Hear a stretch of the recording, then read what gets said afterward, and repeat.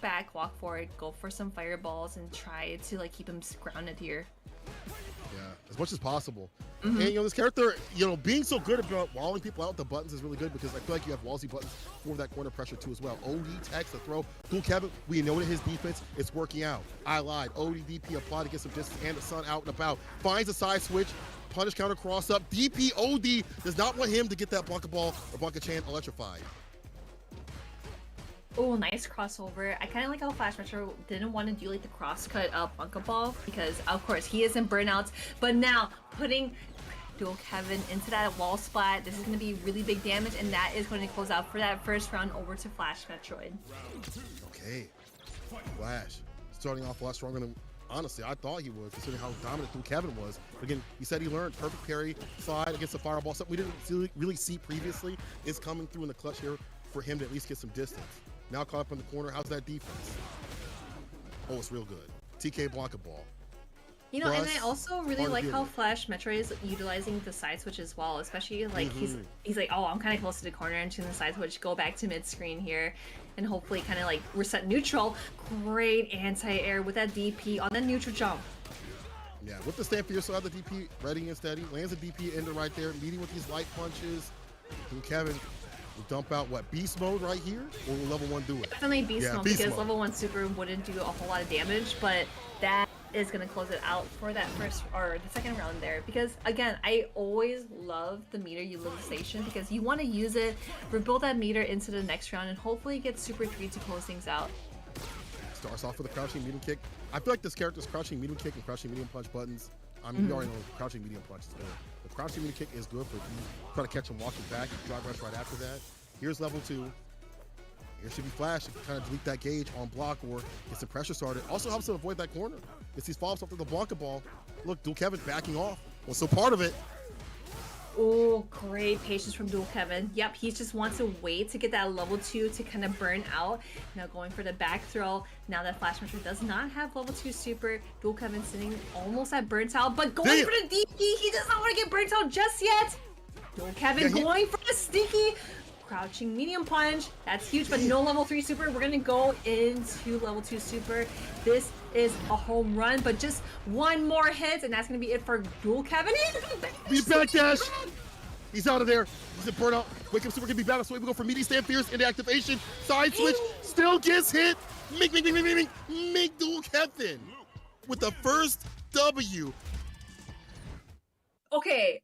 Yo, okay. After this match, I definitely want to see that replay because with that side switch, I thought he was going to be on the other side. But I know for a fact that like if you're in the corner, it's really hard to side switch because you're always going to be on the same side unless your opponent micro walks a little forward for the side switch to happen. Dual Kevin knew what to do. His defense, active defense, is fantastic too. That's the rush on the drive rush that we talked about. How Flash is good about interrupting drive rush at certain distances, and now has something for him against that forward fierce drive rush in hand.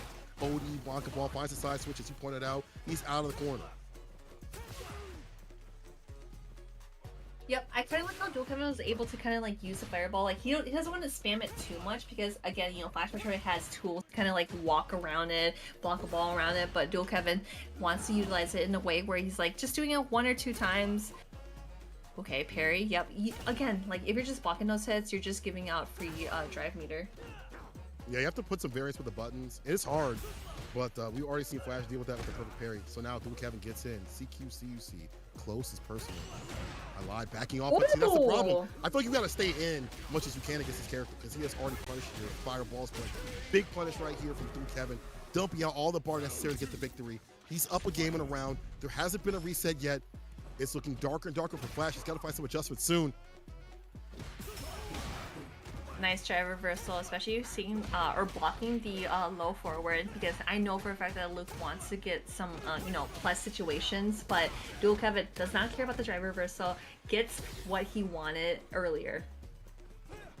Kevin hunting hasn't caught up in the corner. Oh, on that dash up throw, ODTK he tried to go for ball. the grab. Yeah, he tried to go for the grab, but again, when Flash Metroid was able to kind of like back away and then Blanca ball right in, switching sides. Now Dual Kevin, he does not want to be here, but again, with that drive meter utilization, he does not care. He is not scared. He just needs to find that right hit, but Flash Metroid finds it first, but no conversion afterwards.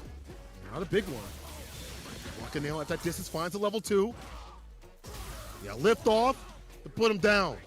Sets up for the Blanca chain to land. ODDP again! How many times has he seen that? We've seen ODDP. He does not want to be hit with this mix. He's still caught up in the corner. He's in burnout. That's why we see drive impact though. Okay, Flash, I'm gonna hit you with this mix, bro. You're gonna get hit with the little one. Ooh, that's actually really good because Flash Metroid, he definitely wants to get the dub over Dual Kevin because he wants to reset this. He wants to get Dual Kevin into losers, but again, he's playing so patient. And I feel like in that situation too, it's like when you're burnout, you don't have any like meter or whatever, it's not gonna look so good for you. No, it's not. I'll jump back. There's the anti right there. Whoa, that was so deep. What? And you see him backing off, looking for that jump out in level 2 here. Flash, damn near victory. Actually, never mind. This is gonna kill. Follow up. Oh, wait, the scaling. I lied. One touch. Goes back in. Flash shows us one hit. Perfect in burnout. Imagine. A perfect in burnout. Imagine. Not gonna happen now. He got chipped out a little bit, but still, it's one touch. Blanca looks so stupid when he's in burnout. He's like, there it is. Flash Metroid was able to kind of get that Blanca ball, especially like going back to drive meter. You know, he was in burnout. He had the life plate. It was just like, you know, we're just hanging out. You know, I want to see what you're gonna do. Going for that Blanca ball, no problem. And like he knows, like, you know, the reward is good if he gets on a punish counter. He's letting those rip more often than not. So Dual Kevin's throw game going to be changed up because that's been a continuous thing here for Flash. The jump backs, it's like he's like, see, even that, like you see Dual Kevin a little bit pensive. Finally goes in with the DP, but he's been looking for Flash's options after he jumps back. Yeah, that's gonna be into Super 1 to go into the next round. Yep. Let's get it. Dual Kevin. Kevin. Hello? There's 2 of them. There's 2 Kevins. One for the left side, one for the right side. Left side does the jumping, the movement. The right side does the buttons. I did not know the name lore. That's actually really nice. I have no idea. I'm just taking a guess. The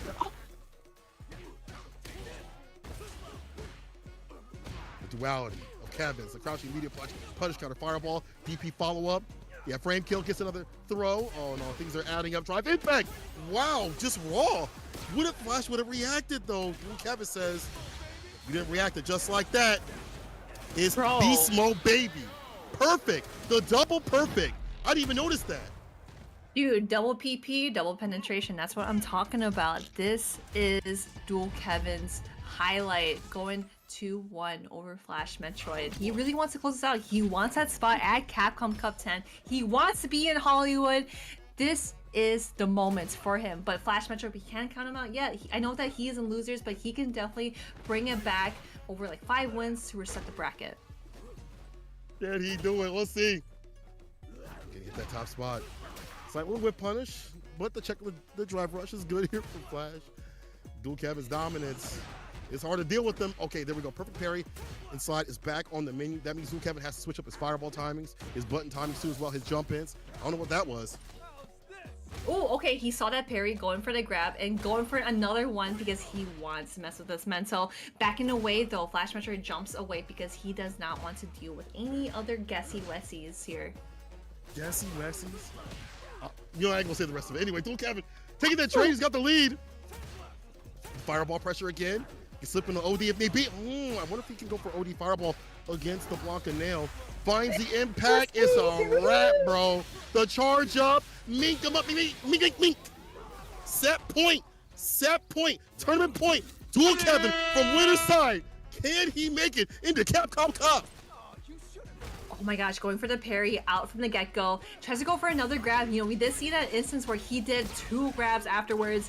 This is huge. Putting Flash Metroid into the corner, going for that target combo. Fireball into DP. No DP after the Blanca ball, going to jump back. But Flash Metroid, this is where he shines. But again, he is in burnout, but he does have level 2 super. Oh, drive reversal. Okay.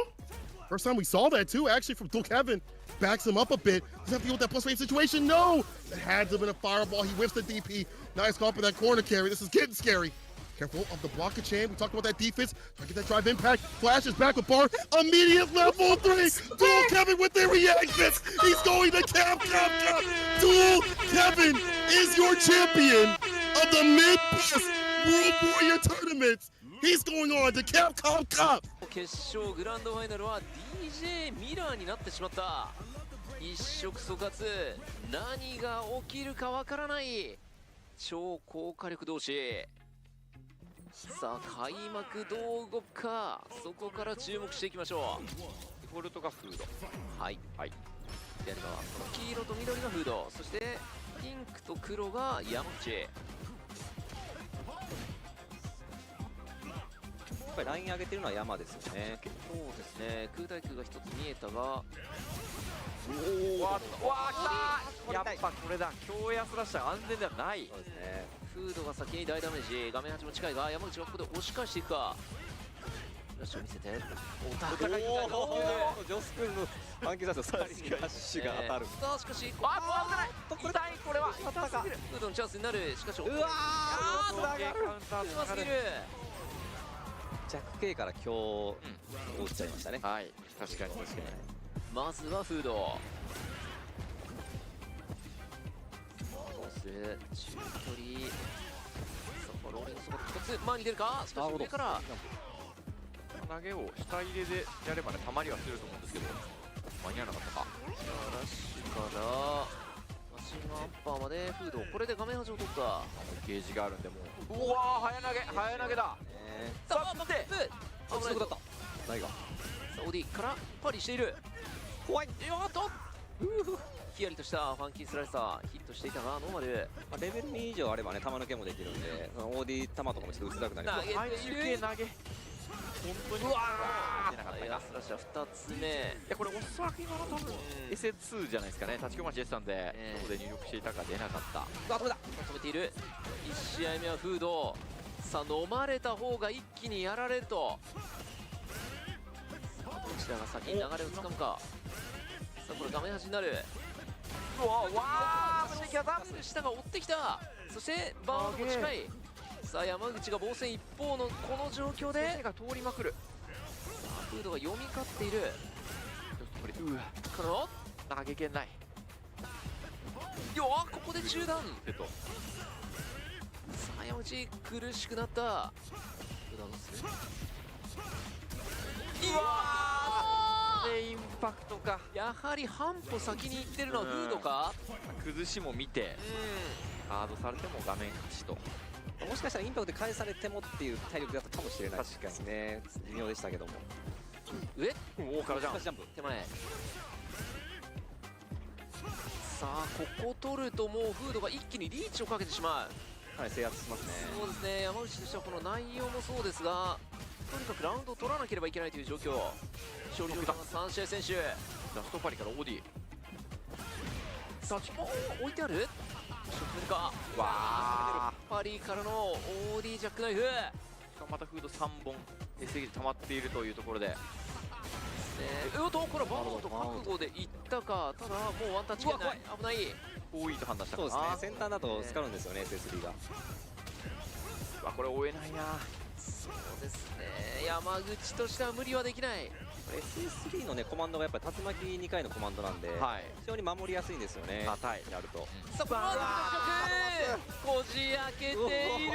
強すぎるかフード。という間にこれで2対0リーチ。排水ですね、まさに。山口一瞬にして追い詰められた。さあどうする。いやー同じキャラクター、同じリーチではあるんですが、やはりフードが一歩半歩先にしているか。画面端。うわ、隠しない。うまい。最大。うますぎる。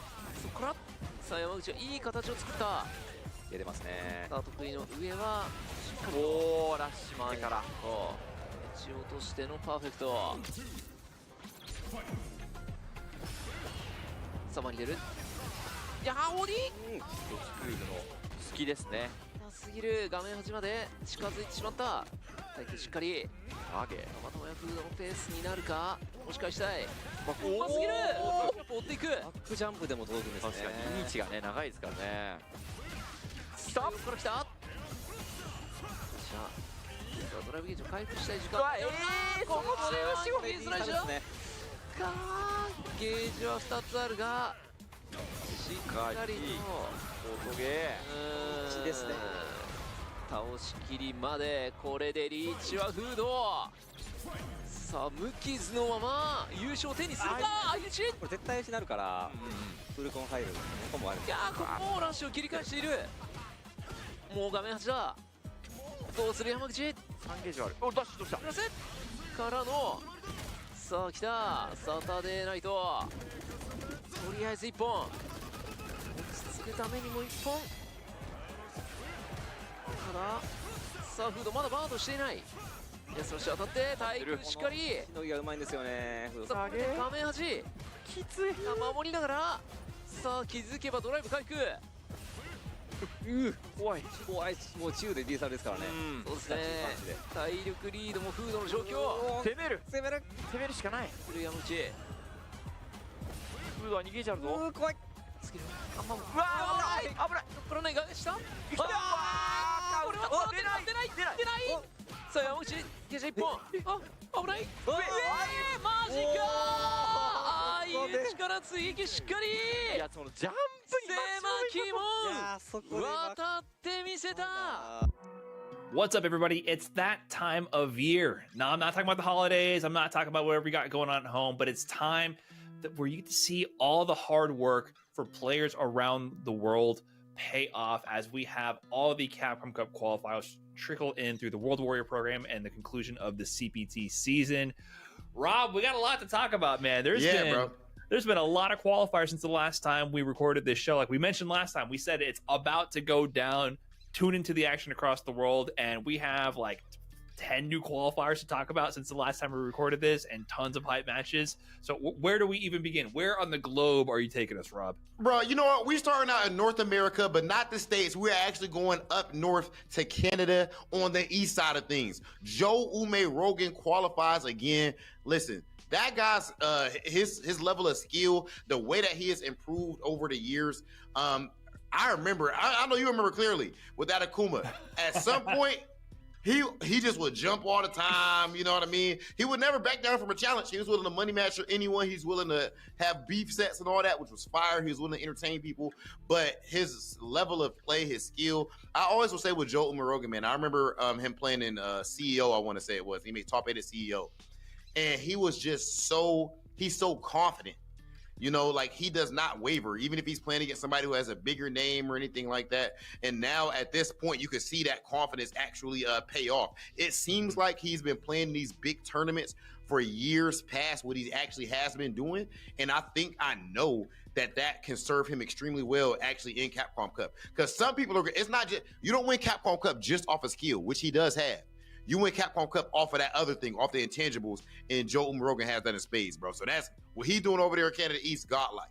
Yeah, consistency, right? Because he also qualified out of that region last year for Street Fighter V as well. So he's proved that he is that guy in the region. And congrats, Joe. You're going back to Capcom Cup to see if you can make a dent in that bracket to chase that $1 million prize. But what else about NA, man? We had a big one. We had the World Warrior US West going down as well, where Dark Neff came to fruition and qualified for Capcom Cup with his immaculate jury gameplay. So this region, we've been talking about it a lot because it's been so contested.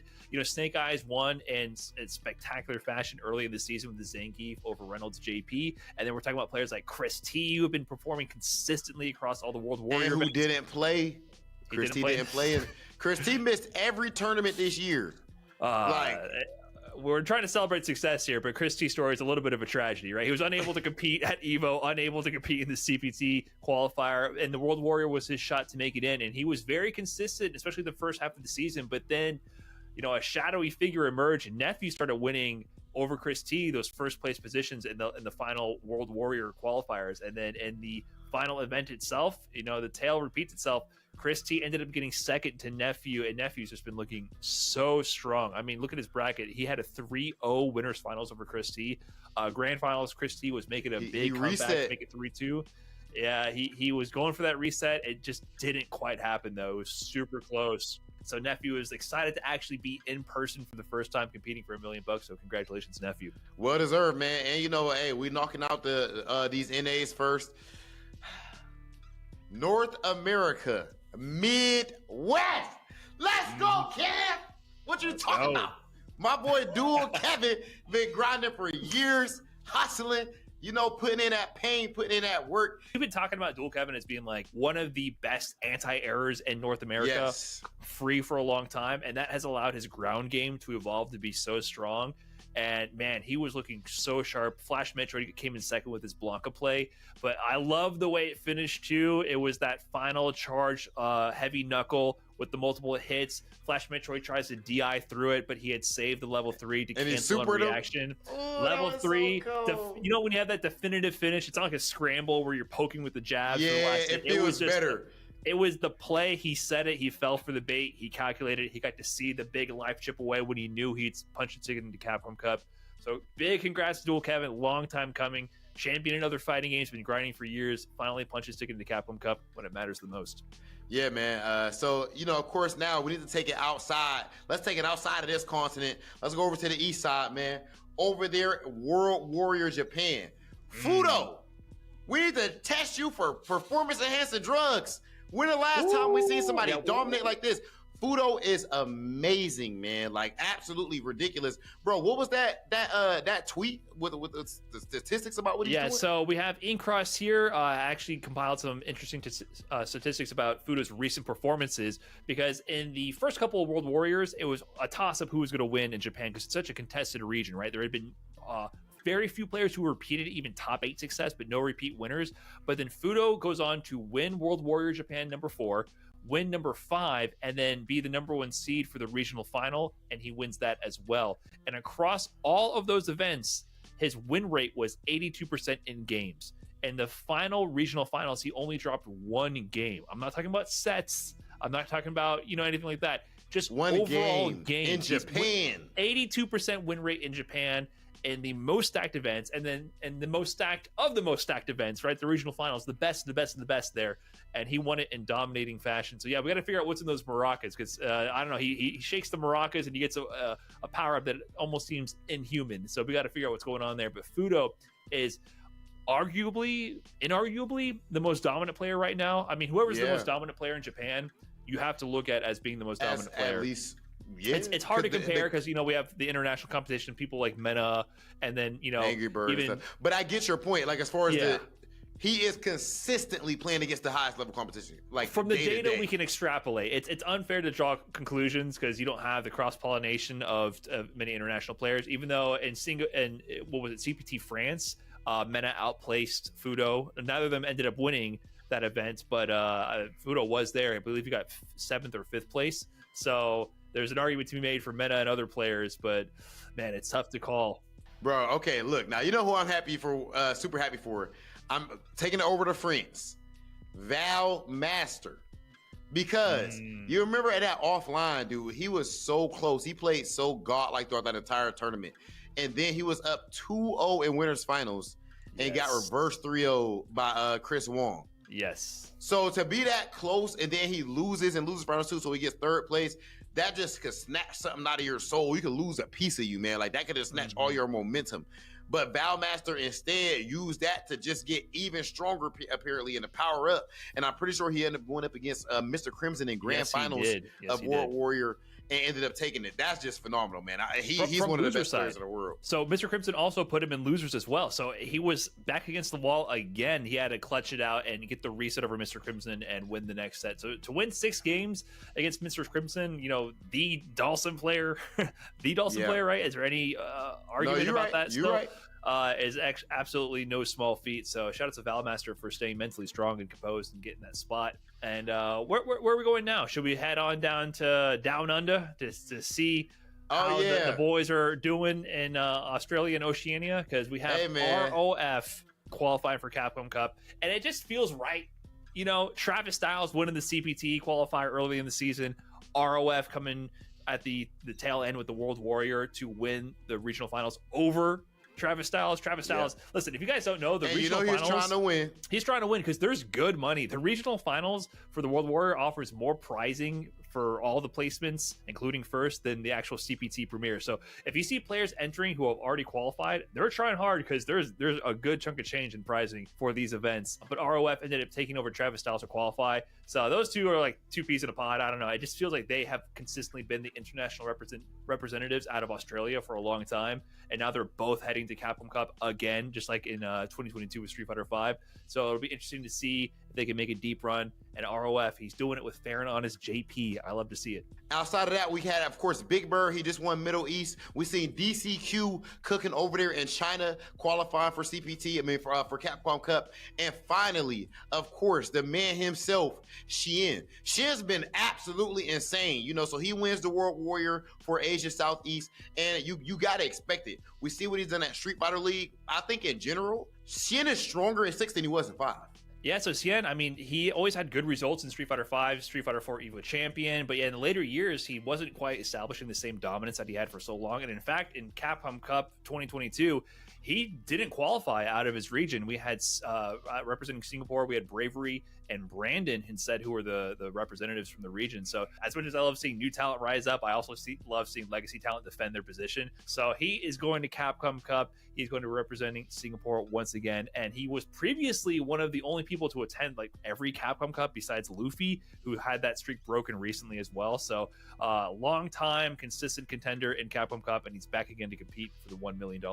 And now we're about to see who else is going to be able to qualify to represent this region. Look, man, right now, this is one of the best times of year for us Street Fighter fans. We're actually seeing a whole lot of people qualify for Capcom Cup, and it feels amazing. And we're about to find out who is going to be the one, who will be the player that is going to stand up on the grandest stage of them all and try to walk away with that $1 million as they represent the CPT Asia Southeast. Big Hollywood, Brian F., we gone. It's time to get into it. CPT South Asia, top 8. I present the Hunter from Komura.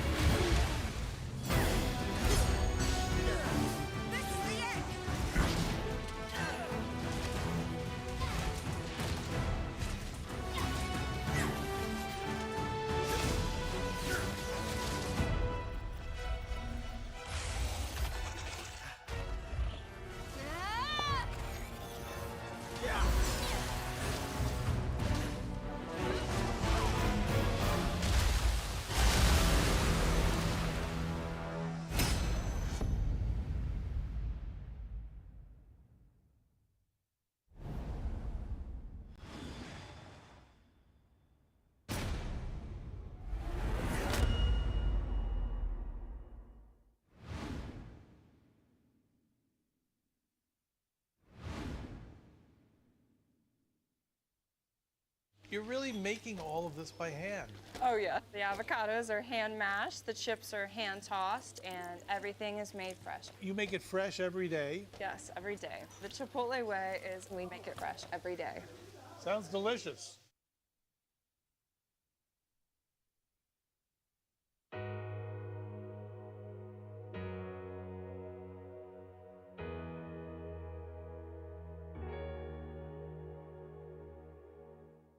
Objection!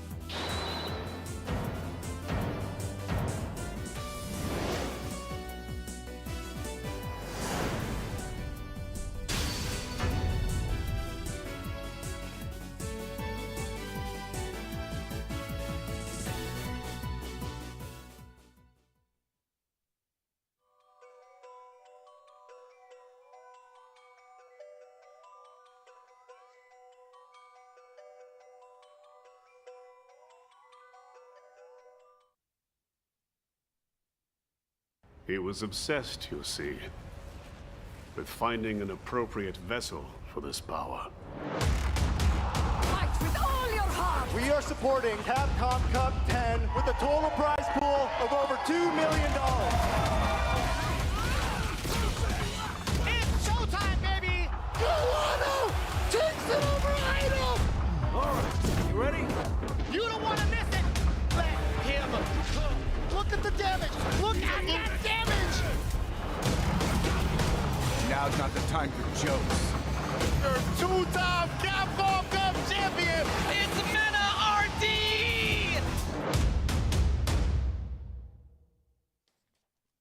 We're just moments away of crowning our champion for the Southeast Asia region for the Capcom Pro Tour online qualifier. Welcome back, everybody. It's time for Top 8, baby. My name is Vicious, here with James Chen. I know if you close your eyes, you can't really tell who's who when it comes to our voices, but best believe we are going to be guiding you on this great journey to figure out who will make it into the big dance of Capcom Cup 10. What's going on, James? And you know you can experience this anytime at home. Just turn on our commentaries on Street Fighter 6. You know, that's true. Technically, we could be on at the same time. Yeah, exactly. That's broken. I forgot. That's I almost true. forgot. You can play on the side, watch this. You can have double dosage of Jeremy and James. Yeah, who needs Dolby Digital when you have Street Fighter 6, right? Like, I mean, it's fine. It's totally fine. But anyway, all jokes aside, our top 8 is going to be nothing but spectacular. Obviously, we've been leading to it from the top 16. Yes, We've seen the type of action that led into it, right? So many So 2-0s, good. but so many big stories that came out from some of the representation, not only the region, but also the characters at play. That's right, exactly. And if we have a chance to take a look at this top 8 bracket over here, you can see Cien. Now, interestingly enough, Cien is just playing a gatekeeper right now. He did qualify from the World Warrior, so he's just here to ruin people's day. And it looks like Leslie's going to be the first one he's going to try to ruin the day of. But, you know, there's more on the line besides just the spot, so we'll talk about that in a second. But Bravery going up against Horosho, and Horosho, the only non-Singaporean player here on the winner's side. But Thailand's Book, obviously very well known for being one of the best players in the world for other fighting games. SKZ and Yagami, both from Singapore as well. And then budget Cien, not a real Cien, not the luxury name brand Cien, but Damn. budget Cien. He's the one that you buy on the streets of New York, right? Oh, well, I mean, the relation to SoCal would be like with the 99 Ranch is the version of Cien that you're looking for. Yeah, but I love that. I do enjoy me some budget Cien. But he also goes by a different moniker, which we will get into in the future. But as it stands right now, this is the winners semifinals. We talked a lot about the matches. We talked a lot about what can happen with the players. But let's talk about what's actually on the line for them this evening. $2,500. So like I said, you know, Cien, everyone's wondering, why is he being so mean and gatekeep? Dude, $2,500 is on the line. So, you know, it's a good reason to win this tournament here. Yeah, without a doubt. And even second and third place, that's also pretty good. But fourth place, also 500. That's not bad at all, considering you're playing for free at the comfort of your own home or LAN center, if you will, I feel like, or maybe even like a studio, what have you. But either way, the entrance is free. Look, you're getting paid to like body people. That's a good feeling. Look, I tell the story every time. CVS 1 launch tournament at Golfland, Southern Hills Golfland. I got second place to Alex Vai, and I think I won like $30-some, and I was like, I am so rich. Feeling like a king. I Burger bought King my friends, on me, baby. I bought my friends dinner. I did, Yeah. because I felt like a king. So I was just like, look at me, dude. Yeah, that's what the Denny's is all about immediately after the tournaments, right? But enough about that. Again, the big prize, obviously, is getting themselves into Capcom Cup 10 with a total pricing of over $2 million. Man, you could buy a franchise at that point with first place going towards $1 million. Don't even take them out to dinner. Just buy the restaurant out. And you know what? I think you're big chillin'. You know, I think I've always wanted to own a Red Robin like that. I think I can do that. Yeah. That's where I took them out to, dude. It was right next to the Southern Hills Golfland. So, Perhaps, yeah. Oh, man. But yeah, $1 million, definitely life-changing money. Multiple here. lives is what we said. Is what we joked about, actually. And honestly, you know, you think about this. I mean, what $1 million actually does really changes how a lot of people are approaching this. You know, when you think about that, when you think about the fact that you can win $1 million, you know, you're gonna things. It's not the same as when we were playing in the arcades back in the day for the You know how $60. funny it is to explain that to people nowadays? It's like, oh, you're still playing video games, huh? Like Yeah. why? It's like, oh, by the way, our prize pool has $1 million. Like what? Like, Dude. you guys are playing for money? Like, Dude, one of the most Is that- famous is scenes that from weird? the Bang the Machine documentary. It's a fighting game documentary that's never been able to release. Long story on that one. Very long story. But one of the funniest scenes in there was John Choi talking to his dad, and his dad's like, "How much can you win?" John Choi is like a few $100s or whatever, and his dad's just like, "Where's the cheese?" Yeah, that's rough. My parents But said the same thing. He's nowadays- like, why are you doing this for such little money? I'm like, dude, we like playing the games. Yeah. Leave us alone. But anyways, But nowadays there's $1 it's- million. it's over, so, it's over $2 million total, by the Yeah, way. Exactly. That's a pretty good deal. Yeah. Nowadays, when I tell people how much can you win, $1 million, they're like, oh. Oh, yeah. Like, how do I find the Street Fighter 6? There's 6 of them now? Exactly. Yeah. Like, you have to play all the other ones to play this man. one? Like, no. But it is 34% off this weekend, just to let you know. Oh. Anyways, going into our matchups today, obviously we talked about it, Cien versus Leslie to start off. It's a Singapore battle. A lot of history between these two, obviously, right? We've seen Leslie and Cien. I think Leslie we've seen a little bit first and foremost in the Street Fighter 4 era, but he's played plenty of Street Fighters prior. But yeah, he was the Sagat player of the region, and he was the one to watch. He was like one of the breakout performers for his region with that character. And then Cien followed suit a little bit afterwards. I feel like, at least from my perspective, from what I've seen in like the history books. But this is going to be exciting, right? Taking a look at the previous records, Cien has been nothing but dominant in the Versus Masters series. He's got first multiple times. Obviously qualified from the World Warrior events like that. Also got first at Gank Masters multiple times. Shout outs to all the locals that throw down over there. Leslie also very active in the Versus Masters series, right? He's just shy of top 8 every single time. Right, but I mean, you remember yesterday in the the little tidbits about them that we had. He said that he just basically kind of came out of retirement just to kind of ruin people's days here. But you know what? I mean, look at him. He's here, winner side, top 8, going up against Cien. So it would be so sick to see Leslie on that stage for Capcom Cup 10, man. Yeah. That million has a lot of people acting different. I feel like now I really want to gatekeep people. Exactly, and he's been going with the Rashid, which is really interesting. But as we saw yesterday, Rashid looked really, really strong. So can't wait to see what he does with that character today. Yeah, it makes a lot of sense, right? I think his overall performance against Mine RPG puts him in a really good spot, considering everybody that's been playing, pretty much the entire weekend. So really excited to see it. Now talking about the matchup at hand a little bit after we get Leslie's quote in. All right. Says known Cien since 2008 SF. That's even before the 09 times that we talk about, Yeah. You're an 09er, right?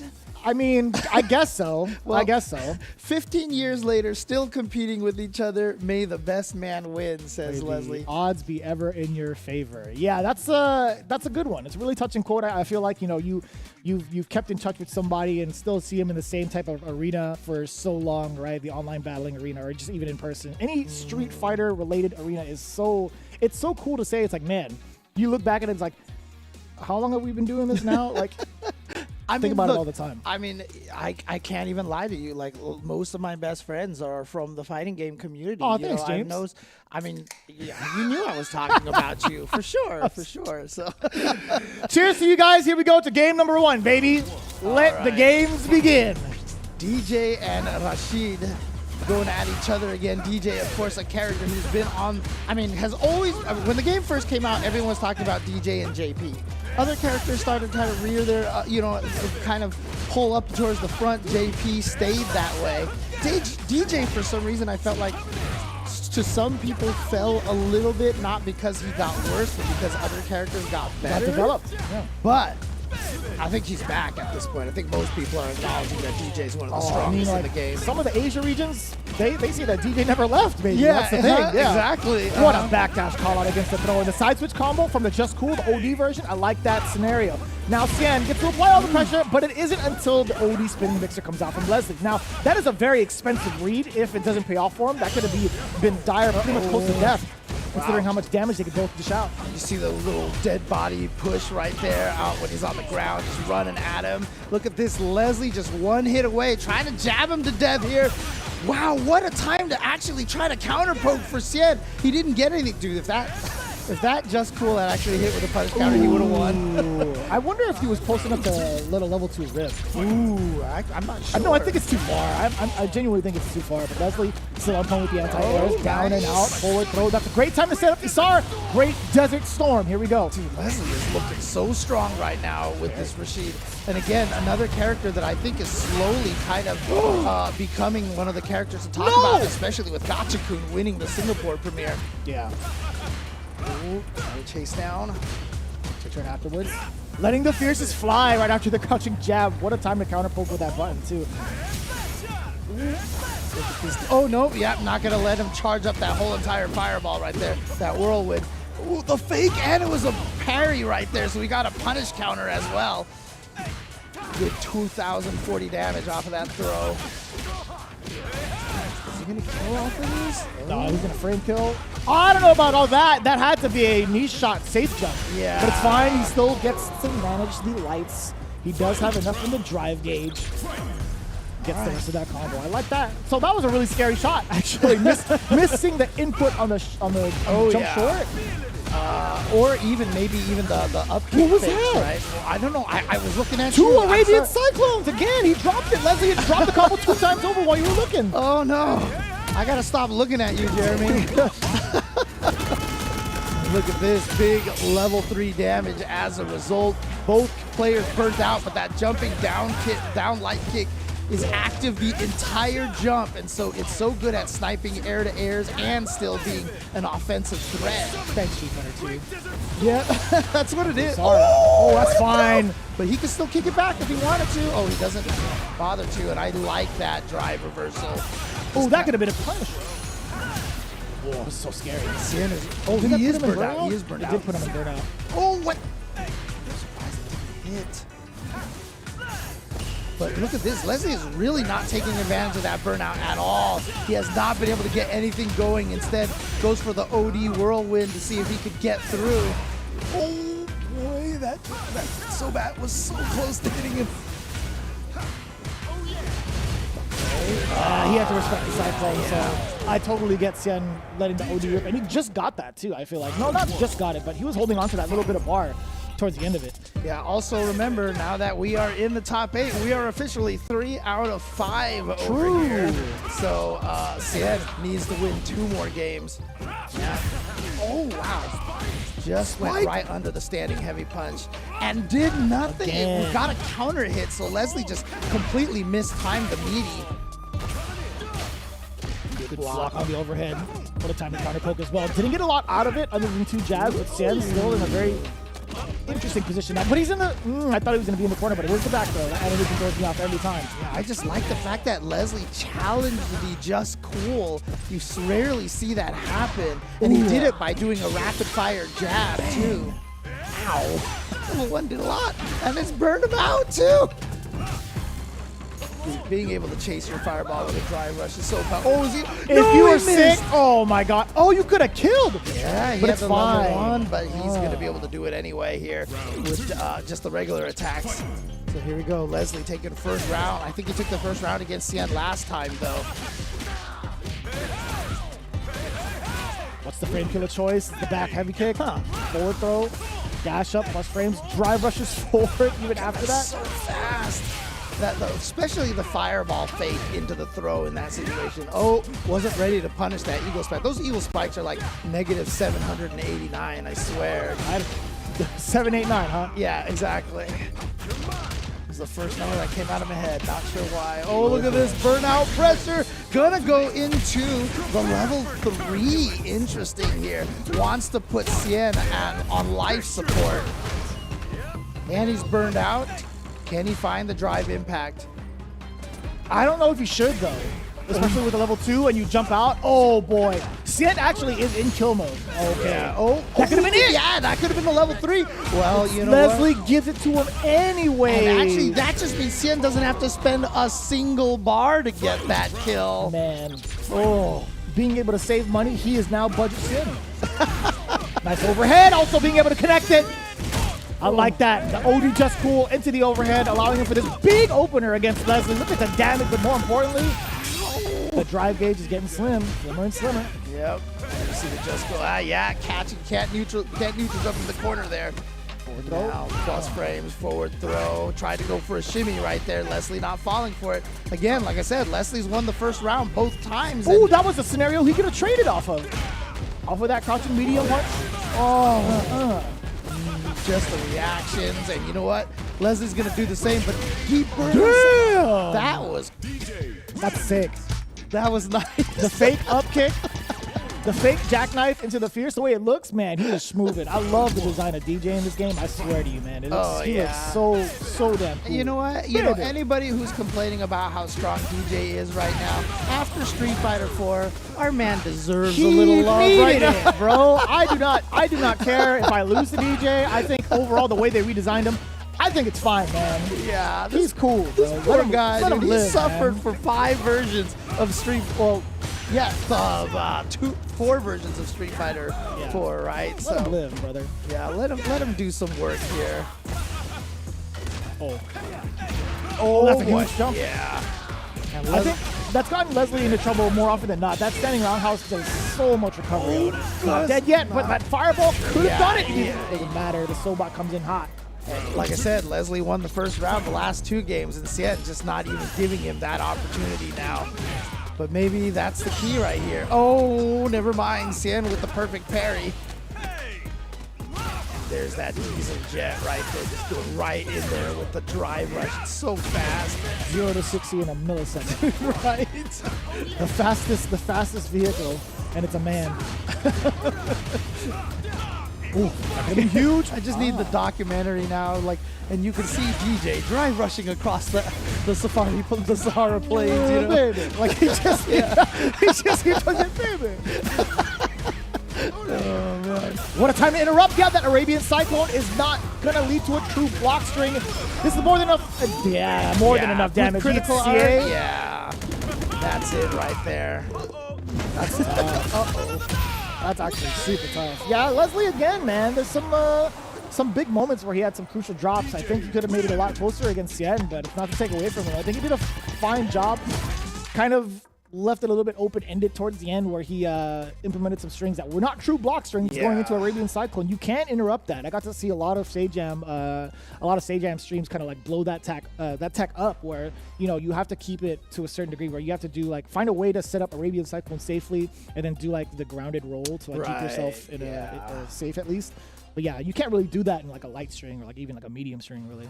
Yeah, I mean, clearly, I hate to use the term here, but this was very much a proverbial, close 3-0 here because, like I said, Leslie looked really strong. He did in the first and second games, even taking that first round, but unfortunately wasn't able to close it out. And Sien, obviously, I mean, like we said, during the Street Fighter V era, Leslie was not as I don't know if he was playing as much. Not as active. That time. Yeah, I mean, he was dabbling. Sometimes we would see him play, but not as much. But so as a result, obviously, Sien staying sharp this whole entire time because this guy's never left. He's been playing fighting games this whole time. And when you give him a character as strong as DJ, oh man, I mean, Sien was playing DJ right from the get-go. So I still remember right from the start, I think it was because of Sien that even Mike Ross was like, DJ's the best character in the game. Because all he had to do was fight Sien all day. Yeah, so. And not even just that, but Mike thoroughly believes that Sien is the best player in the world. Yeah, and that's a fair assessment, man. Sien is definitely one of the most gifted scientists that we've had in our era, to be honest with you. But 3-0, it proves it right there, right? He's already qualified into Capcom Cup, and he's currently undefeated in the entirety of the Southeast Asia region. Yeah, and a lot of the other gatekeepers that we've had, like Travis Styles and Angry Bird, they all did eventually go down, and the person who qualified actually won the tournament, like ROF. Yeah, actually. ROF's a beast though, man. He traveled, man. I still remember his story that he was talking about in Street Fighter V. He went all out of his way to go to Japan and study up there and practice as hard as he could to go back in prime form for Capcom Cup. He took the Mena route. I don't know who did it first actually between him and Mena, but either way, they're both godlike, right? I mean, it's one of the things that you gotta do. I mean, obviously for ROF, it's a little easier. It's Australia, same time zone, and I've actually heard going from Japan to Australia is actually actually not an expensive flight. I don't know if someone can correct me out there. It's just a time commitment. You know what I'm saying? Like, I don't know what he does for like a full-time job, but having being able to sacrifice and prioritize like your tournament for that sake is like that always doesn't get the mad respect from anybody. Really, I mean that's the dedication right there, right? Exactly, so. Yeah, absolutely. But Cien is going to move forward over Leslie. So we are going to be moving on to the next winner side. I do want to say that, we were talking about the places saying that DJ's always been strong. I got a lot of responses on social media from Brazil. I mean, all the players from there, I got a bunch of tweets. They're like, we've been known that DJ is #1 in the game. So they definitely are believers in the DJ as well. Yeah. So. And where the conversation kind of gets mixed, I feel like involves this next matchup, right? We have two players coming in, Bravery versus Horosho, where they represent Cammy and Jury, right? Those two characters are somewhat in the mix as well. But let's talk about the players first. Bravery, obviously we've seen him before. Man, he's only 23. That's kind of crazy, but he's so talented coming into this spot, right? He's going up against Horosho. That's right. My eyes and your eyes don't deceive you. That's how you spell it. I promise you in Russian, or at least according to James Chen. Singapore versus the Philippines. Okay. I didn't know. I thought I was gonna say Zopo. I was gonna be like Zopo, but that's just how it goes. Taking a look at it again, the representation of the region, Bravery, hailing from Singapore, such a talented region. The Philippines be coming up though.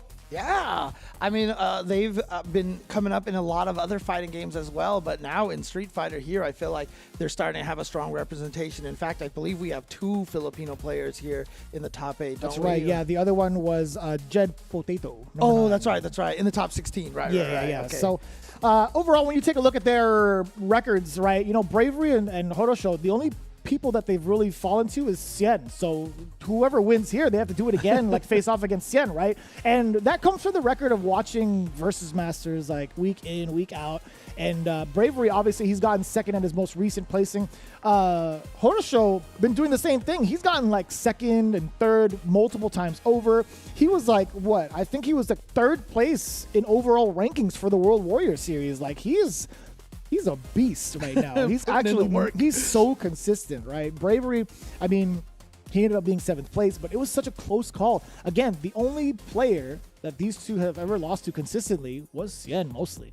Yeah, and again, yesterday Bravery practically looking like he's sped run through his match to get here on the winner side. And I felt like Horosho did very, very similarly, but as you mentioned, we'll talk a little bit more about the characters that are playing. But do we have quotes from from either of these players? I think we have a quote from Horosho. There we go. So let's see what Horosho has to say. I'm happy that a Filipino made it to top 8. Me too. Now it's time for the Singaporean gauntlet again. Me too, brother. Me too. There you Damn, go. that's sick to see, man. Representing. It feels good to see. It really is, man. Yeah, I mean, honestly, again, people often ask me why I bring up the countries and talk about that storyline so much, but you see the pride from all these countries, right? Like you were just at Blink Respawn for the Dominican Republic, and there is a country the passion is insane. It's so authentic, man. You talk to them. I see people from the DR in my chat, and they're just like, we're so proud of MENA putting Dominican Republic on the map. It means a lot to these players to represent these countries. Truly. Even someone like an Arslan Ash representing Pakistan and stuff. When these players, we had a player from Senegal make a top 6 at EVO earlier this year. Varix 777, and it's just when you have these players like that, it's just when they get to put their country on the map, it means a big deal to them. For sure. Like you even see that when it comes to the video games themselves, right? When you see the representation, when people like see the character reveals for certain players, for certain characters, and you see where they're from, people go nuts all over, and it feels good. Like I don't ever get to say this. I talk about this with my friends while we get the matchup started. By the way, I talk about this with my friends all the time. It's like, dude, there's Filipinos in video games now, right? Like there's no, I'm dead serious. No, I'm like, I know exactly. I laugh because I understand. I talked to somebody earlier. I reinstalled one of the games. I'm not going to say which one. I reinstalled a certain game that was very difficult for me, but they included a Filipino character. I'm like, I got it. I got to play it.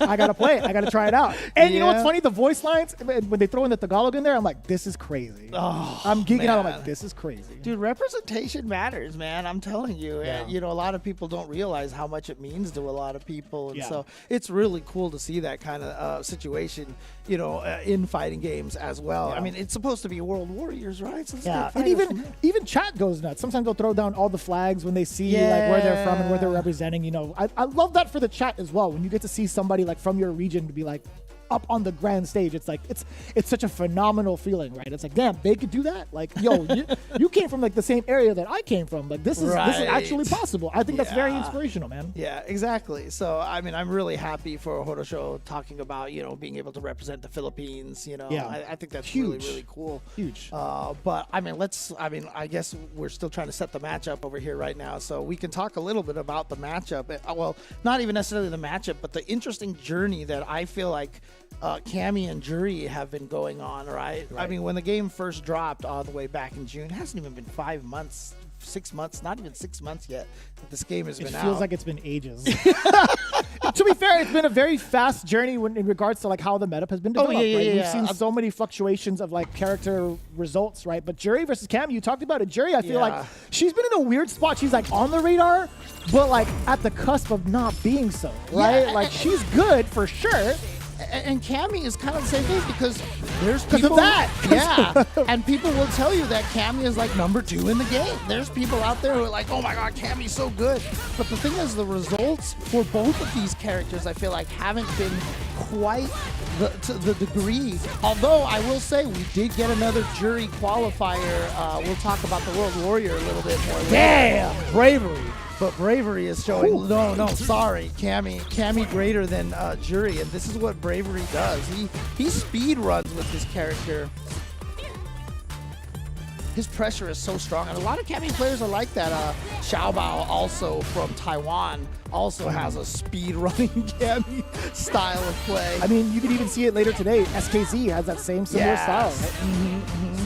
And they're all of the same school too. I think Bravery and SKZ definitely have played together numerous times and tried to practice together at least. Boom, level 1. Yeah, I mean, the one big advantage Cammy has over Jury is I feel like her pressure game, like everything ends in drills. Oh, well, never mind. Sometimes they end in level 2. Well, you're going for the burnout, right? That just makes a lot of sense too. Oh, that was the wrong drill right there. Wasn't going to be able to reach that far, but it doesn't matter. The fact that you get to charge the uppercut is such a cool mechanic. Yeah. So, like you get to charge any of her, like, her kick specials. It's such a cool mechanic. Dude, I mean, like, Cammy, excuse me. Not Bravery. She's one of my favorite characters in fighting games, obviously, right? People know that. But, you know, like, since Super Turbo, I feel like Cammy hasn't been particularly interesting. And then in this game, they gave her the charges. They made the hooligans scary. Like, I'm really happy with what they did with Cammy in this game. I like the bust out. Too, and that mechanic as well, right? The OD uppercut switching sides for you is pretty good. Yeah, I know a lot of people hate that so much about Cammy. She's like, I'm out of here. Peace. Oh boy, perfect parry. Not going to go into any supers though. Just going to save that meter a little bit. What a counter poke timing for Horosho. Is he going to be able to kill off this? 100%. Use that charge. Bang. Oh, not 100%. Who lied to you? Who turned on the fake commentary? That was us. Is it going to kill? Is it going to kill? No doubt about it. And they live. Like, okay, dude. All right, Jeremy. Relax. Throws up a brick. It's good. It throws up a brick for 3. Oh, man. Oh, nice. Yeah, I mean, the longer and longer that this game goes, we are going to see so many more perfect parries. Makes sense. Oh, man. Oh, and that's one of the big deterrents of like the way that Cammy plays. Like you can't even throw out some limbs to play the counter poke game because of the dive kick, right? You cannot, so long as that move exists. It's so crazy. Oh, you the reset. Sneaky guy. Get the damage reset in there into the level 3. Is this going to kill? You're barely living. Is this right? going to kill? No, I'm sticking to my guns. You're barely living. Oh, yes. Oh, there you go. There you Chalk go. it up for 1 on the board and 1 for Horosho. In terms of at least, you know, calling out the super. But all tied up, 1 apiece. Bravery taking a little bit of a slower approach in that round specifically, right? A little bit of intimidation coming in from Horosho. Once he has meter, I feel like it's a different story. But once it's 0-0, Bravery goes in. Yeah. Oh, Jesus, stomping on him. That crouching medium kick from Jury. It's so deceiving. I mean, it doesn't have extensively longer range than other crouching mediums, but the animation of it just makes it look so much farther than it is. Oh, just the shimmy into the throw. And the shimmy into the throw as an option to kill is so good because if they don't even fall for the throw bait, you can still break their block, which is why it's such a good option. Right. Oh, punish, but I guess he didn't believe in it right there. Definitely could have got a lot more off of that punish. Here we go, yep, charging up just to level 2, just built up to the level 2. Yeah, asking for 3 is a lot of trouble. It's a lot of work, too. You could get punished from it like near 3/4 of the screen. Ooh, a big stop sign of the roundhouse. Yeah, it's such a good button. Damn, that was so deep. Did you see how far that was? That was extra plus frames on that dive kick from Bravery. The aiming on that dive kick is so crucial for Cammy players. It is basically like one of the true talents of a Cammy player, being able to hit those angles every time. Yeah, knowing the ranges of which strength to use. Oh, no. Oh, ready to go. Not going to sneak that one in. Damn, he dashed right in again. Yeah, I know. After the tech, ooh, that clip. That was so sick. I didn't think that was going to reach, but actually after he started it, that went mad far. I didn't think it was going to reach in time, actually. I thought she was going to recover from the jump. And again, great reaction from Horosho. That's not modern, baby. Yeah. Again and again. This is such the important rubber band match here. Whoever My wins this goes God. up. And it's not costing millimeter, but Bravery says boy. no. Don't even try that shenanigan. Not even going to bother to go for the side switch. Going to go for the burnout instead. I like this decision. Ugh. So 50% damage practically, and burn him out makes those dive kicks a lot safer. Makes it harder. Trade. He could have found something. He should be able to kill here. Oh, never mind the shot. Oh, he no. pressed the button, didn't he? Oh no, I thought he did. It was just the crouched over animation. It was just Cammy hunched over that made me think she was about to like do a startup on something. So it's funny because a lot of Cammys like to play this color, and I'll play this color, but when she gets burned out, sometimes I can't tell because it looks like the same. Neither can they. That's what you should be thinking. It's like, yeah, neither can they. Actually, you know what? Good call. All right, going back to this color then. Okay. Yeah, Bravery is just so expensive when it comes to the beginning of the round, right? He's so willing to spend these drive rushes for the big openers and keep the opponent locked down. It's literally the case right now. The throw can kill. And the delay instead of the crouching jab for the rest of the combo. Bravery sitting on a perfect and match point. It's one of my favorite things about this game right now is that everybody plays their drive gauge so differently. I love the fact that you have a player like Bravery who's just willing to just go ham with their meter early on while they have it. See the drive rush cancel right there, the pressure already, and Horosho needing to spend that bar to get out. Will punish with the standing heavy kick and got the combo, but backs off a little bit because really wants to build those. That was a punish counter still? What? That's crazy. Whoa, recovered just in time out of that backdash. He is not I love that. I love that air-to-air, but wow. No way. Is that going to actually burn out?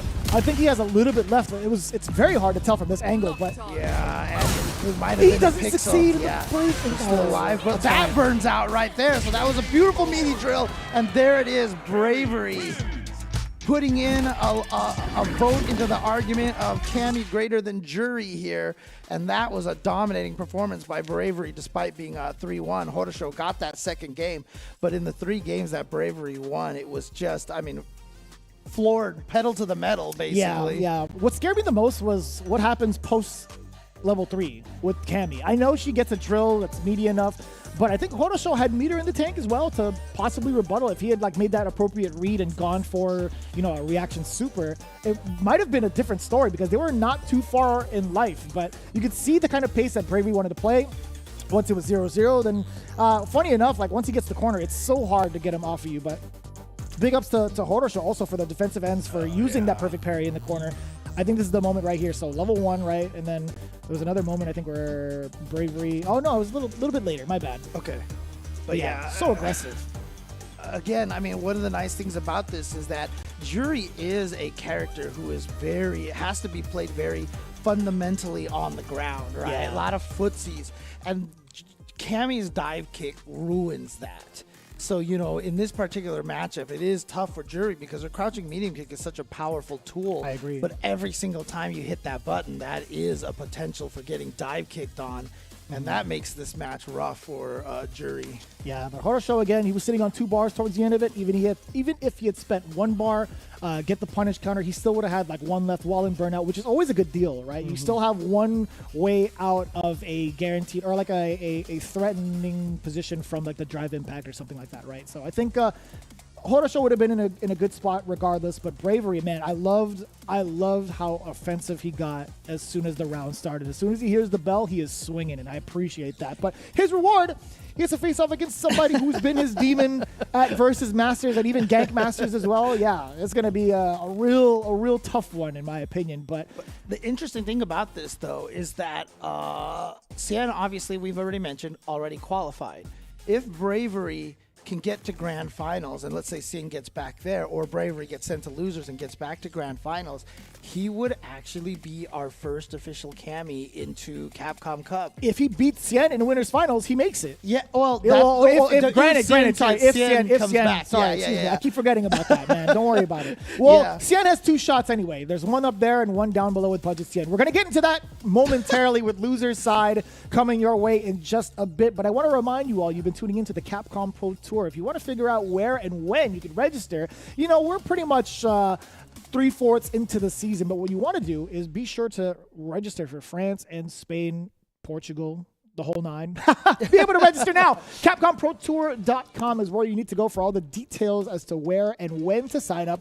All of the registration periods are currently open except for Japan. I believe Japan might just be closed now because they're coming up next weekend, if I'm not mistaken. Yeah, as you can see here on the calendar right there, Japan coming up next weekend. Right after that, France, Spain, Portugal, and then right after that, we're going back to EU. We're staying at EU, I should say, with UK and Ireland coming up. Yeah, it's going to be a very exciting time overall. You guys don't want to miss it. Mark your calendars. It's going to be back-to-back weekends. Dude, this is like Japan, obviously, everyone's hype, but France, Spain, Portugal, I mean, we've got so many strong players. Mr. Crimson, I mean, Valmaster obviously made it in, but Mr. Crimson is, sitting in that area. And then UK, we've got Problem X and Ending Walker. Oh, it's going to be so good. I want to see all the guys come in from Spain and Portugal as well as Ireland. I want to see more of that representation come in for those players. I did get to see some of the players already prepping for it. I hear it all over Twitter, really. But it's going to be a great time, no doubt about it. It's going to be a really, really fun set of weekends to lead into the holiday season. And you know what you should do? Before these actual events start up on stream, just go out there, download the Chipotle app, get yourself a nice burrito bowl or, anything that you can grab at Chipotle there. Sit down in front of your TV, chew on some chips, and have a great meal while watching the CPT online events going on here. And of course, like as I mentioned before, just getting that Chipotle app, using that to order online. You walk into the store, your bag's already on the shelf, just pick that up. That feels good. That feels great. And not only that, but you get points. You can get more free food as you keep going. I keep using it to get myself some free chips. So definitely check out the Chipotle app. And again, shout outs to Chipotle for teaming up with Capcom so, directly here for Street Fighter 6. It's been some good time. And, pick up that carne asada while it's here because it's only available for a limited time. I wouldn't have as much fun in the Battle Hub without Chipotle. That is for sure. Out of all the costumes that have come out, the big giant burrito, man, it brings such a smile to my face. And I guarantee you it's just as good as it looks. Ladies and gentlemen, we're off to a break. In just a little bit, we will go on into the losers side. You don't want to miss it because these games could end in a flash. We will see you right after this break. Get some drinks, maybe some snacks as well if you have the time to. Don't go anywhere. We'll be back with more of the CPT action. Chipotle's carne asada is back. It's our most tender cuts of steak, grilled and seasoned with cumin, oregano, and coriander. Finished with fresh lime and hand-chopped cilantro. Carne asada. This is our best steak ever. Let's get this mission started. is your Capcom champion. He is your 2018 champion. We got got more Street Fighter League. I know you can smell the tension in the air. We back in the field, we ready, it's time. Ooh, punish counter. Out of the huddle, you know that I grind. A dangerous smile, a weapon of choice from pushing the line. Season after season, it's only gotten better. Big Bird in trouble. My end game is number one. Bet it all, give me my cash. Supreme game, can't stop it. Take off like a rocket. Bring it back, don't bend mine. I'm the one now, you can't hide. What an upset. What an upset. Fight with all your heart. This is our moment. Nobody saw this happening. I dare you to find me better Street Fighter. It's time to rise. This is our moment. This is our time.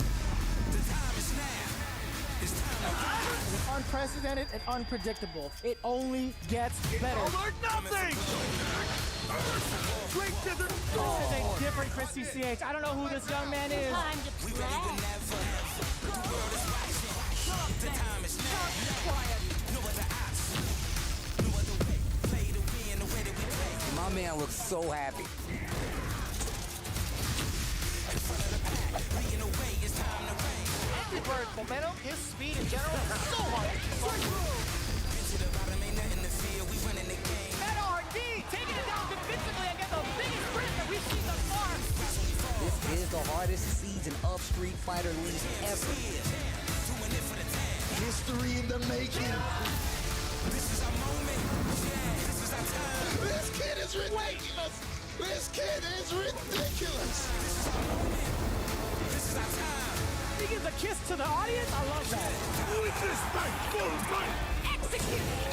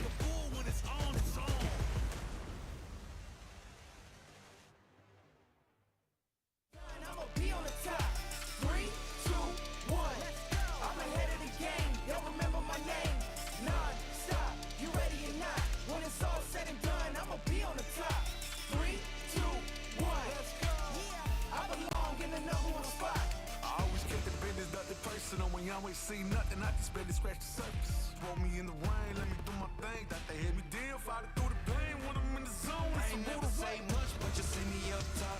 You see my numbers healthy, the pressure don't stop. Until I'm in the top, see the bottom seeds watch. They don't want to see me flop, but I'm stepping on them, watch, let them watch. Born ready to fight. This is my... Oh my goodness. I feel an aura. I don't even want to look over there right now, but I feel an aura. I think that that's the energy of Evo champion Xian. What's going on with you, bro? How are you feeling about like I would say just the launch of the game and the reception that it's been getting from the people, other fighting game communities? I think the Street Fighter 6 is really successful for like new players, you know, like the advanced player can play, you know, with a lot of different mechanics. Yeah. You have the modern, and then the classic has a lot of different skill set. And most important, I felt like a lot of people can't do motion, like motion characters. They can actually do charge. There are a lot more charge characters, you know, so it really caters from the very beginner to the pros. Like, Yeah, they somehow make that balance out decently. Yes. All right, so now when it comes to Street Fighter 6, $2 million prize pool for Capcom Cup. That is absolute insanity. When you heard that the winner of Capcom Cup would win $1 million, how did that make you feel? And like, you know, what? Yeah, I guess, what is it like for you coming from back then to now and seeing how big things have gotten? I think no matter who is able to win the Capcom Cup 1 million, it's a dream come true for any players. You know, I think as pro players, we have a lot of respect for people who decide to go pro because you're gonna face with a lot of uncertainty. You know, there's a lot of pressure. You know, and knowing that one of our fellow men, you know, who decided to risk their life going pro and able to take $1 million home is definitely. I'm happy for whoever takes it, even though I wish it will be mine. So when it comes to developing characters, you are one of the best players of all time when it comes to that. I'm talking about developing strategies, building a character from the ground up, being a lab monster. So what's your process with that? I think there isn't a lot of characters yet in the season 1, so I'm not too sure who I wanted to pick. It's kind of an accident. I became a DJ main. Really? I just happened to play a lot of characters and people just keep wanting to play my DJ, and that's how it ends up. Like, I just go ahead with So people just want to learn the matchup, the DJ matchup pretty much. Yeah, and somehow I just became a DJ main. I'm glad that you did. Shin, it's always amazing to see you, one of the best players in the world, repping versus Vortex. Ladies and gentlemen, this has been Big Hollywood with Shin, and we have more CPT action coming at you right now. All right, welcome back, everybody, and we are going to be graced by a brand new theme song for the Street Fighter 6 Capcom Pro Tour year. This music was actually created by and composed by Yoshia Terayama. I just want to make sure I pronounce that right. Who is a member of Cap Jams, who have, you know, obviously they've been doing amazing music for Street Fighter for quite some time now. Oh, yeah. Some of the best arrangements, honestly. But, you know, this track actually features a bunch of artists here, including J-Star, Rocco 808, and Randy Marks.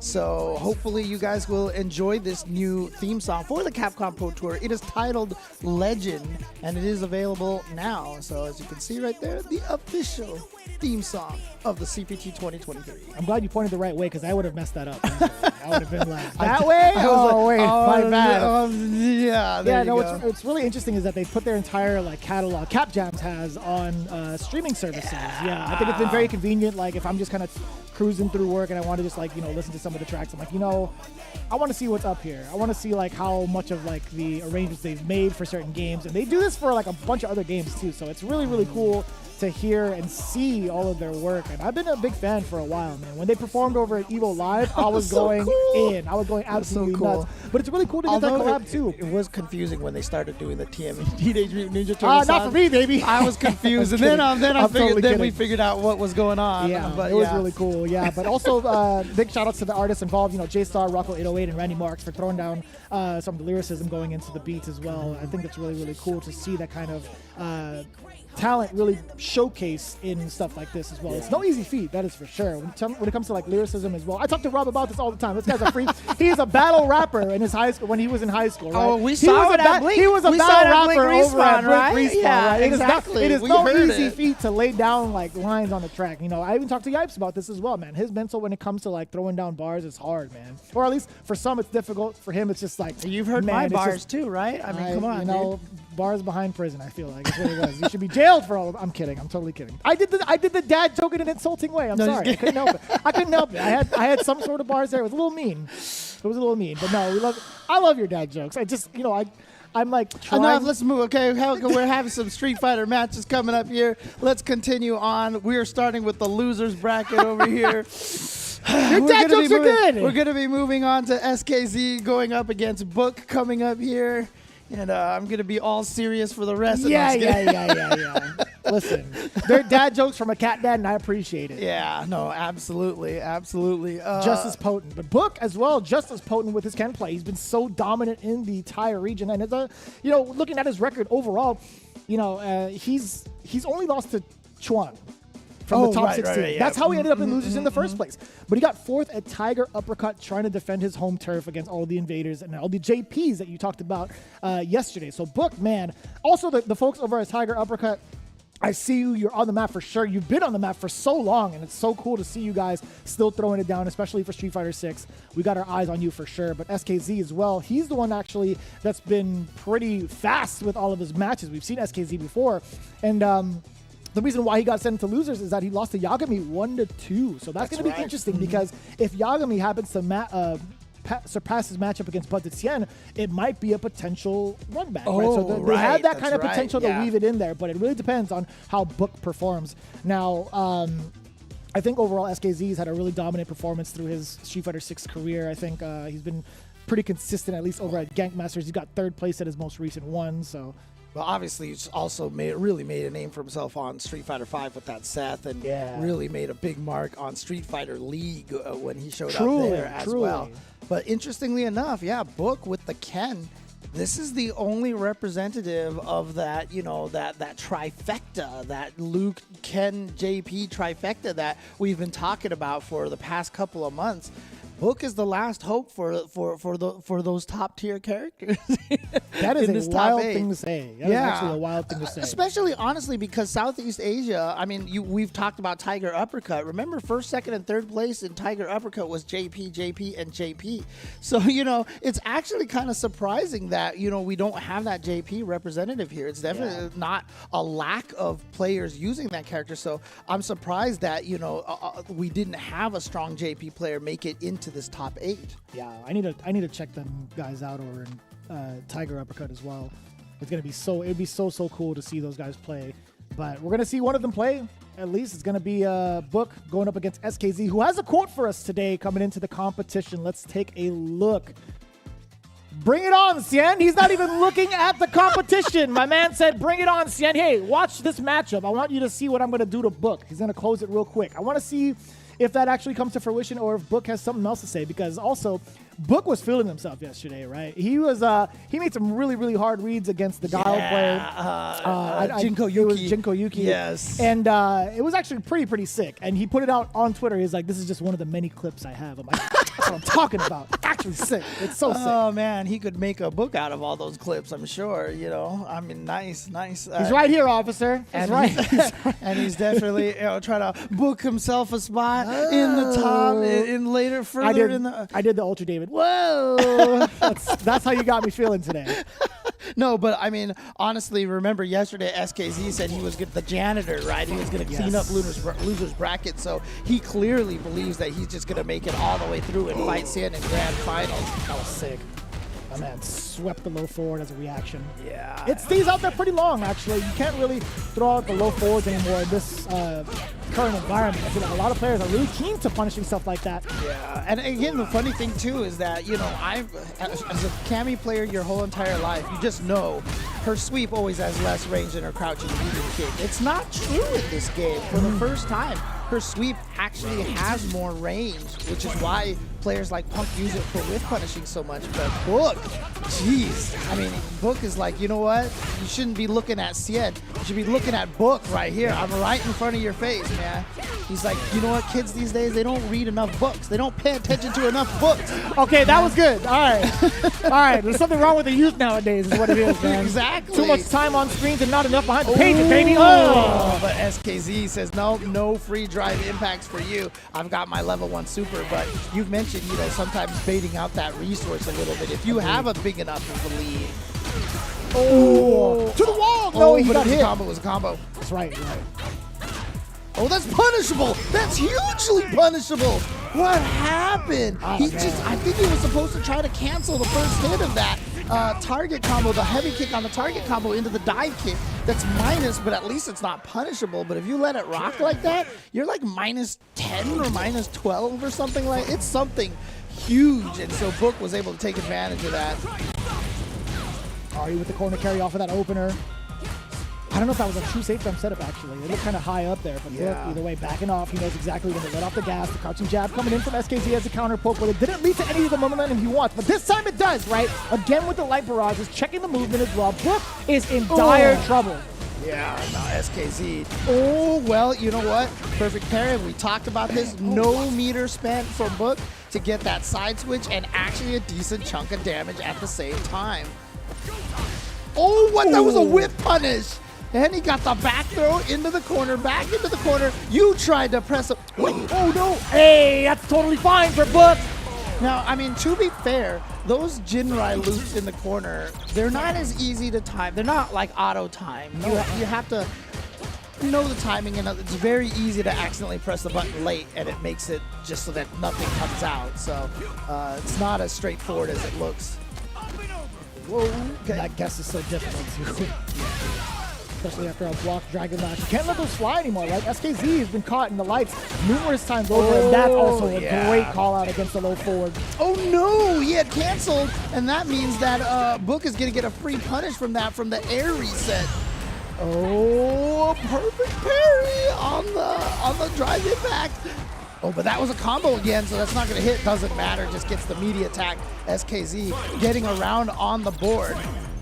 If he wants to live up to his quote, he's got to make this. He's got to win this game. I feel like going down 2-0 would be really rough.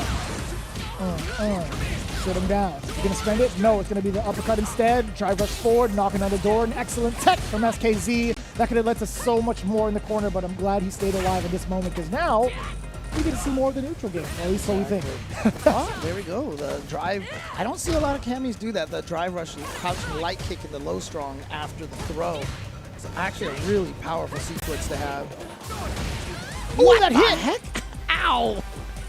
And it was a punish counter, so she reeled back a little bit longer than she wanted to, so she didn't get that kind of Oki again, but no cancel. Wasn't sure it was going to reach. Gonna cancel into the level 3. Is this going to kill? There's not a lot of scaling behind it. I believe it will. I believe it will. Yeah, there was only a couple of hits prior, and it wasn't like special scaling off of a special move either, right? So that's actually even more potent than it normally would be. SKZ making the right calculations thus far, tying it up 1-1. Really great expenditure on the the super art, really. I'm taking very important notes on my sheet right now. You're 2-1 in those, so you know. I make one joke about your bars, and I get, now I'm on watch, is what it is. What a whip punish from SKZ. All right. Oh, checking the drive rush. I love it. Oh, that could have been so much more. He just lets it rip. I love that, too. The perfect parry is there. Also from SKZ against the Jinrai sequence. Another important tech that could have led to so much pressure in the corner with Rose. Yeah, I like Book getting out of there, but he put himself in so close to burnout. And I feel like that's why he got hit there. He was probably trying to check because he didn't want to block and get burned out. He just did not want to block and get burned out at all. But you know what? The life meter is a little bit more important than the drive gauge. A little bit more important. That's what you think. Watch this. Drive rush. Right?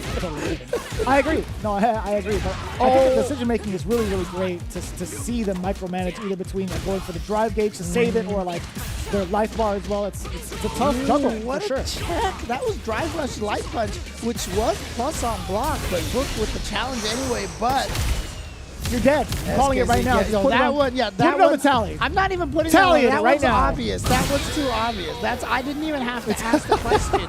Even if I don't lived. Imagine he lived. Then I would. The boy who lived. If he lived, then I just would have been like, well, that's because I'm here and I make it so that it's always wrong. So. I was going to say the boy who lived with a different type of book, that's for sure. SKZ off to 2-1 against Book. Here we go into the corner now. Ooh. Meaty! The full extension. Yep. The uppercut as well. Oh, that's tricky. What? Oh, but he didn't get the combo off of it. Wasn't crouching, wasn't counter hit. And now back to this neutral game. Oh, God, the standing medium kick reaches so far for Kest. Oh, the uppercut to get out of the corner. Find success in that. The Jinrai's coming in hot again. Bad mistake. Oh, that's a different throw. Sorry. It was really interesting that, I felt like Book was almost tempting SKZ to try to ODDP in between the Jinrais because it would have burned him out.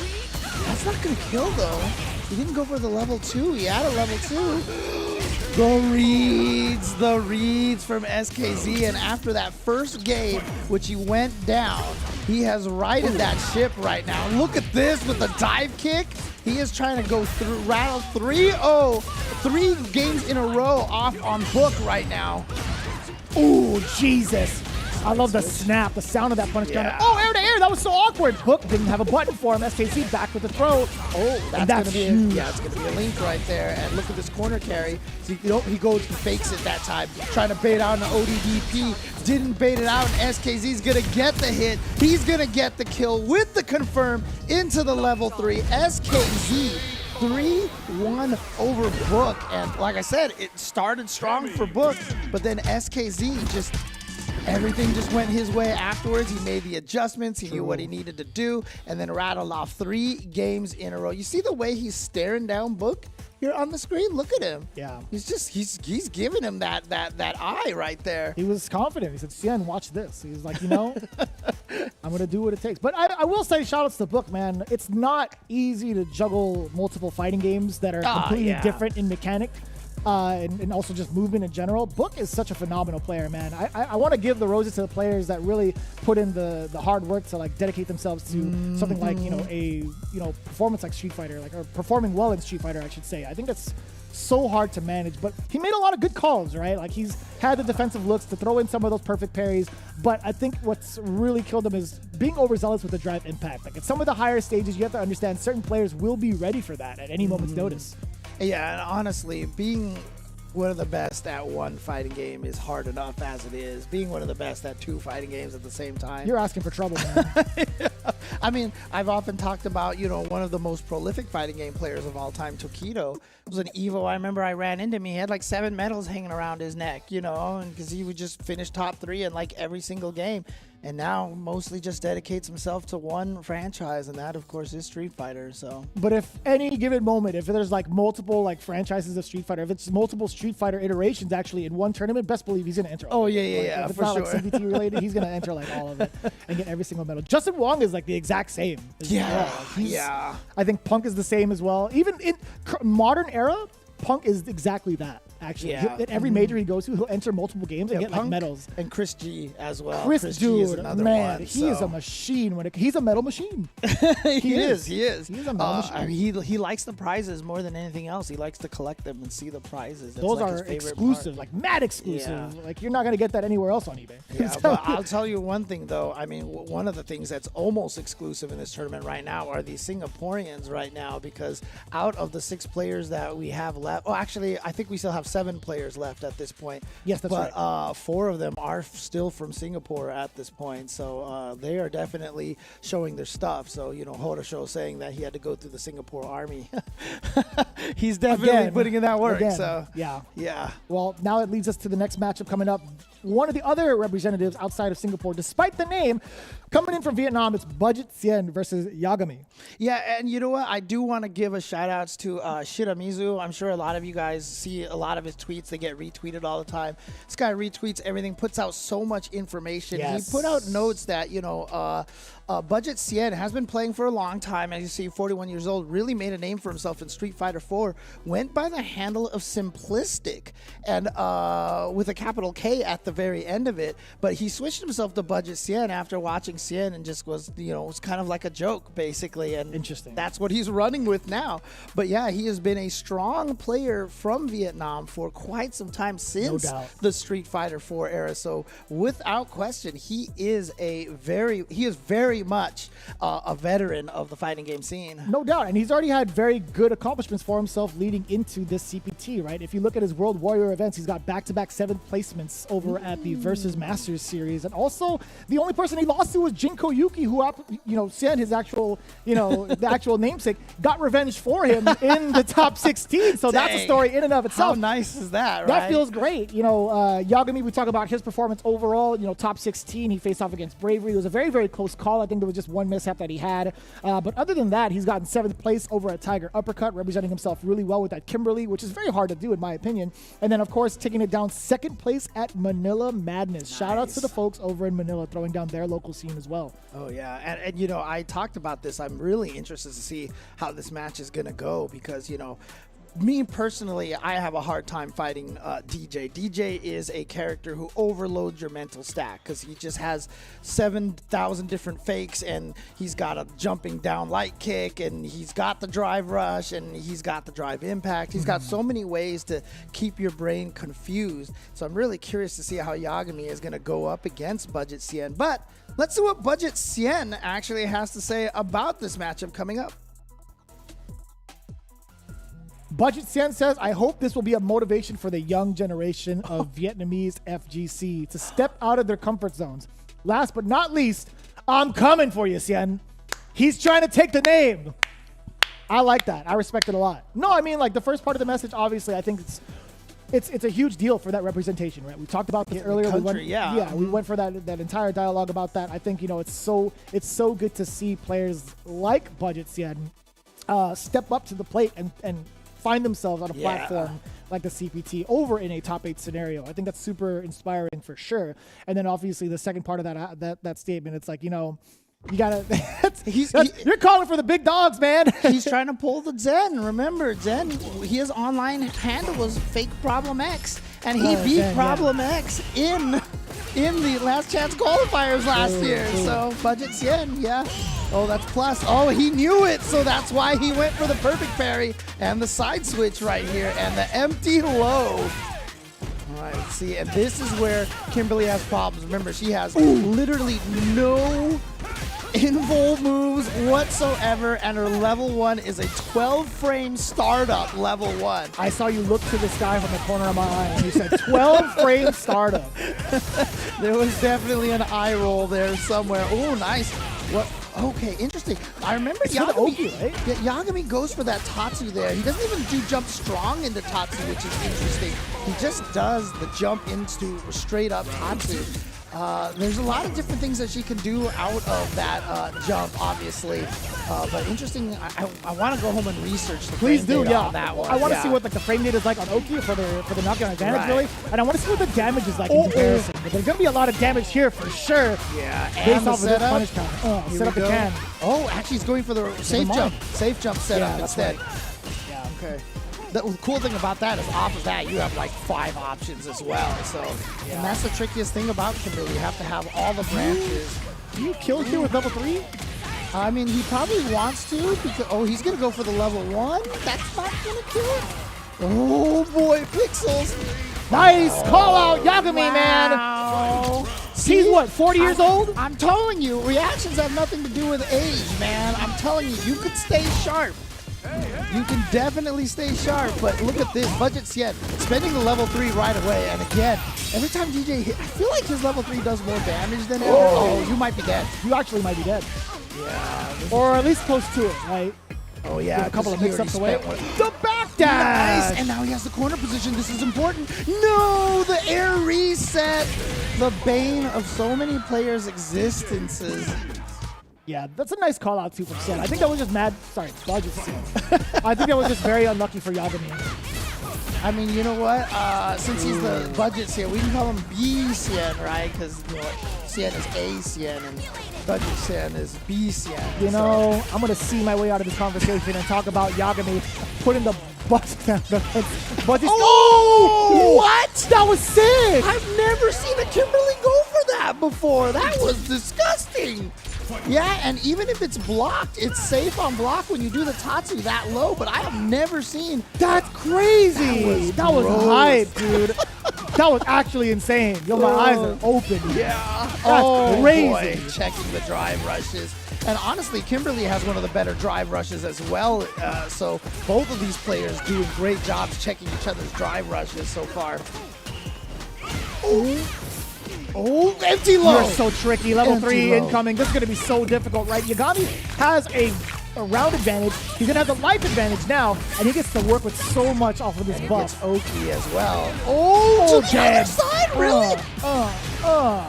To be fair, that was Cien making a call out with the drive impact, right? So that's the only reason why Yagami was able to get on the other side based off of that. So it was a good call out. When you see the spray can, you see different colors, right? Most of the time, if it's blue, it's like he's gonna stay grounded. But once you see a different color, like what yellow and something else, that's when you know it's like, uh-oh, I gotta find the button. I gotta find the end all button to stop it. Drive impact is not that button, right? Right. It's definitely so. DJ does have the normals to stop either approach from the spray can. Yes, and it's fierce. It stands fierce. Yes, yeah. Most characters do. So a lot of times when you do find the chance to teleport in there, it's really you're hoping the opponent's kind of asleep at the wheel. So here we go, Budget CN with this corner pressure. Like I said, this is one of the toughest You are situations. so tricky, brother. Dude, I mean, it's so difficult to get out of the corner when you're Kimberly. She doesn't have a lot of good side switch techniques. She doesn't really have a lot of tricky ways to escape the corner situation. I mean, she's one of the Bushin ninjas, and she doesn't get a wall jump. You know, I didn't think about that. That's a good call. She gets the wall jump off for level 2? Yeah. She literally, That's true. she Strider runs up the wall, by the way. Which is sick, by the way. It's so cool. I love that animation. Oh, no. You dropped the combo a little bit right there. Obviously, light drive rush into light is usually a pretty tight link right there. But here we go into level 3. I think this should just about do it for Budget CN. It's not, but it's going to be so close at this point. Oh, no, 2 through it. Yeah, that's at the ankles. Wow. Boom, the Strider. That's so sick. There you go. So that's the one we were talking about. Oh, no. You hate to see it go down in that exact way. Like, Yagami backed up solely for that purpose. Right? He backed up to bait out whatever. The wake up OD up kicks or something. Anything, right? Right? And then it's the throw that gets you. That feels bad. Yeah, especially because, you know, shimmy is supposed to be the shimmy plus block the wake up. That's the option that covers both of them. Yeah. But he just didn't walk back far enough to get out of the throw range, even with Kimberly's walk speed. Oh, interesting. Okay. Oh, does bait it out this time. And now it's going to get some good damage off of this. Goes for the can setup. Oh, going for the double can setup. Nice! That is so sick. Yo, dude, the tech of this guy is so strong. I love it. But now he comes in at a little bit of a deficit, right? He no longer has access to those setups safely. He might do it full screen. There it is. Yeah, that's fine. There it is. Yep. It's fast, too. It's fast if you're a screen away. Yeah. If you do the OD version, it's even faster. Yeah. Oh, no, it's the same time. Is it the same time? I thought it was faster. But you get 2 cans. The recovery is not faster. No, I think they made it the same so that all of our corner pressure is the same, even because it's the same number of frames as throwing the can down. Okay. Okay. Ooh, nice tech. No check on the drive. Oh, but there you go. That's fine. Yeah, again, like you said, there's moves that cover both of the teleports. Oh, no, he's just walking up. He just came up to shake your hand. I That's thought all. he was swinging. Oh, didn't go for anything else afterwards. Didn't go for any supers or anything like that. Doesn't matter. Gets to throw it now. Budget CN. Match point over Yagami. Oh, I was mad far on that medium kick. Yeah. The jump medium kick. Anti-air is there, and he was waiting and baiting again. He was trying to shimmy him off of that ground reset after the anti-air reset. Didn't fall for it, and then Budget CN gets the combo confirmed to the level 3. He's so close to taking this now. Oh, no! You saw the flash of the parry from Yagami? He just let go of it too soon. Ooh, interesting. Okay, goes for the drive reversal. No, he went for the overhead, but yeah, I'll tell you right now, players who fight against Kim a lot know when you're a screen away like that, you neutral jump. It is one of the most painful things to deal with as a Kimberly player is your opponent just neutral jumping a full screen away because it shuts down a lot of what you do. So that's why you do that. It's similar to like when you fought boxers, you know, in Street Fighter V, you would just kind of neutral jump to try to... And then they adapt to like doing the rush upper though, right? How many times have you gotten hit by that and then Ultra? Like, no, that feels bad. That's the problem is that Kimberly doesn't have something she like had, that. So that's the thing. I think from that range, if you were to play that exact scenario again, if she were to do run and then like the upper ender, that would have clipped. That would have clipped. Because you do that to kind of, it's inconsistent, right? It's not practical to think about that. It's one of those moments where it's like, oh, this is the one moment where I can actually do it, right? It's not a practical thing to try to look for sure. And I agree with you on that. Like neutral jumps are the bane of Kimberly's existence. But there are some certain scenarios where if she times it correctly and she has those opportunities, she can do the upward kick ender. Yeah, for sure. It will work once in a blue moon and then you go out and party and celebrate. I can't tell you how many times it's worked on me when people do like the forward heavy kick and then or not forward heavy kick, but they do the run up on me, right? It hits, and then they just let it rock, and I neutral jump, and then they dash up forward, and they run up forward, and then hit me. I'm like, dude, why didn't I just jump back? Like, why am I neutral jumping here? Oh, I love that setup. The double can into the throw so he can get the kill here. Ah, the double can. I see.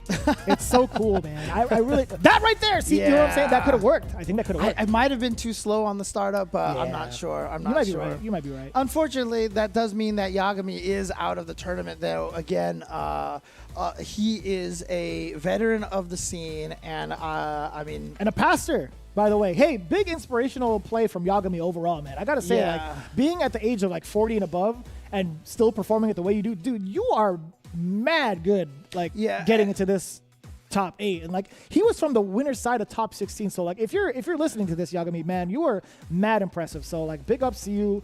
I hope you continue on your journey of both your professional career with Street Fighter as well as your personal career. Yeah. I think it's so inspirational to see people find the time to make this work at any age. Yeah, and you know, I'm also really happy too, because I mean, I guess I can talk about this. He actually messaged me yesterday and was like, I was really happy to have you guys commentating my match and all this stuff. So, you know, shout outs to him again. Both of us, you know, old school players, both of us Kimberly players as well. Nice. So, you know, I know we're supposed to be unbiased. I was kind of rooting for him, even though I want the Cien budget Cien match to happen, you know, but you know, shout outs to Yagami and great job. For real, man. Great job. That Kimberly it actually made me think about it. I'm like, dude, there's so much that like I picked up from that game itself. The jump medium punch into the Tatsu was the sickest thing. Like, we actually almost like jumped out of our seats. You couldn't see it obviously, but damn, dude, man, it was so sick. Big ups to Yagami, dude. What an actual beast. But that leads us to our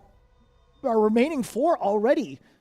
Wow. I feel like we're barely getting started, baby. Like, what is happening? Let's take a look again at one more time. Sorry, remaining 6. Sorry, I don't know how to count yet. Don't worry about it. Remaining 6. Okay. Yeah. There you go. So as you can see, it will be Horosho and SKZ, and then Leslie going. Oh man, Leslie just lost to Cien, and now he has to fight Budget Cien. Oh boy. All right. So Leslie, you know, he couldn't beat the boss. Now he has to go fight the sub boss again, the mini boss again, and see if he can get to that. You know, get back to the very end of the stage. Yeah, that's actually kind of funny. Fight the main boss again.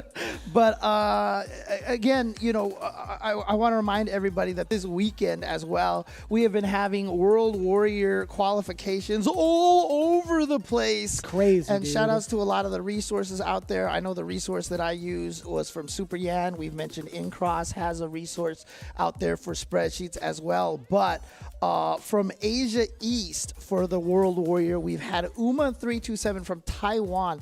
One of my favorite jury players to watch, honestly. He has so much like jury specific tech. It's so cool to see. In the Middle East, Fandroid with another DJ making it into the tournament here. Europe West, Takamura with Ken. I mean, Takamura, obviously, he's always been on the cusp of, I think, becoming one of the greatest players from EU. I agree. Yeah. So innovative too, yeah. And then from South America East is GS Shaka 22 with a Dalsum. So now we have another Dalsum. Remember, we had Garnett qualify as well with the Dalsum World Warrior. So the Dalsums are coming to play right now. Yes. But Central America West, I mean, look, you can't have a better handle going into the CPT than Destroy Gods. Going with Guile. I mean, he's going to be facing a lot of gods in the CPT. So no doubt, Destroy Gods is a good way to start. Yeah, no doubt. We also still have one more going up, right? Go ahead. If he succeeds, maybe he'll be played by Christian Bale in a movie or something like that. What do you mean? God Butcher, right? Oh, come on, man. Why did I even entertain that idea? Like, what do you mean? Okay, hey, James, what could you possibly mean on that? What were you saying? We have another World Warrior coming up for Germany, actually. Oh, okay. Yeah, Salt Mine League still has like one more to go. Yo, Ritas, shout outs to you, man. Shout outs to Ritas. Literally running like, 3 different World Warriors at the same time. He's got one more to go through, and that's going to be happening today. But in the meantime, if you guys haven't done so, check out CapcomProTour.com for all the information and keeping up with the World Warrior series for part of the Capcom Pro Tour. And again, you can find it either on social media. James and myself have been retweeting all of the information as much as possible. But yeah, be sure to check it out. CapcomProTour.com to check out all of the local scenes. And also big shout outs to the guys over at Versus Masters who've been throwing it down for the Southeast Asia region. That's really a significant deal to see all of these players cultivated in one spot, to see them also perform well here in the top 16 into the top 8. But as we continue into our top 8, we got to take another break, if I'm not mistaken, right? Yeah, we're going to take a quick break right here. And then when we come back, it will be round 2 of the losers bracket. So unfortunately, 2 more players going home, but that's what it's like once you get to this phase. So do not go anywhere. Let's find out who will qualify from Southeast Asia. You're really making all of this by hand. Oh yeah. The avocados are hand mashed, the chips are hand tossed, and everything is made fresh. You make it fresh every day. Yes, every day. The Chipotle way is we make it fresh every day. Sounds delicious.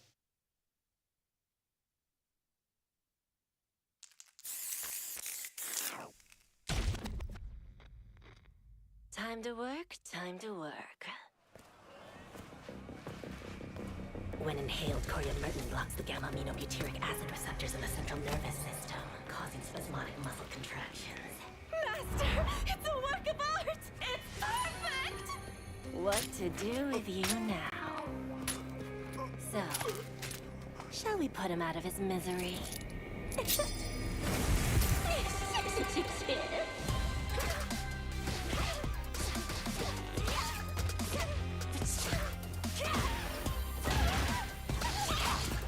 Time for some experimentation. I bet poison would work wonders on you.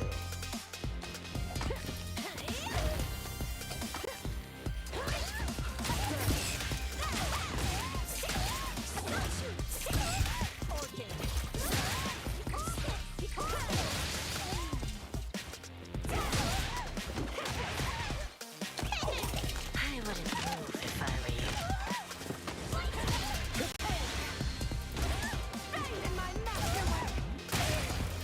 Poison's on the menu.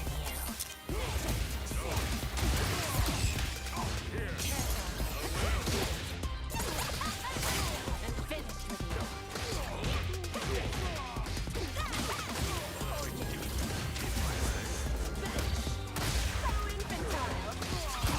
I have you. It's over.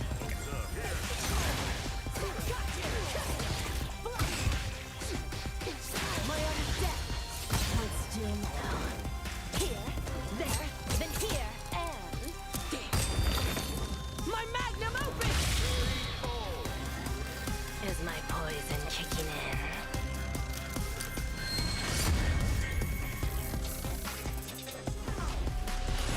Street Fighter 6.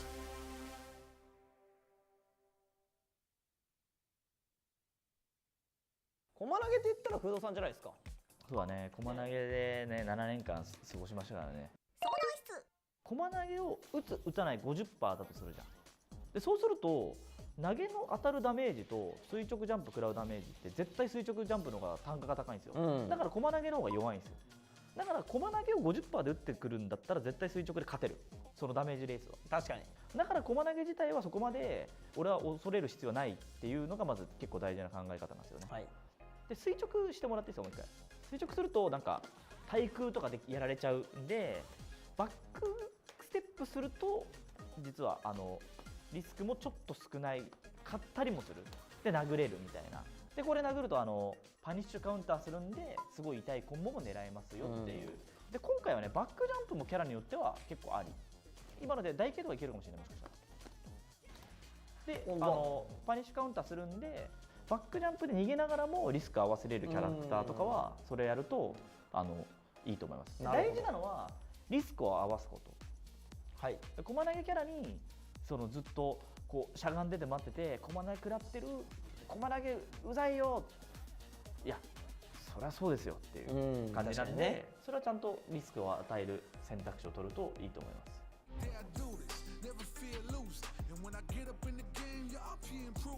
Real problem, but I solve them all facts proof. And if you think I'm gon' fold, then you talking. Yeah, I'm focused. You know how bad I want this. I'm giving it my all. Never fall. This moment is golden. I control it. All eyes on me. I see I'm watching. Once I'm locked in, ain't no way that I'm stopping. Clocked in. It's time to put in work. Go berserk. I'm in my zone until I'm first. Believe me when I say nobody can see me. This a product of hustle. I just make it look easy. Non-stop. You ready?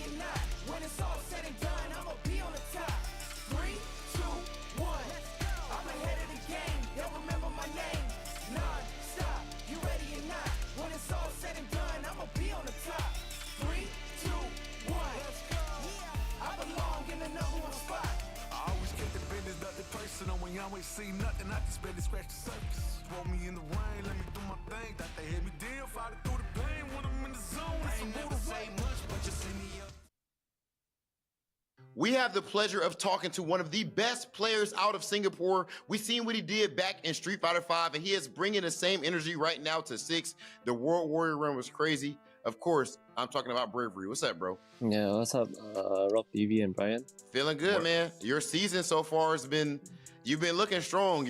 Tell us about just your whole World Warrior journey. Yeah, so unfortunately, I was only able to join 3 out of the 5 World tournaments. Fortunately, I was able to get into the grand finals, and I also got a reset against Xian. But unfortunately, I didn't get to close it out. Yeah, so I'm surprised that I can get that far, but it's like a very sad feeling because it's like so close yet so far. Yeah, I can imagine it. It must feel like a little bit draining because you just had the regional final, and now with the way the CPT schedule worked out, you have the actual CPT premiere coming up. You beat everybody of note, almost every player of note in the region to get that far. Xian is now qualified for Capcom Cup. I have to imagine there's a bit of a confidence boost in that. How are you feeling going into the CPT bracket, knowing that you've done the job, you've beaten all these players before, now you just got to do it one more time to reclaim your ticket to return to Capcom Cup to represent your region? I would say like I'm pretty confident going in because I see my potential threats in Southeast Asia. So assuming that Xian don't join this CPT open bracket qualifier like Angry Bird did just to, you know, yeah, so my only potential threat will be Show. That's true. Yeah. Yeah, hopefully Xian don't do the same thing as Angry Bird, but I would say I'm pretty confident going in. Well, I mean, bro, clearly so far your gameplay has been stable, godlike, hype, whatever other superlatives that we can add to it. Bravery, congratulations on a great season so far. And I think that it got to be said that outside of Xian, right now, you got to be looked at as the favorite to punch your ticket in the cup. Best of luck with you doing so, and I appreciate you talking to us, man. The preliminary round is over. It's on to the rest of our top 6 now. You're drinking a can that's not even just open yet. I want to see you open it, James. Open it for me right now, man. Did you really just expose me like that? I didn't realize it. It just came out. I'm like, what is he doing? In the corner of my eye, I saw it. I'm like, did he forget to open it? I was like, I'm not going to lie to you. I saw you reach for it. I'm like, did you actually forget to open it? Is it that late? At night. I don't want to. I got you, bro. Here. Cheers to everybody as we get into our top 6. You don't want to miss it. Again, I got to say, it's been an absolute pleasure being able to see all of the representation from Singapore and the other regions as well. Vietnam, Thailand, the Philippines. We still have 6 more players left to go through. I'm still angry.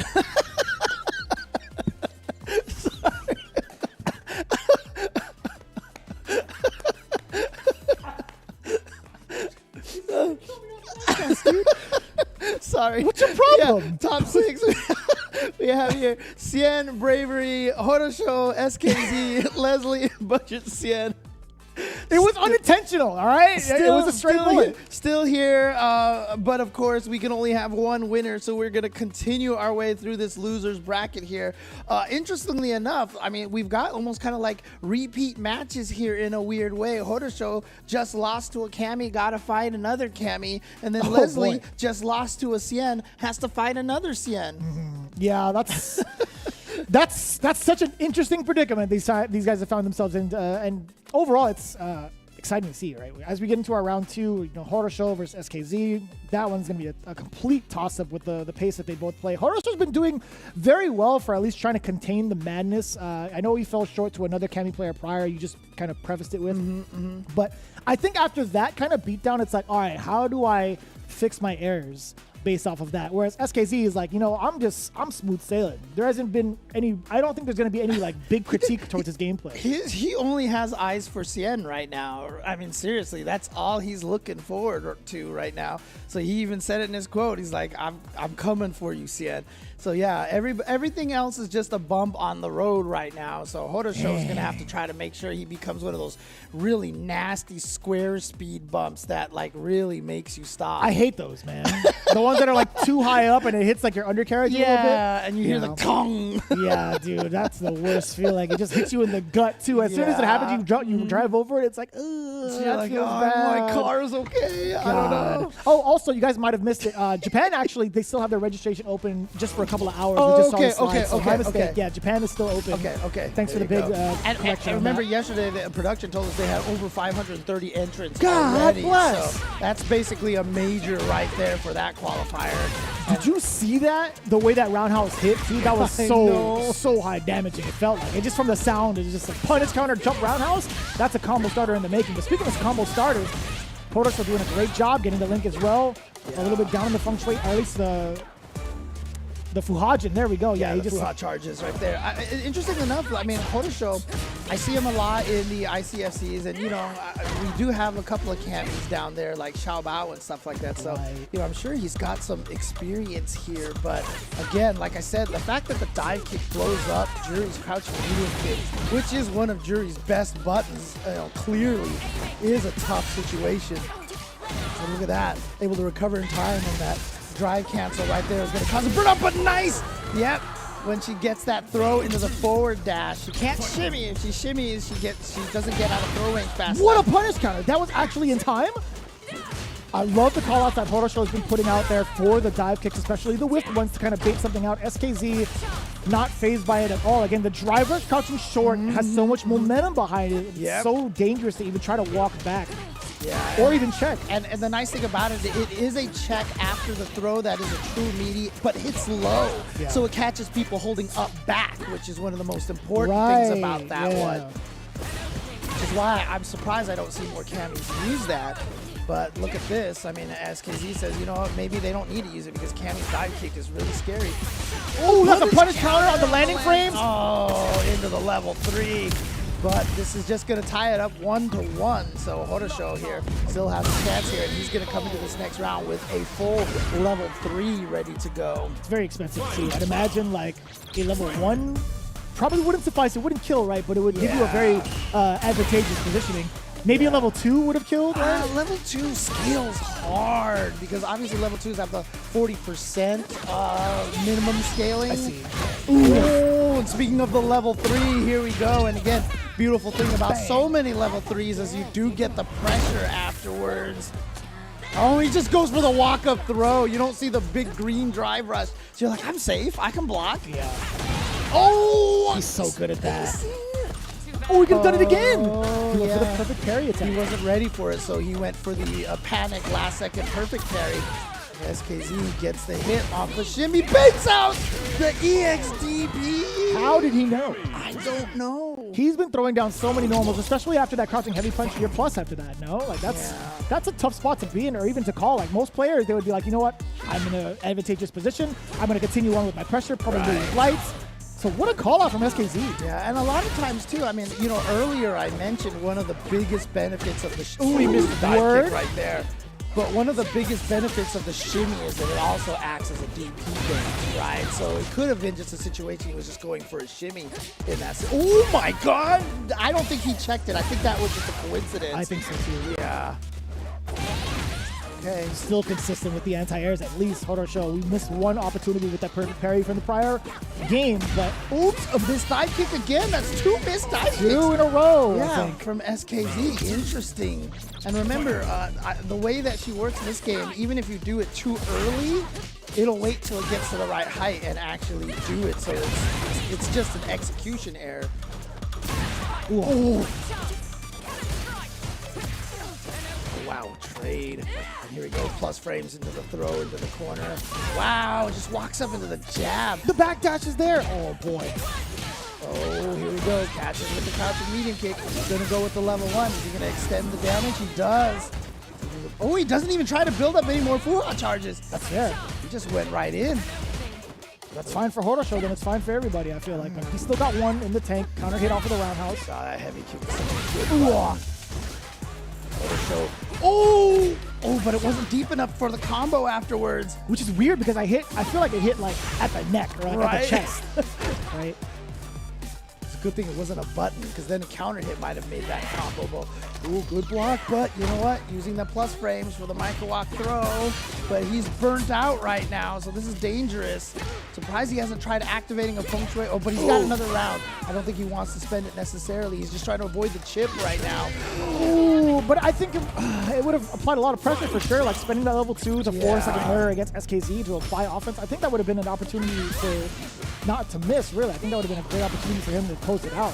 Remember yesterday I was talking about SKZ is, I feel like one of his strongest weapons is that stand light punch. Remember I was talking about how the good camis use the stand light punch and the stand light kick in footsies a lot. And SKZ continuing to do that here against Horosho. I love that check also from the forward movement against Horosho. That was a counter hit as well, allowing him to get the link. And again, a punish counter on the other side. To get the level 1, he does, but not going to be able to combo off of that one. Oh, you got to see the burnout coming, right? Yeah, it's a scary situation. Anti-aired? Throw. Okay, so any hit into a level 3 will be able to do it here. Any crouch medium kick into Fuha charge will be an automatic win. That could have been it. And the check with stand light kick. Oh! You know he was buffering it. You absolutely know he was buffering it. There was no counter hit on the board. It was just a raw hit, raw dive kick against Horosho. Him moving forward, trying to buffer it, right? He was turning that butter. Yeah, and one of the scary things right now is that, I mean, we are running into, I mean, let's say SKZ takes this game, it would be one of those proverbial close 3-0s, because Horosho has been on the verge of taking game 1 and game 2, just falling shy. He's got to put a game on the board right now, build up some of that confidence, but yeah. Oh, that was the anti-throw right there, the hard call from the juries for the anti-throw with that jump strong. You're in my way, the back throw. Yeah, and it was a punish counter too, 2,000 damage on that throw. So painful. Oh, wait, speaking of so painful, here we go. Have the Fuha charge, be able to extend off of the medium. Right. Oh, you have to guess. I feel like he was way more dangerous off of that situation than anything. SKZ making the right read with another OD uppercut. Actually, no. This time finding the mark with the OD uppercut. Horosho was in a really tough position to make that guess. Horosho has had a couple of times where his button that he driver cancel hit Cammy out of the air. And then that's one of the only times where Jury's drive rush being so fast kind of hurts her because she goes under instead of staying in front like other characters do. Ooh. Yep, has the Fuha charge right there to be able to extend off of it. Round. Oh, still a clean round for Horosho. He does not mind that at all. And a lot of Jury players are starting to swing with that a lot more often. Yeah, right? Especially if you've got the Fuha charges behind there. So much range. Yeah, it's range and to be able to make it safe with the fireball follow-up. Nice block on an overhead. I swear this guy's playing on that. Horosho's he's been, again! Oh, no. The moments where he decides to parry some of the airborne approaches, he gets got every time, dude. I mean, that's good call on SKZ's part to know that that's something he can take advantage of here. But speaking of taking advantage, Horosho going to get the hit into the level 3. Bang! And goes out. Oh, that's huge! Yeah. Spend it again? No. Right. He knew it wasn't going to kill, right? Right, so he doesn't want to burn himself out. Oh my god! I think that's fine for Horosho again. Yeah, absolutely fine for Horosho, because even if that DP hits, again, the life lead is just too much. Right. You're reset into a situation where he has to approach you. Horosho easily able to manage that type of scenario. Get in the game. And you know, really right now, a lot of this matchup has been how well can Horosho anti-air those dive kicks with the pinwheel. Because the nice thing about it is, if the pinwheel covers enough space that even if Cammy doesn't dive kick, that happens right there. Yeah. It's very rare to find a DP that can cover both of the jump arcs like that so efficiently.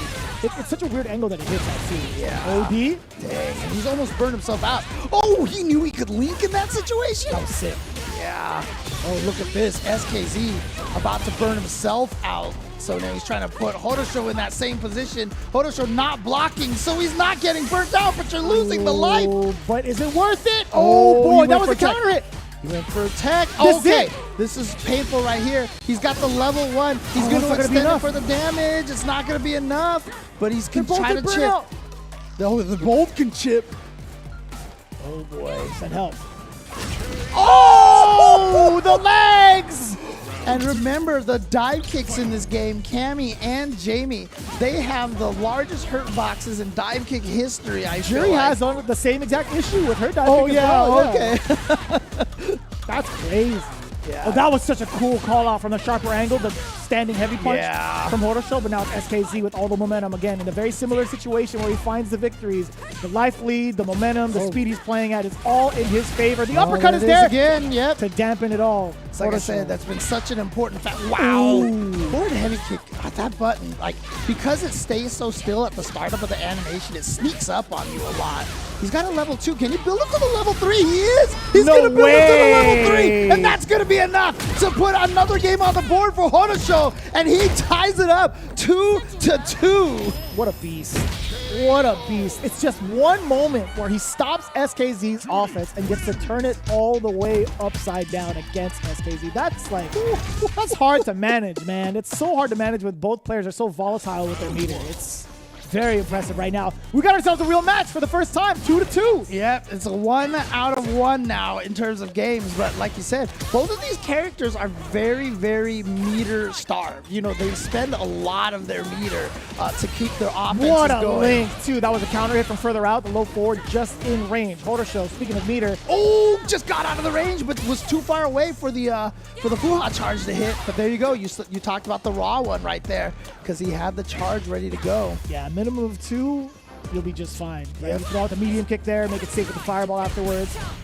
No problem for Horosho. Forward throw SKZ. What is he going to do to pursue? It's just a roundhouse. Just walk up roundhouse, right? Oh, wow. That was far. And here we go. Plus one tries to go for throw. What a call out by SKZ. And that's so meaty. So EPO was able to link into the stand heavy punch for even more damage. What a throw tech. Oh, he just went back in for it again. It's fine. Horosho playing the utmost defense in that corner as well. One big opener actually could spell defeat for SKZ. Yeah, gotta watch out for that dive kick. But Horosho, you know he's got that anti-air. Trying to go. Tried to fake something out of SKZ, but SKZ taking advantage of that whiff and just walking in with a stand heavy kick. Massive footsies. Oh. Oh, didn't see that. Didn't catch the hooligan in time. Yeah, he keeps trying to push after the Fuha charge gets blocked. And that standing medium kick from SKZ has been causing Horosho a little bit of problem. What a time to interrupt, too. SKZ throwing out that crouching jab. But Horosho again gets not moving forward. But speaking of moving forward, right into the foot. Level 3 is going to be fine. Horosho, it's not going to put anywhere near burnout. It's just for the life lead right now and the positioning of it all. I think Horosho, it might be like a dire call out. Oh, that's huge. And if you win the round, you know you're going to be building more meters, right? So you might as well build them. Oh, no, he missed it. He went for 1 too many times. Oh, wait, is that called out? Oh, that was sick. Are you serious? Horosho And he missed the dive kick. He absolutely missed the dive kick again in such a critical state. Horosho with the utmost confidence yet again with the uppercut. Hey, it's back to 0-0 on the bars as well. Oh my God, that call out with the level 3 was so smart, but I can't believe it traded. Uh-oh, too much complacency on defense. Autopiloting a little bit, got baited by the throw. Oh, got hit with the dive kick as well. And he's autopiloting a little bit on defense. Do it. Into the back, heavy kick into the level. Doesn't even need the level 1. But SKZ clutching it out against Horosho, who made such a valiant effort with that comeback right there. Took it 2-2 all the way down to final game, final round. And it ends up being SKZ who clutches it out at the very, very end. What a match. Yeah, there was so much of a scramble that led into that final game, and it was even playing ground, right? You talked about, or sorry, we mentioned the bars being at 0-0 apiece. I think that's one of the moments where SKZ shines. We've prefaced it with how aggressive he can be once the rounds start, and it's usually in his favor. So you're thinking of that as like a brand new round start for SKZ. More often than not, if you look at the stats, SKZ has been the round opener majority of the time. So that's a big statement. Horosho was not able to gather himself defensively. You could see the rebuttals he's made throughout. He's been the one that kind of acts second more often against SKZ's movement, right? Which found him a lot of success. So it's so difficult to reset in that momentum and keep your defense pretty much locked down. Yeah, but again, just wonderful, wonderful play from Horosho there. Unfortunately, just falling just shy of this my goodness. I can't believe that traded. I think that was a jumping heavy kick from Jury, but apparently Cammy runs out of invo frames at around that point over there. Because I thought that was over then, but then SKZ with the dominant final round is going to take it, move on, and going to fight up against whoever could win between Leslie and Budget Cien. But again, losing to Cien and having to go up against Budget Cien, what a funny predicament here. You couldn't ask for a better story, to be honest with you. I do like that. I like that a lot. Leslie's like, we've been playing since 2000. Wait a minute, they're not the same guy. Yeah, I know, right? We just run the quote again. Run the quote again. You know, I've been playing again, and then you know what? We should draw the little carrot and handwrite in Budget Cien. You know, budget above it.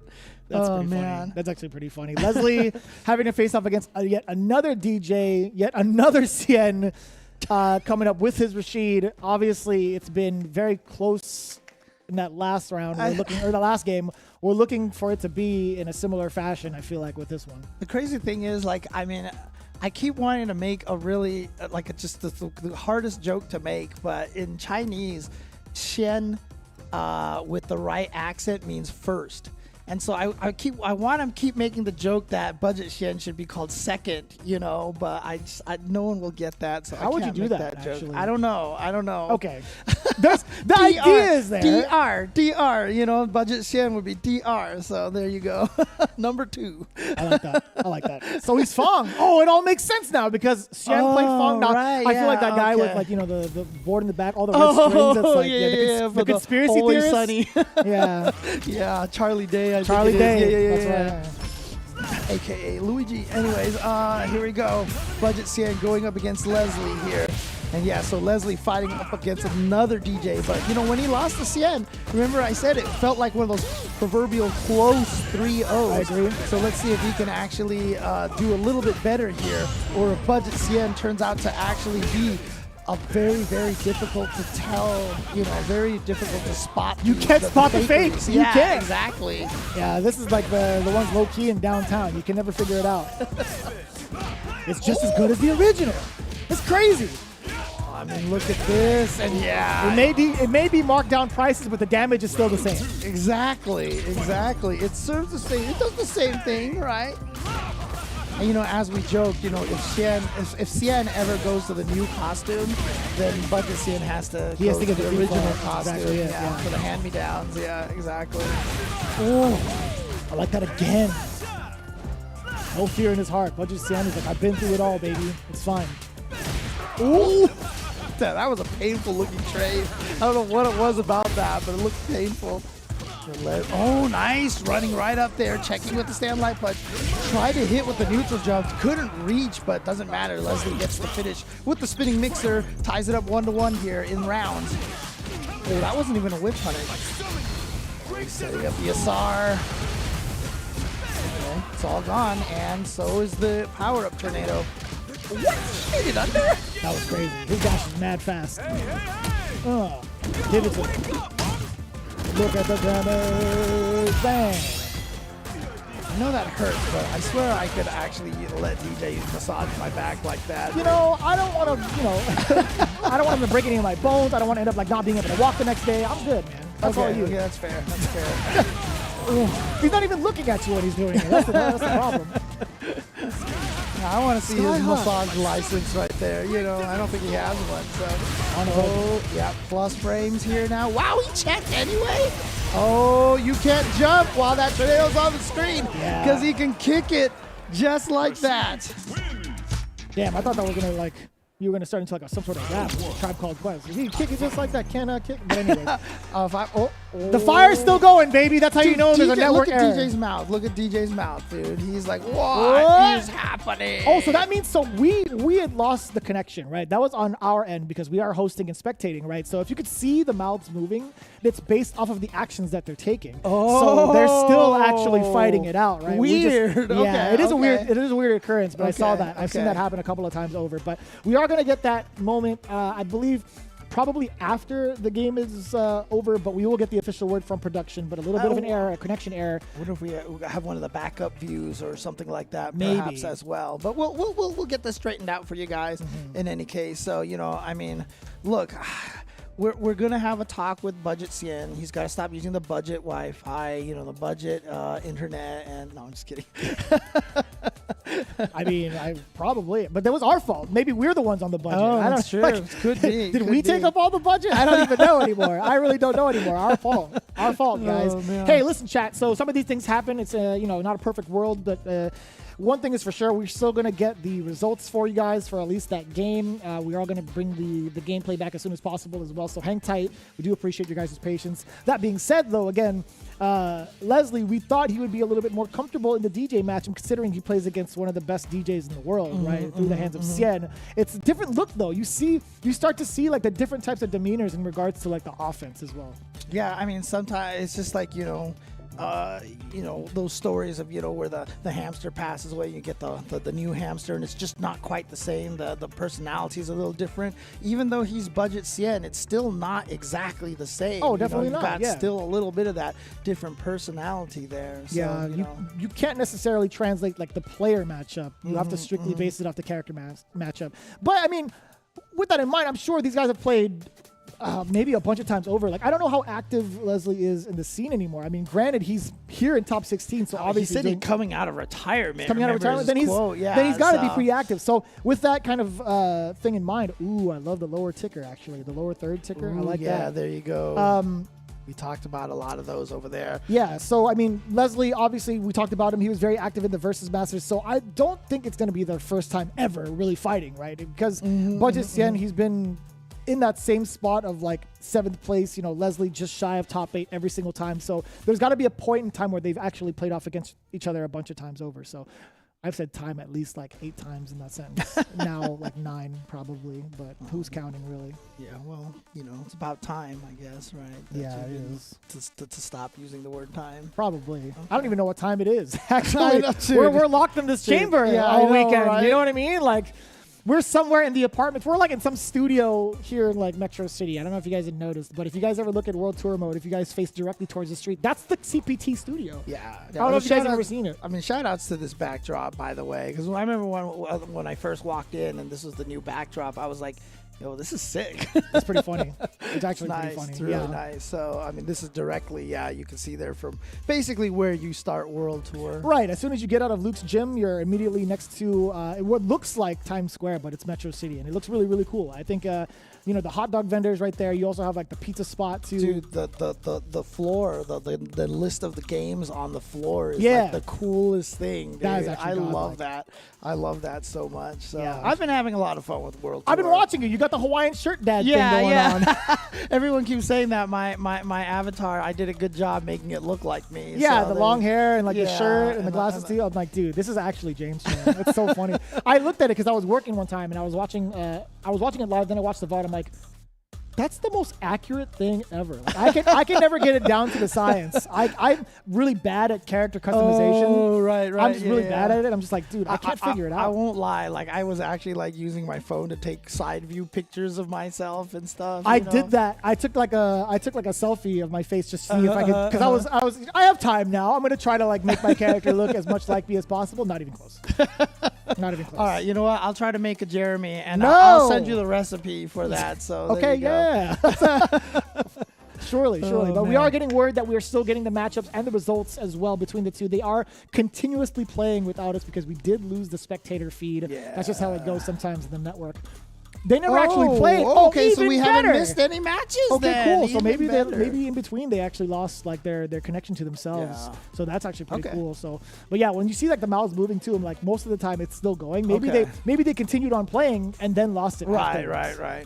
Or maybe they just got the message and we're like, oh, okay, let's stop the game and just wait. But I mean, while we're here, if you guys really haven't had a chance to play World Tour, I definitely recommend it. Good. I mean, I'm still working my way through it, but I just love a lot of the inside jokes that happen in there too. It ties in with a lot of Street Fighter lore in general. Like, I think that's the funniest thing. And also just exploring the world pays homage to a lot of the older games. Like you could see one of my favorite things obviously is visiting Ken's boat. from yeah, Second Impact. It's got like the whole, the exact like artwork logo to it. I'm like, dude, this is crazy. And even where you do the Sean basketball pairing stuff, you know, is actually like that's the first thing I asked Nakayama-san. I'm like, well, I know you guys are including like mini games or whatever. But do you have the basketball pairing one in there? You could even do that. You could access that even outside of World Tour mode. If you just play like the classic arcade mode, there's in between segments, obviously like bonus rounds, right? You beat up a truck, and also it does have the actual parry mode in there. So I'm like, dude, this is great. And you know what? One of the coolest things is, I'm not sure a lot of people realize this, but Abigail's background from Street Fighter V, you know, the Metro City background, you can find the like that exact location, and you'll have the statue in the exact same place, and it's really cool. Yeah, so. and it's facing the water as well towards the end of it, and also like you could beat up the truck there as well. Yes, I want to know what I want to know is like what happens when it's like certain seasons, because you know how you had like the Christmas stages and stuff. That's so what happens if it's like the December season? There's like an update, and it's like the entire World Tour mode has a different type of like season to it, right? Like, I don't know about Nashville. I don't know what the weather's like in Nashville, but I'd imagine like we don't experience like winter, so they can leave it alone. But Metro City, they have to have like a cold like Metro That'd be City. cool if they do that. Yeah, right? like turn it Christmas environment. You know? You could literally have like the Abigail Christmas stage or whatever, or even Halloween time, right? That would have been pretty cool to just add like the Halloween stage, right? Put some more black cats walking around. Yeah, you could put like Necro with like the cauldron and stuff, right? That would have been. See what I'm saying? Like that would have been cool. Come on, Capcom, get on. No,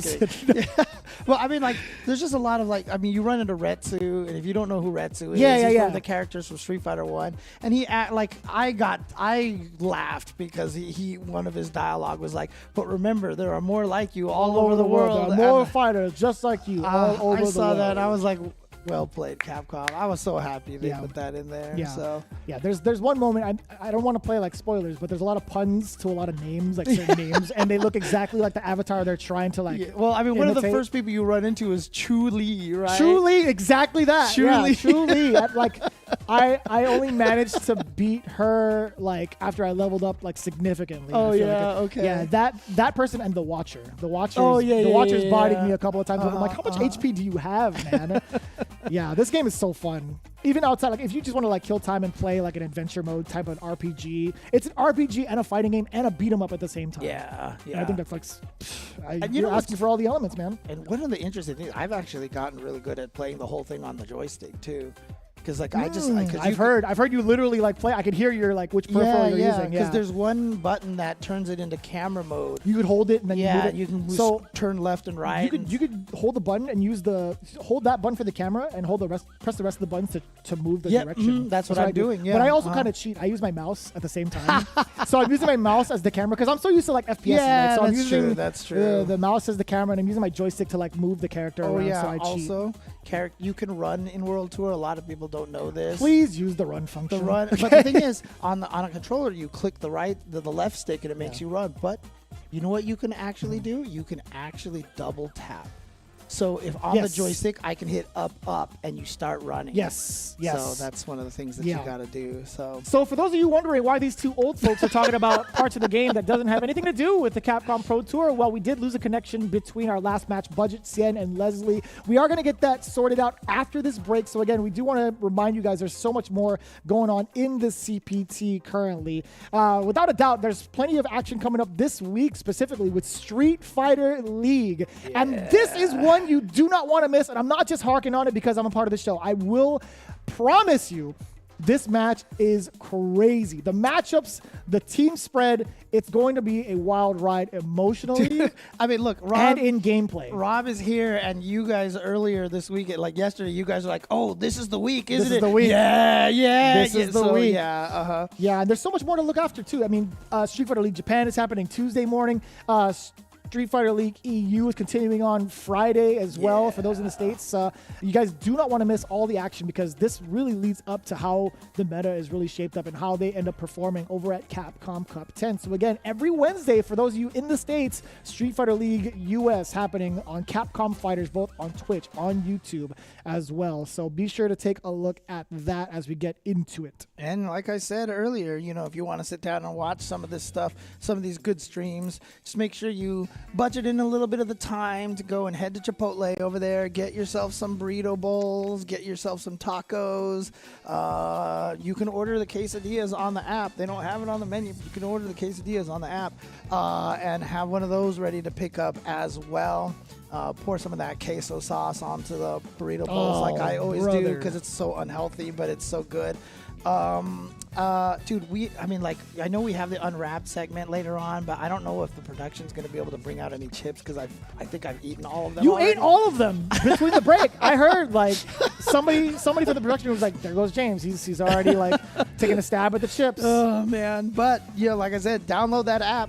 Carne Asada is only back for a limited time, so you definitely want to make sure you get yourself a helping of those tender cuts of steak with lime, cilantro, and signature spices. Grab one of those, and again, shout out to Chipotle for all the help and the support for the fighting game community, with Capcom, with Street Fighter 6 Evo as well. So shout out to Chipotle for really being partnered up with Street Fighter 6. They even ran their own Street Fighter tournament one time. Yeah, so, that's right. Yeah, you guys were a part of that. Yeah. So it was very, very cool. So shout outs to Chipotle, and we appreciate their support. So get yourself some Chipotle, download that app, and enjoy one of those burrito bowls. I mean, I know I will as soon as the sun comes up because right now it's the middle of the night, but we are stuck currently at a standstill between our last match, Budget Cien and Leslie. We have to go to a break to kind of reestablish the connection. Don't go anywhere. You do not want to miss who moves on from the loser side here at the Capcom Pro Tour's online qualifier for Southeast Asia. See you soon. Chipotle's carne asada is back. It's our most tender cuts of steak, grilled and seasoned with cumin, oregano, and coriander. Finished with fresh lime and hand-chopped cilantro. Carne asada. This is our best steak ever. Let's get this mission started. is your Capcom He is your 2018 champion.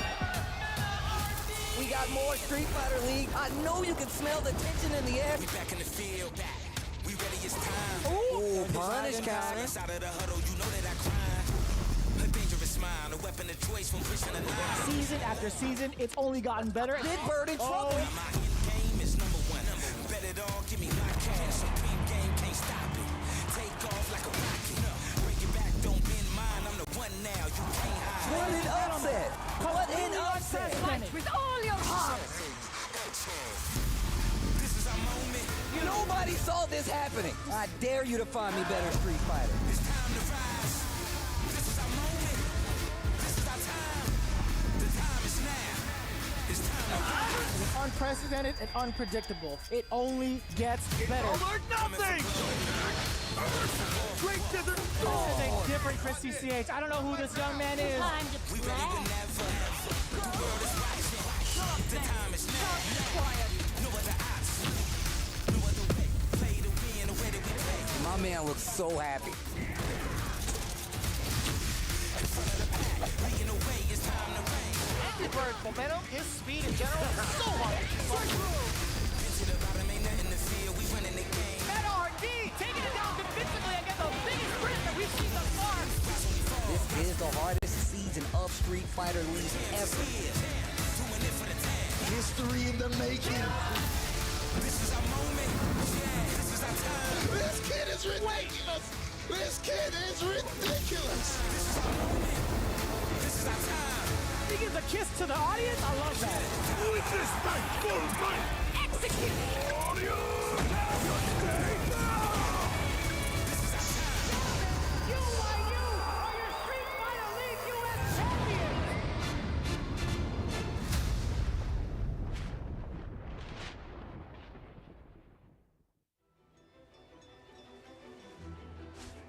I present the Hunter from Komura.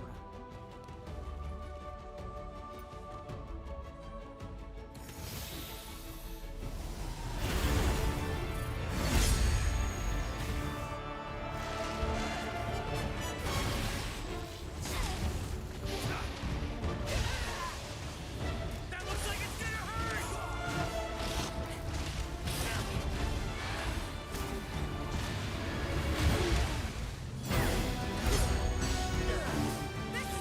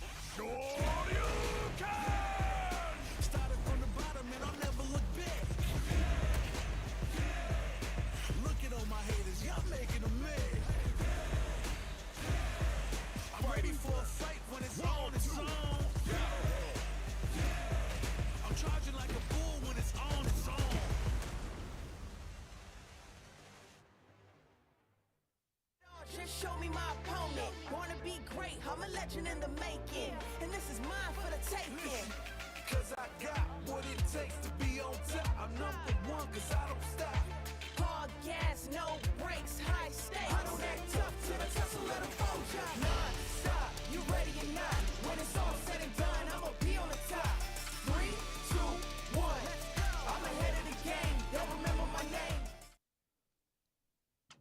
All right, welcome back, everybody. Obviously, we just went to the break there because we were having a little bit of issues with the matchup coming up here, but hopefully we'll have that sorted out for you guys. But thank you guys for sticking around, listening to us ramble about World Tour and all sorts of other things. Good, though. But it's so good. Yeah, you should play it if you have the chance. So, but hopefully we'll get that match for you guys very soon. Yeah, no doubt. It's going to be Budget Cien going up against Leslie. A little bit of a problem with the routers, but at the same time we're still trying to figure out what happens afterwards. What does stand consistent is Leslie still having his W. He still has game number 1, but when he goes into game 2, they will be starting fresh because again, you still saw the fight screen right. It was right literally at the very the start of beginning. the round, so there's no change up of like who's actually going to take the round, but not the first time we've really seen anything like this on any sort of pro circuit for like any video game. So we're just gonna figure it out. We're getting there little by little, but that just means more action before we actually get into a break for the next one. We have 3 matches coming our way. If we could take a look at the bracket to see how everything has been going on, we could do that for you guys to keep you all up to date. We started off with Cien versus Leslie, 3-0 sweep, but at the same time, we talked about it, the proverbial, it was close though. It really was. It really was. Bravery followed by Horosho, afterwards 3-1. Then down below, SKZ versus Book, Budget Cien versus Yagami. That's exactly how we set ourselves up for round 2. Obviously, Horosho played his last bout against SKZ. A very, very impressive showing towards the end. Last round, man. Easily, Almost that full comeback too. That was the closest game we've had, and also the most gut wrenching because it could have gone either way. So that was, you will know during my Chipotle Unwrapped segment, that's the one I'm going to highlight. Unless something completely crazy happens again in semifinals. That is currently my candidate for one of the best matches I've seen for the weekend. I mean, again, it's one of the toughest things about these tournaments here. Obviously, we celebrate the players who win, but man, there's been some heart-wrenching losses here in this tournament. I mean, just give him another shout out, but Jinko Yuki, I mean, he had a mistimed meaty boom, which caused him to lose the match against Cien, and then Book he had also another mistimed Sonic Blade right after, in his match. Like, it's so hard to call because Jinko Yuki is so talented, and then his guy was so good. Book with that crazy run into DP, just one of the many clips that he has, right? And exactly, what a beast. And man, I mean, so shout outs once again to Jinko Yuki, who played amazing and just had 2 of the most heart-wrenching losses in this tournament. And like I said, I mean, that's just what happens when you play in these things. It is the thrill of victory and the agony of defeat. Honestly, for those of us who have actually competed in these tournaments, losing some of these matches can be hard. But honestly, you don't feel more alive than that when you're playing your matches, and it's just exciting. And again, the memories you create, and I still remember some of the crucial victories that I've had in the past and such. So yeah. It's more of the losses, I feel like, that are the most impactful in your memory because then you think about like how much you want to improve on it, and like you wouldn't get to where you were without kind of focusing on like any of your matches, but more specifically those losses too, right? I feel like that harks in on a lot of the players' mindsets as well. It's like you ask any player like what their most memorable match is, like obviously they'll get like the big championship wins, and then like other than that, they'll be like, oh, there was a time where I got bodied by such and such. To be fair, like one of my most memorable matches was actually a win, though. It was very early on in Street Fighter 4. I fought somebody and I won a TE stick for that tournament. It wasn't a tournament match. It was an exhibition. It was actually because my first TE stick that I was able to obtain at that point. Where are you going, Jeremy? What's happening? Hey, that guy was a scrub, right? Okay. I was so close, James. I was so close. We didn't even really know each other that well at that time. I was so close. Rufus Candy, where Cammy could dive kick immediately off the ground. You know what's funny? DP into FADC. DP was like 300 damage. I had such an argument with so many players as to how good Cammy was, the vanilla version. And everybody was like, just because she could do that doesn't mean anything. I'm like, okay, like let me show you what I could do off of like 2 bars. I still stuck to Rufus because I didn't have to work for my dive kick. But I'm like, dude, this character's good. Oh, James, man. Keep it down. Do you still have that stick? I do. You better. I do. It's the one that I actually put custom art and stuff on it, so I've just kind of stopped using it. It's just kind of like a classic for me now. So, yeah, it's something that I've been so happy to have won, and you know, it's warmed my heart. That was his last win ever. And it was on me, chat. It was on me. You're welcome, James. It's not that very far off. Let's just put it that way. So, You're welcome, James. I gave it to him. Wink. No, I got bodied. I actually got bodied. I remember the moment too. So we talk about it. You baited out my EX Messiah kick, and I was being a scrub about it. You baited out my EX Messiah kick and landed like the fattest combo. I'm like, this sucks. This feels so bad. All right, so we got our players in. All right, thank God for the saving grace of our production. We have our match. Let's change the subject now. We have our match. Leslie versus Budget Sien. Here we go. 1-0 thus far. All right. So again, you know, these are the kind of things that you'll run into in online matches, but it's all good. It's all good. So that was 2010, man. I think was it 10 or was it 9? It might have even been 9. I think it was like towards the end of 9, probably, because it was during like one of the beatdowns. I forgot what it was. It was a bar fight. It was a bar fight. It was one of the bar fights in Pasadena. Yes, yes. In Pasadena. I remember that. All right. Well, here we go. These players are going to remember these matches over here. And it's Budget Sien now on the first player side and Leslie on the second player. Actually, that might have been what it was earlier. Ooh. But as we mentioned, Leslie going down to name brand Sien and now trying to take a... Oh, no, drop right there. Yeah, didn't have the timing for maybe like the up kicks, obviously. You saw a jump back medium kick from Budget Sien. Nice timing on that kick from the sky from Leslie right there. And you talked about his heavy use of that heavy kick right there. Has cost him a couple of times, but so far in this matchup, seems to be working out pretty decently. Ooh. Oh, yeah, you got to watch out for that. A lot more movement coming in airborne from the side of Budget Sien. He's gotten a lot of players off guard. Oh, my God, dude. Why does That's so much range, from so brother. far? He's been catching so many players off guard with the movement, majority of the time. Oh. I've often talked about Ken standing heavy punch for that crouching medium kick. You see what DJ can do off of his crouching heavy punch. Dang, that is brutal. Oh, yeah, he was willing to take that. He was willing to take that. I like that decision. I'm still very surprised that Budget Sien manages to find some of these counter hits after I blocked and hand spinning mixer. It's so wild. Oh, he tried to hit a button in between the second and third light punch. He got himself frame trapped. And here we go, DJ again. I mean, he could literally kill in one combo right now. If you get hit by a punish counter just cool, it's game over at this point. He could get the spin for it. He backed up again and found the poke. But he didn't cancel that into the level 3. Oh, I felt like he had if he had canceled that Sobat into the level 3. That would have been a lot more for sure. That would have been death, actually. Yeah. Driving forward again. Definitely a punch of plus frames. Had to get the throw. And then a huge jump in for Leslie with a jumping roundhouse. He's still trying to check afterwards. The neutral jump that could have been huge against Budget Sien. Forward conversion. Yep. Kick. Jump back to set up the SR. Okay. How is this going to play out here? There we go. There's the enhance. And again, he still presses a button. Leslie is not pursued after plus frame at all. He's so scared of the OD up kicks, I think is just really what it is. With the life lead that you have, you might as well take it. Yeah, right? I mean, he's going to eat this level 3, and weirdly enough, he still has a big life lead. You know, we've talked about how much damage a lot of stuff DJ does. Oh, boy. One more hit right now. Oh, he finally goes for it. And Leslie wasn't ready. It was impressive that you could back jump over both of the fireballs from heavy. Oh, and it worked! Yes, sir. The one time. The HP spinning mixer. The normal one actually connects as an anti-air. Bless up. I like that. Leslie up 2-0. Wow, so Leslie looking really strong here, trying to get revenge after his loss against Sien. Now trying to take out Budget Sien. I mean, that's sneaky. If you lose to the real Sien and then the Budget Sien, I mean, that hurts, right? So I don't think Leslie wants to have that happen. I feel like he could have whiff punished if he didn't go into that drive impact. You might be right, actually. This is all Budget Sien right now. The up kicks, he was already waiting and baiting. He charged up at least the minimum, 30 to 40 frames on that. He was just hanging out. Leslie is caught up in the lights. Nice. Drive rush crouch light kick, able to link into the crouch medium kick. Oh, tries to Damn! You can charge up for those up kicks so fast.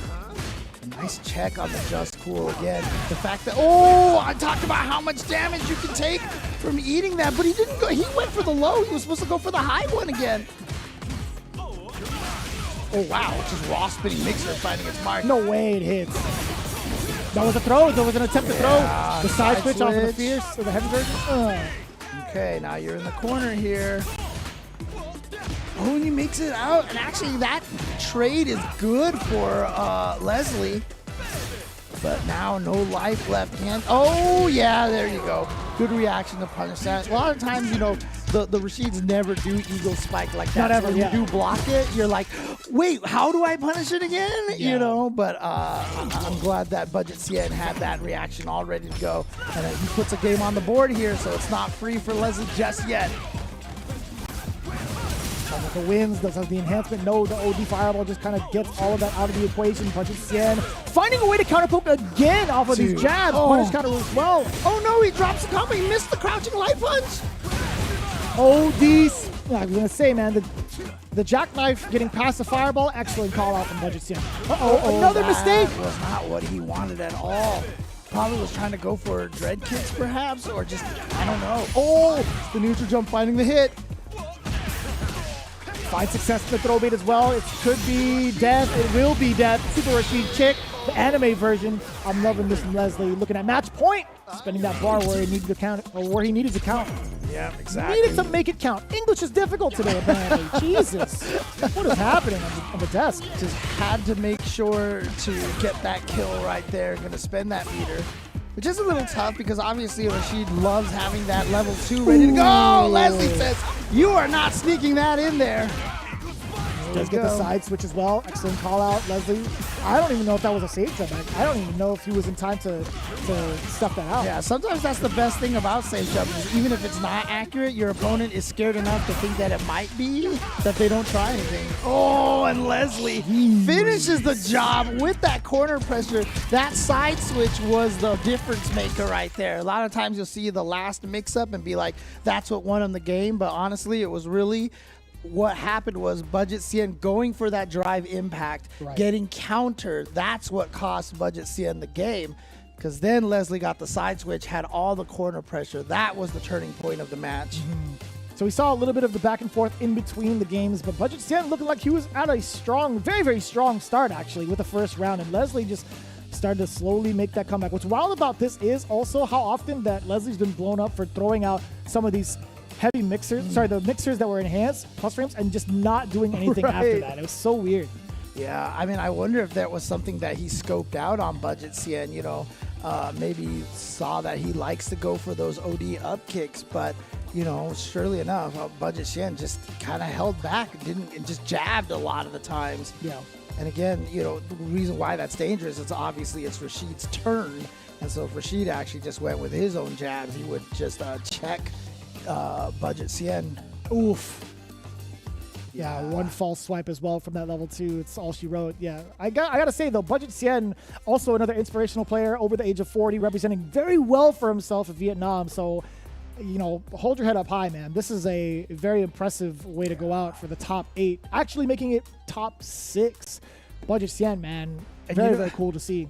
You know what the funniest thing is? I just realized here, Budget Cien, SKZ, and Leslie all talked about Cien in their quotes. That's true. Yeah. So I wonder who the favorite is. Yeah. Unfortunately, Budget Cien is not going to be able to fulfill his quote at this point. But SKZ and Leslie still have a chance here. Of course, whoever wins this will have to go up against whoever loses between Cien and Bravery, and that will be the match that's going to be coming up next. We got a little bit of insight from both players. Obviously, Shen, we got that Evo interview with Rob TV. Then, of course, with Bravery, with Rob TV, as well as Brian F., I was really curious to see like how Bravery had been coming along for Street Fighter 6. I'm glad that he's still like making time to play and still maintain his professional career here in Street Fighter 6. It's very refreshing to see some of the newer generation stay consistent, right? And not kind of like, it was a phase, Mom. You know, that's it's really, really cool to see. When you get deep into fighting games, man, and you start realizing what makes them so good, it's hard to quit, man. I mean, yeah, we are literal living testaments to that, right? Your era, my era, like we can't leave. And again, I've been here since basically, I wasn't like tournament involved since the very beginning, but I definitely was playing, the game, and, I've got to visit places like Pico Rivera, World's Finest Comics, where Tomo was able to first make his name and stuff. It's crazy, man. I was never World's Finest too. Yeah, it took me a while before I finally became actually competitive. But still, this game has, since Street Fighter 2, has been such a dominant force in my life. Honestly, yeah. And look how far it's become, right? Look how far it's gotten to. Now we see players like Cien and Bravery. We're in the game. That's crazy. In the game. Like it still blows my mind. I don't believe it. Still, I still us, feel like Tasty Steve. Yeah, exactly. So, and of course, a whole bunch of all the other homies as well. Aru in there, and shout outs to Thea as well. Yeah, Thea has been a great addition to the game as well. The best thing is super cool to see her on that stage. Obviously, she's like one of the craziest wrestlers out there. I've seen some of her She's been matches. killing the game. I follow her on Instagram. She is making big waves. And the craziest thing too is like, when she's got this personality, but then you like follow her on Twitter. She's the most wholesome person in the world. In person, she's mad chill. She's so nice. So chill. I love hanging out with her. Thea, if you're listening, man, would love to chop it up, play some Street Fighter. But absolutely. We're gonna watch some more Street Fighter here. Cien with a big opener against Bravery. We talked about the style that Bravery wants to implement. Right? Both similar to SKC, likes to really put on the aggression once that knockdown happens. Looking to do so right now, and it's still Cien. He's going for back-to-back movement for his option on defense, and this time he stands still, gets thrown and blown up. What a back dash! The scientist calculating all the data. Oh, you might be dead. You're going to be close to burnt. Oh, you are going to be burnt out. Oh, okay. Actually, he doesn't go for the full, but yeah, that's not going to win. That's not going to win. So meaty fireballs. Dude. Yep. This guy's good. Level 1s do not have the projectile invul. Closest thing we have is the 6-frame Luke level 1 that can at least erase fireballs. And now here we go, the strength here. But again, we saw how one side switch changed everything almost instantaneously. Oh, too far away for that light kick to hit. But it's a good thing that Bravery didn't accidentally drill with like a negative edge or something like that. Oh no. Oh, here comes some damage. Oh, interesting. Goes for the level 2. He's trying to get him close to burnout as possible. Yeah. Oh, you can't force it after that. Yeah, that's fine. What a time to bust out during the plus frames of standing medium punch. I like Bravery utilizing the last bit of drive gauge to force the check. Oh no. And he spent the last of his bar right there, so he's burned out now. Good block on the overhead, but of course, trade. No way. Can you get away from that? Yes, but you can't punish it. Oh, can you jump backwards this time? And you can punish this time. He tried twice. And Cien said, I should have back jumped last time. And then he saw it and he was like, okay, I'm gonna back jump. Oh, no. Cien's about to qualify twice to the way that he's playing right now. Counter hit. Seriously, honestly, Bravery lived up to his name in that last round, though, because he was swinging. He was going for it. That's a punish counter and a half if I ever seen it. He had all the time in the world to make that happen. Even I could have punished that one, probably. Oh, there was an opportunity for him to drive impact back because of the space and the range that he played. Sorry, the space and the timing he utilized that roundhouse, but it's Bravery again. His objective is trying to get that burnout to happen, but Cien's not even going to let him have that time. Wow. But fortunately, Cien, that was a medium button, so he couldn't go for a trade combo, but doesn't matter. Bravery, though, still at the corner position, still got the throw, able to put a round on the board now. Yeah, and most of the time in a trade situation with DJ, crouching medium punch is the winner, but if it's something against like a spin knuckle, that's different. Oh boy, I thought he could get a trade off of that. I almost thought he could get a trade. Nice. Goes the corner, but bust out this time. Remember, that's what got him killed in the very, very first round, but showing that he's not scared. Ooh, here we go, level 3. Damn, that was fast. I didn't realize he was already at 1 round over Cien. Yeah, bravery. Bang! Ties it up 1-1 against Cien here. I keep almost calling him Budget Cien because we said it so much in the last match, but no, this is name brand Cien that we're fighting over here. 100% offensive. Exactly. You can tell because it has the actual versus Vortex label on there. So. I see. I would have never guessed. Dash up twice. After the jackknife. Oh, nice dive kick. Good timing on that to blow up the Just Cool. Oh, God. Counter hit. What? Cien's checks have been on point. Like, he has been finding exactly the right type to go for the checks. Oh. Speaking of bravery, he's found a lot of success. I mean, he's lost 1 round from a dire OD uppercut. But these last couple of ones have been hitting the mark, and it's in the perfect timing for him. Oh, not that time. Oh, no, here we go. Big damage. Should be the kill. Did you see how deep in the sweep was, and he still managed to just walk away unscathed? That's wild, man. So many active frames on that slide. You hit with one of the late ones, especially off of a drive rush with a +4 block stun, dude. You are living life at that point. I didn't even know his walk speed was that fast enough to get out of the range. Oh, that's a pickup and a half. Oh, that would have been so sick. Oh, if he had done the medium target combo for the second run, he would have been able to keep going. But level 3 is just fine. Okay, and look at this. He is going to put Bravery at just a nice little chunk of life left, but it is so dangerous, especially because he's about to get burned out. Cien can't kill off of this, but oh, did Cien touch a button? He jumped, really? He read that? Uh-oh. Yeah, Bravery still has meter as well. Oh, you could get a burnout sequence. Sorry, a drive impact sequence. No, he didn't opt to take it. There was a moment where he actually could have gotten a button into drive impact to guarantee the wall splat. All right, Cien now up 2-1 against Bravery. Oh my, he does not want to let Bravery get in any of these free spinning knuckles that aren't real. Oh, I love that frame kill too from the standing medium kick. Oh, you weren't ready for it. It didn't even matter. Cien looking at match point. One more way to punch himself into grand finals. Can he close it out? Or will Bravery have an answer right now? Starting things off well for Cien. The drive rush 2 times over to start the offense. That's punish huge counter. Punish right 100%. there. That thing has so much delay if you finish off that target combo. It can frame trap, which is why you do try to finish it. Oh, punish off of the sweep. Oh, that's a hurt, but actually I feel like Cien could have did even more damage, but he didn't want to spend any more of that drive gauge. No, so that fake off of that anti-air, you see a lot of DJs do that. Oh, you're dead. You're absolutely dead. dead. You're right. And it's going to be Cien staying consistent. Excuse me, staying consistent all the way through.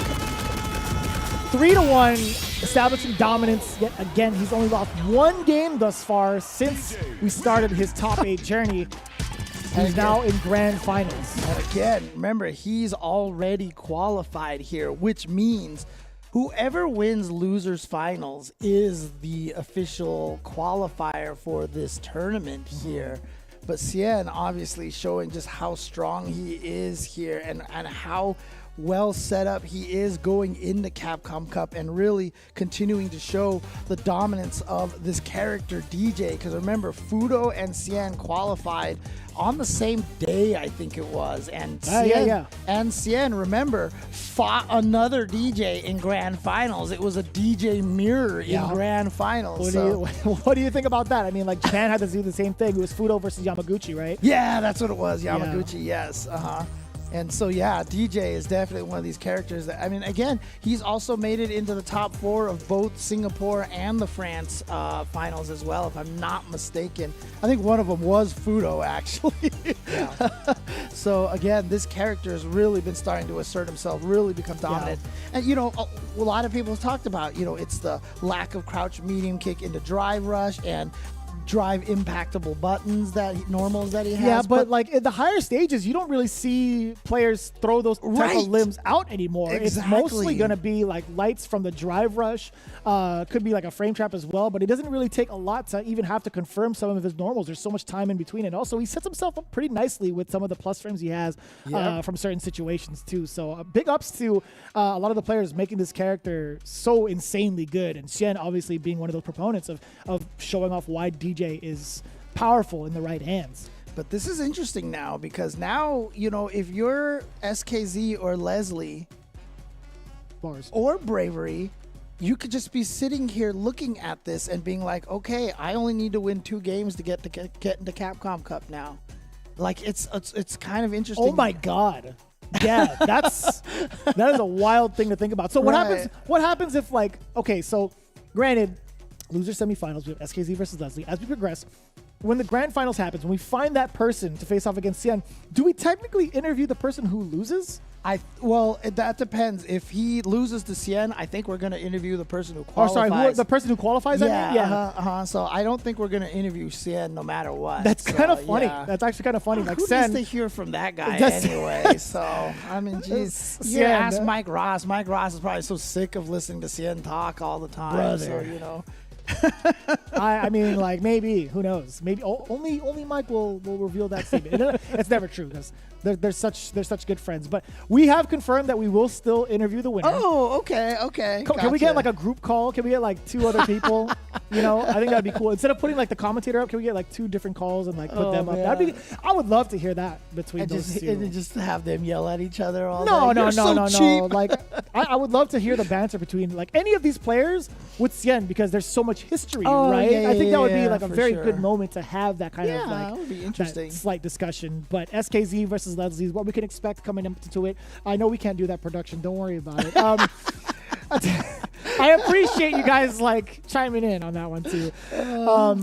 But yeah, so what's the tail of the tape now? 2 Camis and Rashid walk into a bar. Yep, and so if Leslie wants to qualify, he has to beat 2 Camis in a row now, starting with SKZ. Yikes. And again, you know, I've talked about what's interesting is that there are so far have been, as far as I can tell from these World Warrior results that we've taken down, there have been no Cami mains who have qualified for Capcom Cup yet. I think Cami is still at 0 at this point. So even Punk did not manage to qualify for. Dude, that was a bloodbath. East, it was right? like Knuckle Dew, IDOM, Mena, and Punk and in like a 4-way battle. Space Boy Zaffarino. With Space Boy and Zaffarino, dude. And they were so close. Man, that was such. I'm so glad I stayed up for that too. Oh, I still haven't seen it. I'm gonna try to watch that tomorrow. I'm gonna try to watch that tomorrow for sure. So, but again, I mean, you know, it's interesting that this character clearly is very strong. Cammy has made so many of these top 8s. Like, she's just here in top 8s constantly, but she still just hasn't been able to get to the promised land at this point. You could say the same with Rashid, right? His stock has been rising up event after event after event, all because of what? Level 2. No, not all because of level 2. That's a little bit of a joke, but I mean, level 2 is very, very potent for sure. But his tools are very, very much so capable of taking down some of the top names just like that. Already starting things off. I mean, to be honest, like even if Angry Bird had won with this Cammy in the Middle East CPT, we could have at least said we'll count that, right? 100%, but actually, Big Bird ended up taking it with the Marisa in the end. All right, so here we go. SKZ. That's too high. Yeah. Bravery right now trying to be the first Cammy to qualify for Capcom Cup, but Leslie trying to interfere. You know, he says he, quote, came out of retirement just to kind of ruin people's lives in this tournament, but he could be the guy who ends up qualifying and be the second Rashid after Gotcha-kun to make it in. Oh, but it's looking real clean right now for SKZ. He has level 1 on deck. Absolutely going to spend it. The last hit, more than enough, or actually just enough damage against Leslie. Now, this is important, right? If Leslie manages to take out one of the Camis, it at least gives us another shot of seeing another Rashid representation, as you just mentioned. But if SKZ manages to run it through Leslie, 3-0 again, or maybe like just, a victory, it'll be a guaranteed Cami. Yeah, you're right. Yeah, that's true. So basically, if SKZ wins this, then we will have an official Cami qualifier. Which would be nice to see. Get some of that variety in there. Leslie. Oh! See, that's every a very Rashid interesting player case. just facepalmed on the planet at the same time, I think. So I could see like the Naked Gun meme where everybody in the audience for like the award show just slaps their hand to their forehead. I love that movie. Oh, so good. With Leslie Nielsen. Ah, it makes sense. Oh, you're right. There you go. That's crazy. Okay. It was all intentional, absolutely. Oh, so was that. The into stoppage. level 3. Against the dash, like a lot of players, they'll be looking for any types of dash. The green stuff, they're looking for the regular dash, SKZ, making it very risk averse too. He'll throw out the jab to stop those dashes and check your approach. But that's a very, very solid game for SKZ. I mean, honestly, that's a fast buffer right there. Lights into a level 3. He couldn't even have done the quarter circle forward blend because that would have came out as a drill. That was literally just standing light kick and then just do the level 3 as fast as possible. Now, throw loops here in the corners. He's going to go for another one. No. He tried What to get an a little interruption. tricky. Yeah, but Leslie, nicely done right there and gets himself out of the corner here. Ooh, okay. Good reaction to that neutral jump for the DP. But SKZ goes for another throw, and that was a punish counter throw, so it did a grip of damage. I wonder what the button choice was from Leslie. It might have been maybe a parry. Yeah, I think it was a parry. Because if it was a button, it would have been a counter hit. That's exactly it. Oh, what a weird time to jump and dive kick, and it went out in SKZ's favor. Oh, burns himself out. That's something that Bravery would do a lot, is the early burnout. So that's why he's going to go into a level 3 here, I think, just to build some of that gauge back. But he's got one of the fastest level 3s, so she builds back less bars than other characters do. Really? Yeah. I thought it was all the same timing. Oh, to a certain degree, like very, very close in timing. Like Honda has one of the longest ones, so he builds back a lot. Lily has one of the shortest ones, so she builds the least amount back, unfortunately. That animation is fast? Lily's? Yeah. That's weird. It's weird that Lily's is Oh, fast. no. That's 2 games straight. SKZ making quick work of Leslie. That's it's something completely different than what we've experienced from Leslie's route, right? We talk about seeing him play against DJ, him playing off against another DJ. The pace has been very different for him thus far, and I don't think he's quite adapted yet to the speed of SKZ. As you can see it, 2-0. Well, I mean, one of the tough things about this matchup, I feel like, is that Cammy is going to dominate the neutral here because now her limbs are that longer range than what Rashid has. You know, Rashid definitely having very short range buttons in this game, and Cammy being so fast, and just some of these buttons that she has are just so good for fighting against Rashid. It seems that way, right? Leslie's been caught up in the lights from like a medium range a bunch of times over trying to counter poke, and then even within, again, we literally just talked about it too. But this time I feel like it was a case of speed rather than range. Yeah, but again, SKZ and his use of that stand jab from Cammy is just immaculate. I love it. I mean, you see it from him, you see it from Punk, you see it from Hurricane. Like I said, all the best Cammys are so good at just getting into that, creeping right into that range. You think, oh, jabs don't have that far of a range, but using the walk speed and the standing light punch, so powerful. Minus. Yeah, he got the shot as well. I've really found a lot of success with utilizing that projectile. It's so difficult when someone like Cammy. Oh, that was cool. Yeah, SKZ doesn't want to get burned out. He doesn't want to get burned out, so his defense is on hyper alert right now. It has to be, especially right now. SKZ, he's looking at the killing blow.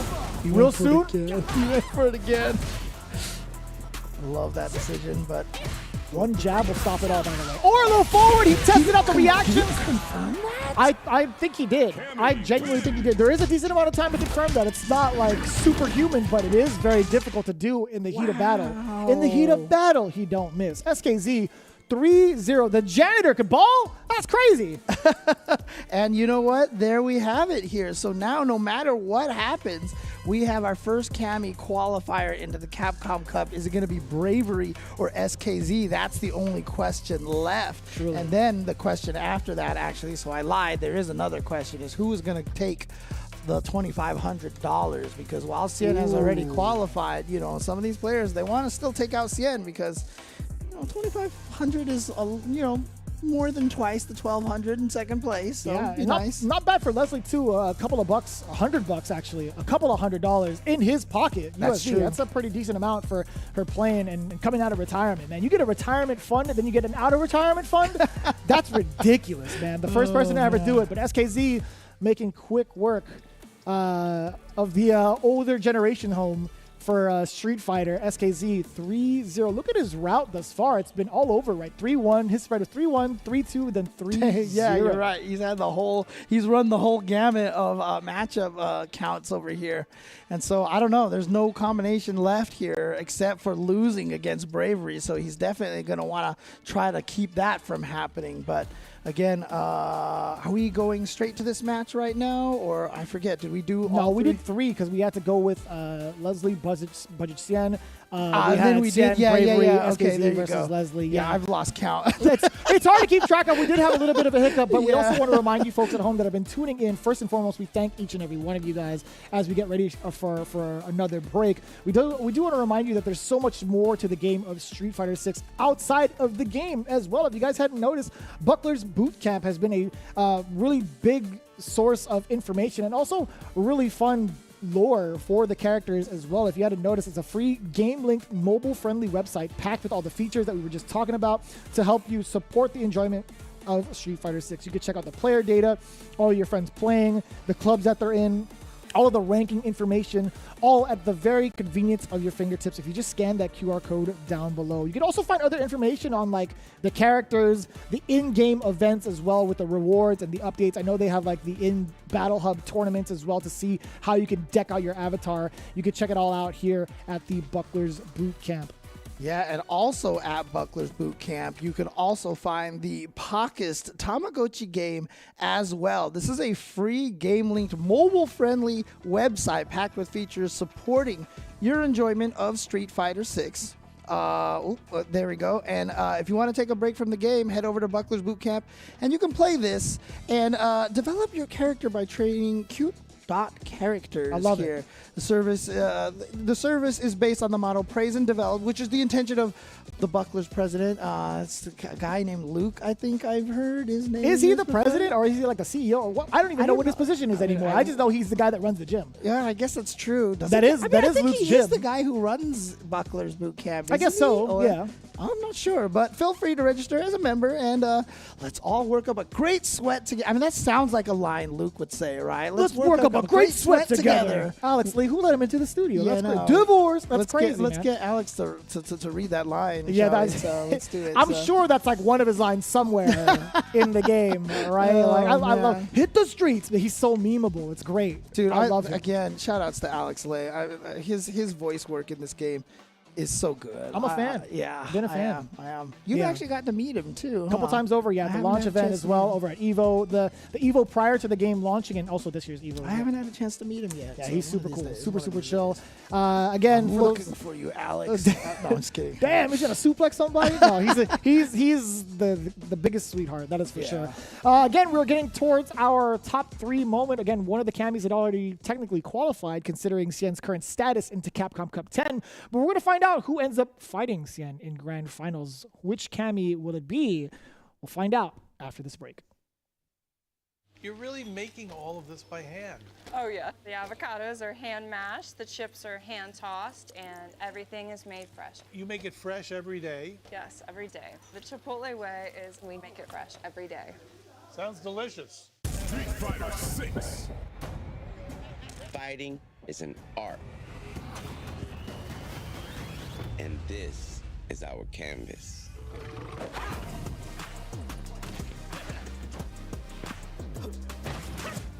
Here, we flex our style, our passion,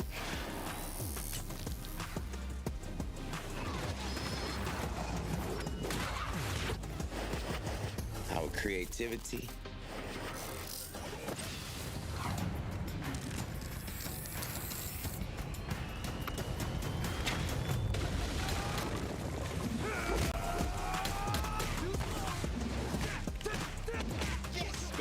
our skills.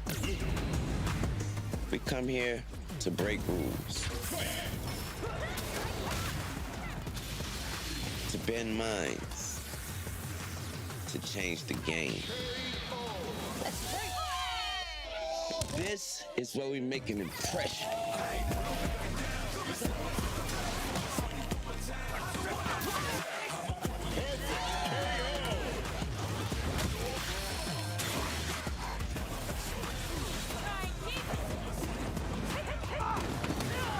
Not just one.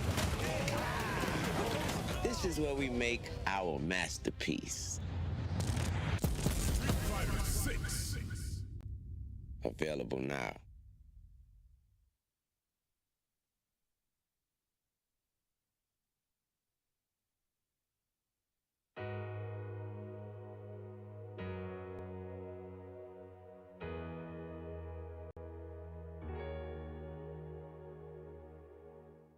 Objection!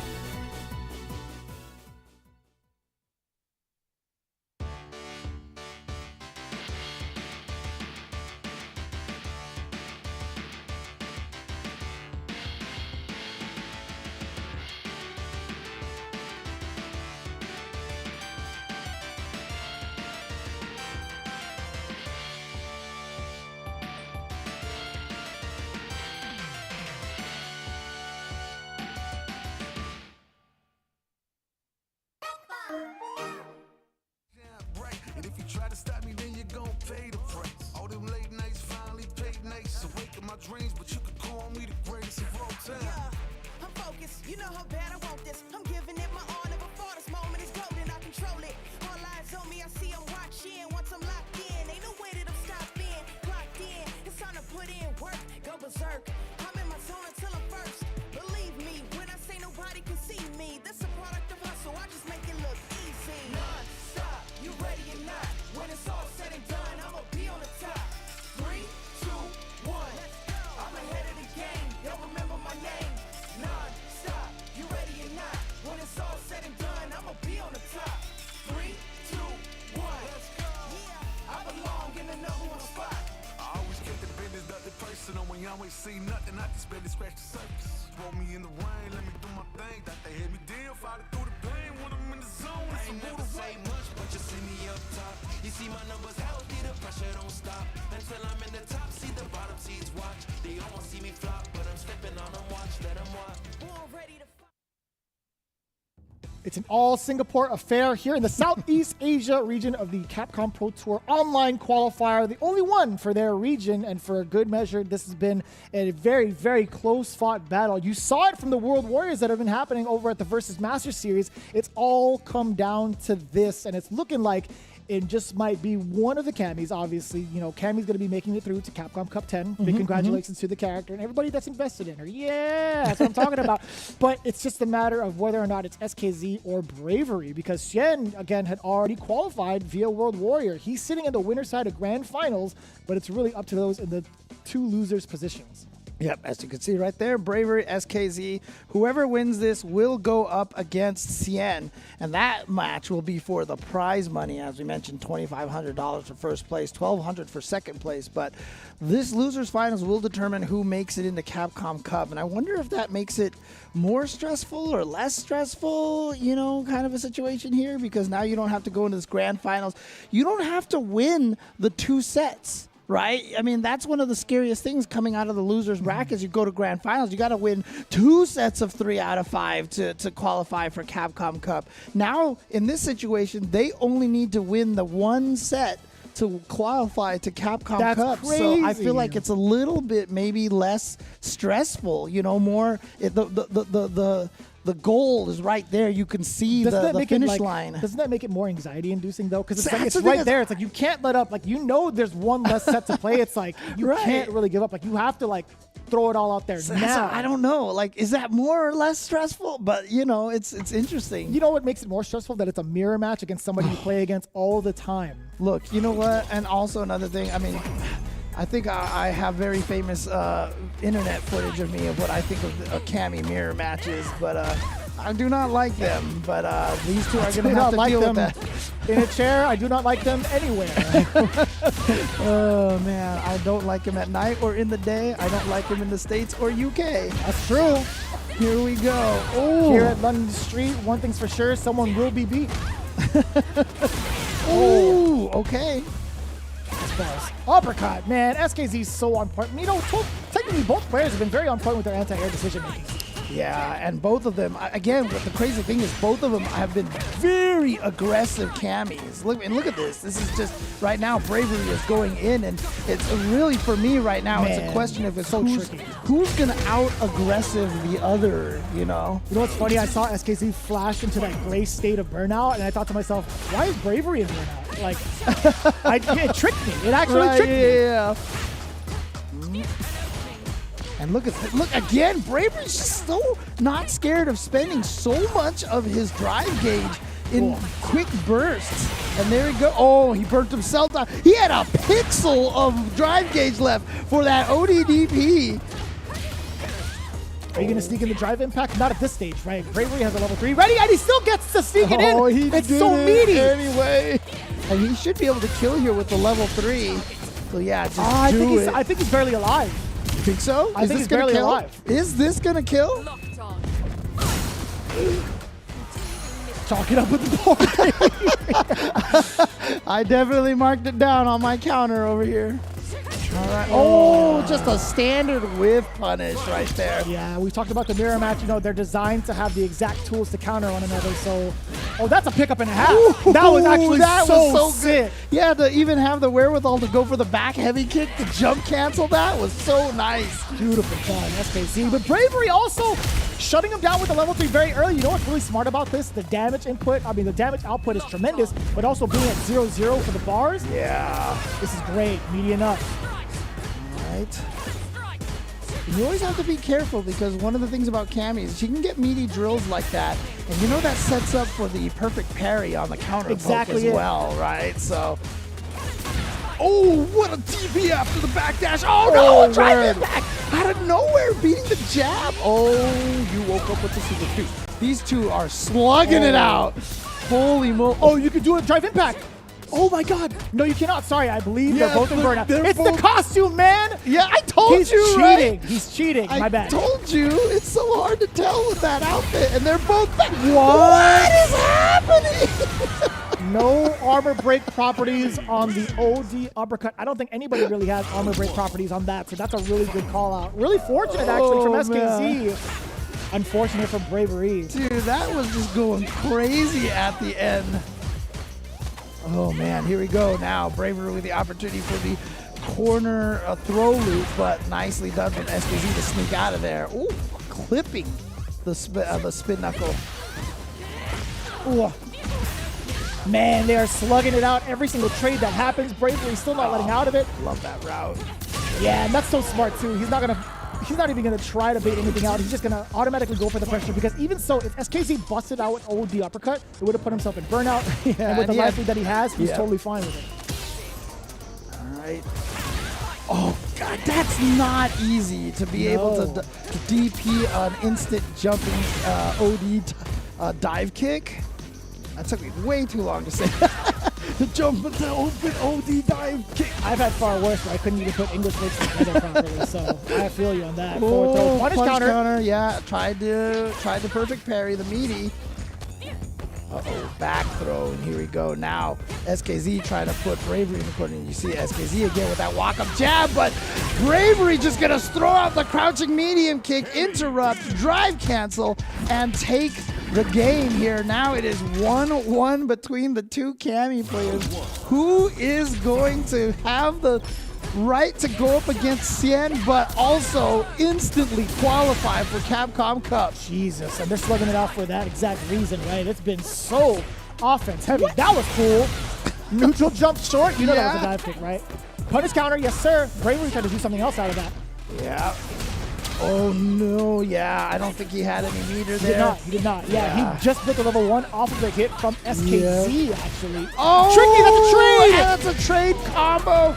Good awareness by SKZ to be able to have the right buttons to continue after the trade. We haven't seen anybody go for that EX spin knuckle cross up in the corner yet. Save it for Nationals. And again, a very aggressive approach from SKZ after a dive kick, going immediately after, stealing his turn back where he wasn't even allowed to press a button. So Bravery now making him pay for it. You're at the deficit? Well, guess what? I get to run all over you with this level 2. Burnout? There it is. My mistake. Yeah. Meaty, not gonna matter. But again, you get him to spend that resource, and with that life lead, maybe it's not necessarily that bad. But SKZ with the walk-up jabs, again finding his work, but that is a weakness of the dive kick, is the drive impact. Word? That wasn't even crouching jab, stand fierce, stuffed out SKZ from throwing out any sort of lights imaginable, any sort of button imaginable. That was so slick. And whoever wins this round is gonna have that nice cushion with the 2-1 lead.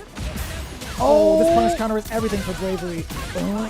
He tried to go for throw, but SKZ has had so many good reads against throws with the jumping OD dive kick. Oh, the parry does get thrown. You saw the punish counter and the flash from it all. Tried to shimmy. Put a block towards the end of it. Oh, he was not letting him out. That walk-up jab I keep talking about from SKZ. You can see how deftly he uses it. Oh man, no anti-airs at all. Oh boy, is this gonna kill? It kills, 100% it kills. Bravery spending the resources at the proper time. Very clutch. Destruction. Spending the level 3 where it counts, especially in Burnout. I love seeing that. It's like one of those shows where you see, like, you say something to the psychiatrist and the psychiatrist just starts going, like, what are you writing down? Yeah, what are you writing down? So yeah, you're 4-1 right now. So there you go. Absolutely take it. You're 4-1. Yeah. Oof. Oh wow! What a catch! Can confirm? Yeah. Who do you think you are, Phenom? I mean, seriously. Bravery. Oh, that's what it is. Oh, he's Bravery, baby. Yeah, he is feeling good right now. He is all in the driver's seat, even though SKZ has a little advantage right now. He's in Burnout. Oh, it was too far. Oh. How often have we seen that? How often have we seen that exact moment? SKZ making the appropriate read that Bravery was going to go kind of nutty with his OD uppercut. Yeah. Oh, what? You just ate the crouching fierce? Is this going to kill? It is! Bravery stealing that round! That was insane. That was actually insane. He just went for the crouching heavy punch, put enough of a gap in there, so SKZ got himself hit. I didn't even see a counter hit. I don't know what he tried. Oh, they're going ham. They're going so nuts. Another uppercut. We've seen literally 3 uppercuts thus far in a matter of like 10 seconds. Oh, man. Oh, no. A perfect parry into the back throw. That's beautiful for SKZ. Corner position now. Oh, you pressed the button. Got caught. Got caught again. Also, that was a counter hit with the throw. SKZ, he's looking to maintain the corner positioning. That's why he's backed up so far. He tried to sneak in a drive impact. The punish counter on the crouch jab. Too far to extend. Oh, can he juggle? But no, he wasn't ready for it. He wasn't ready. Oh, trade. Wow, he did it. He just went for it. Oh, boy. Do you think he could have died after that? If it got blocked? Yeah, because Bravery had 2 bars to his name. That's the juggle we were looking for last time. Oh, he tried to anti-air, but it got caught by the cross-up right there. SKZ trying to stay alive. If he can win this round, he'll bring it to a final game. But if Bravery takes this, he'll advance forward. And this is a great start. Exactly. Oh. The damage is there. The burnout could be coming from the next sequence, but Bravery has to keep it tight. He can't be obvious with it because SKZ will bust out with something invincible. Oh, the burnout's there. Okay, is he going to go for pressure? He went for the drive impact. SKZ, even with the full 3 bars, wasn't ready for it. Here we go. SKZ, however, he's in critical art range. He tried to back heavy kick. It didn't hit. And Bravery is going to take it 3-1 over SKZ. Bravery will qualify for Capcom Cup with the Cammy. Congratulations to Bravery, and just honestly hard fought from SKZ. He said he was the losers bracket janitor, and to be fair, he made it as far as basically he could.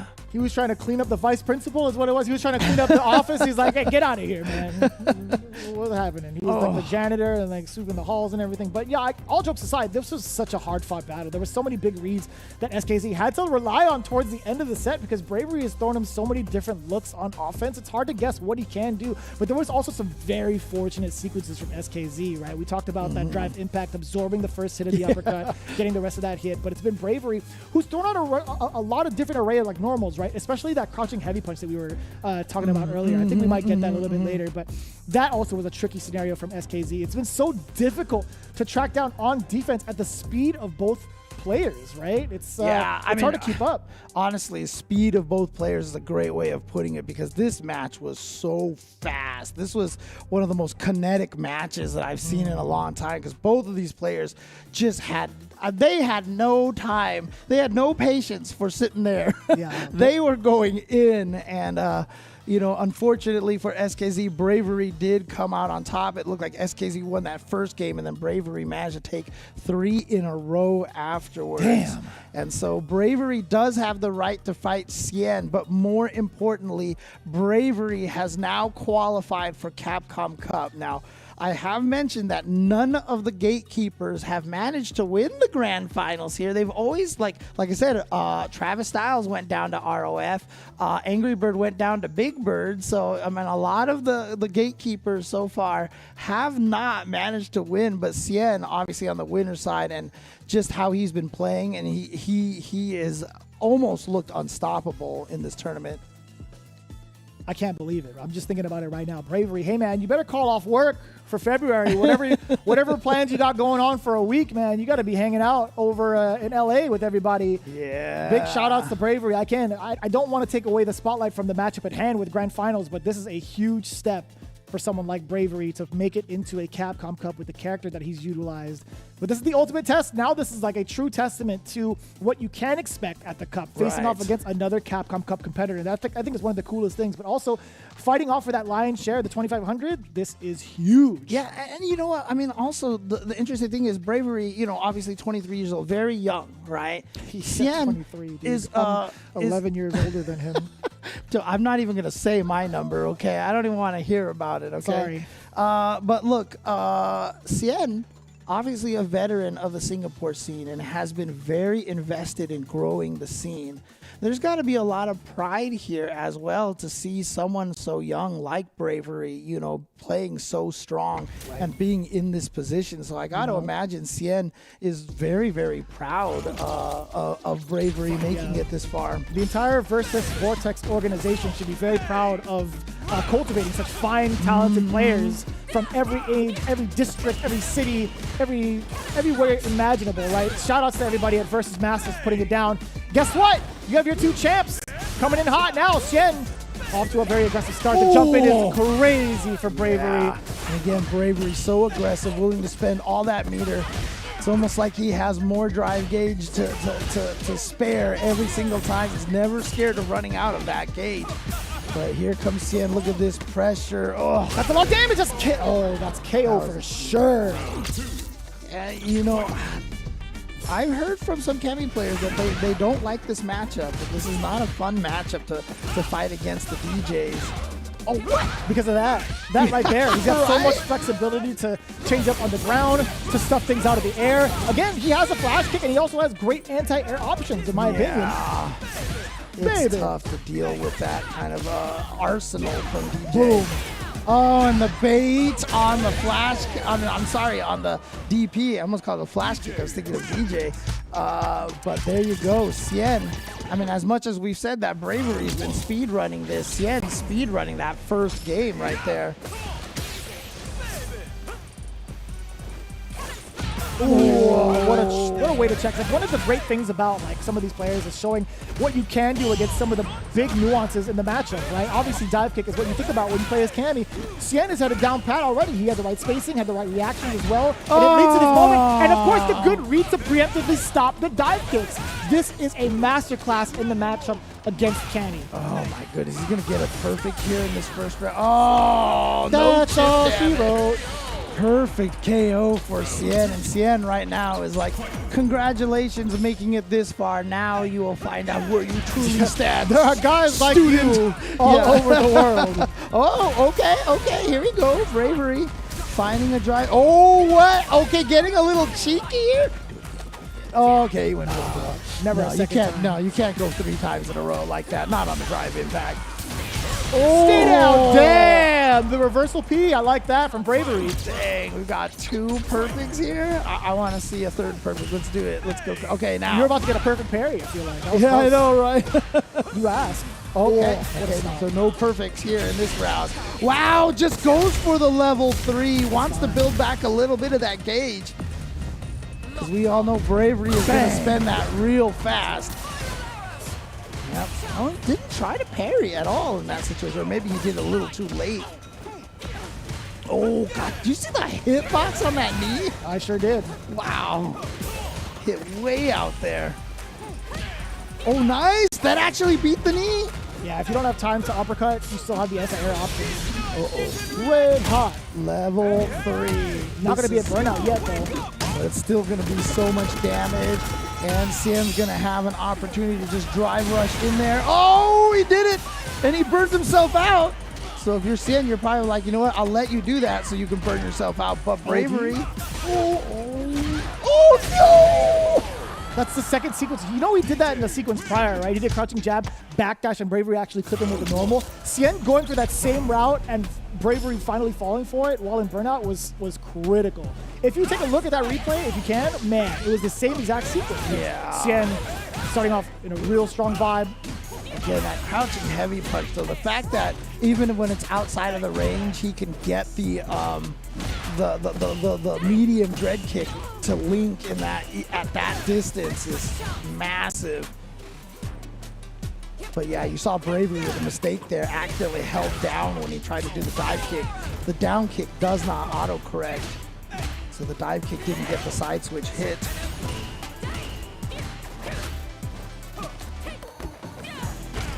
Throws him back in the corner. That's important. Wants to keep the pressure. Jabbed him out of the air. Again. Sick. It's the second time in a row we saw that combo. All right, goes for the meaty. We've seen Cien challenge that, you know, when he sees that. Oh. You still managed to get a counter hit? You're actually dead. Off of 2 hits, straight up into level 2. Spring kick for the damage, you already know. That was actually mad impressive. He blocked the dive kick at such a funky angle. Also, he was crouching too. Right. And he still manages to get a 4-framer against Bravery. That's nuts. God, he was at a range. I almost feel like that was like a whiff cancel OS right there on that crouch strong into the drive rush. Oh, that's not enough for a trade, perhaps. Maybe a standing light kick would have sufficed. Maybe not. Oh, nice. Perfect parry. I swear I heard not a toolman, but it was coming from Cammy. Here we go. Level 3 now for Bravery. Yeah, he needs to catch up in this life right now. Can't bother trying to save it for a round that may never come. So spend it now and spend it fast. Oh, no, DJ. I mean, Cien was just waiting.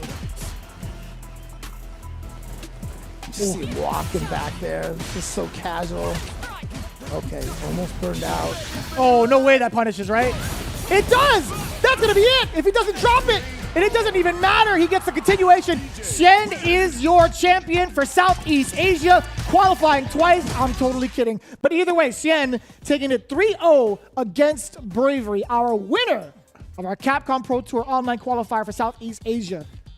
I felt like Cien was like, you know what? Since I'm going to win off this, I'm going to go ahead and, you know, do the link combo version of the level 2 just to show off a little bit. But Cien, again, just looking so dominant, looking so strong. He took out Bravery on winner's side earlier, took him out again, showing that he is still the boss of the Southeast Asia region. And obviously is going to be one of the biggest threats at Capcom Cup. But you know what?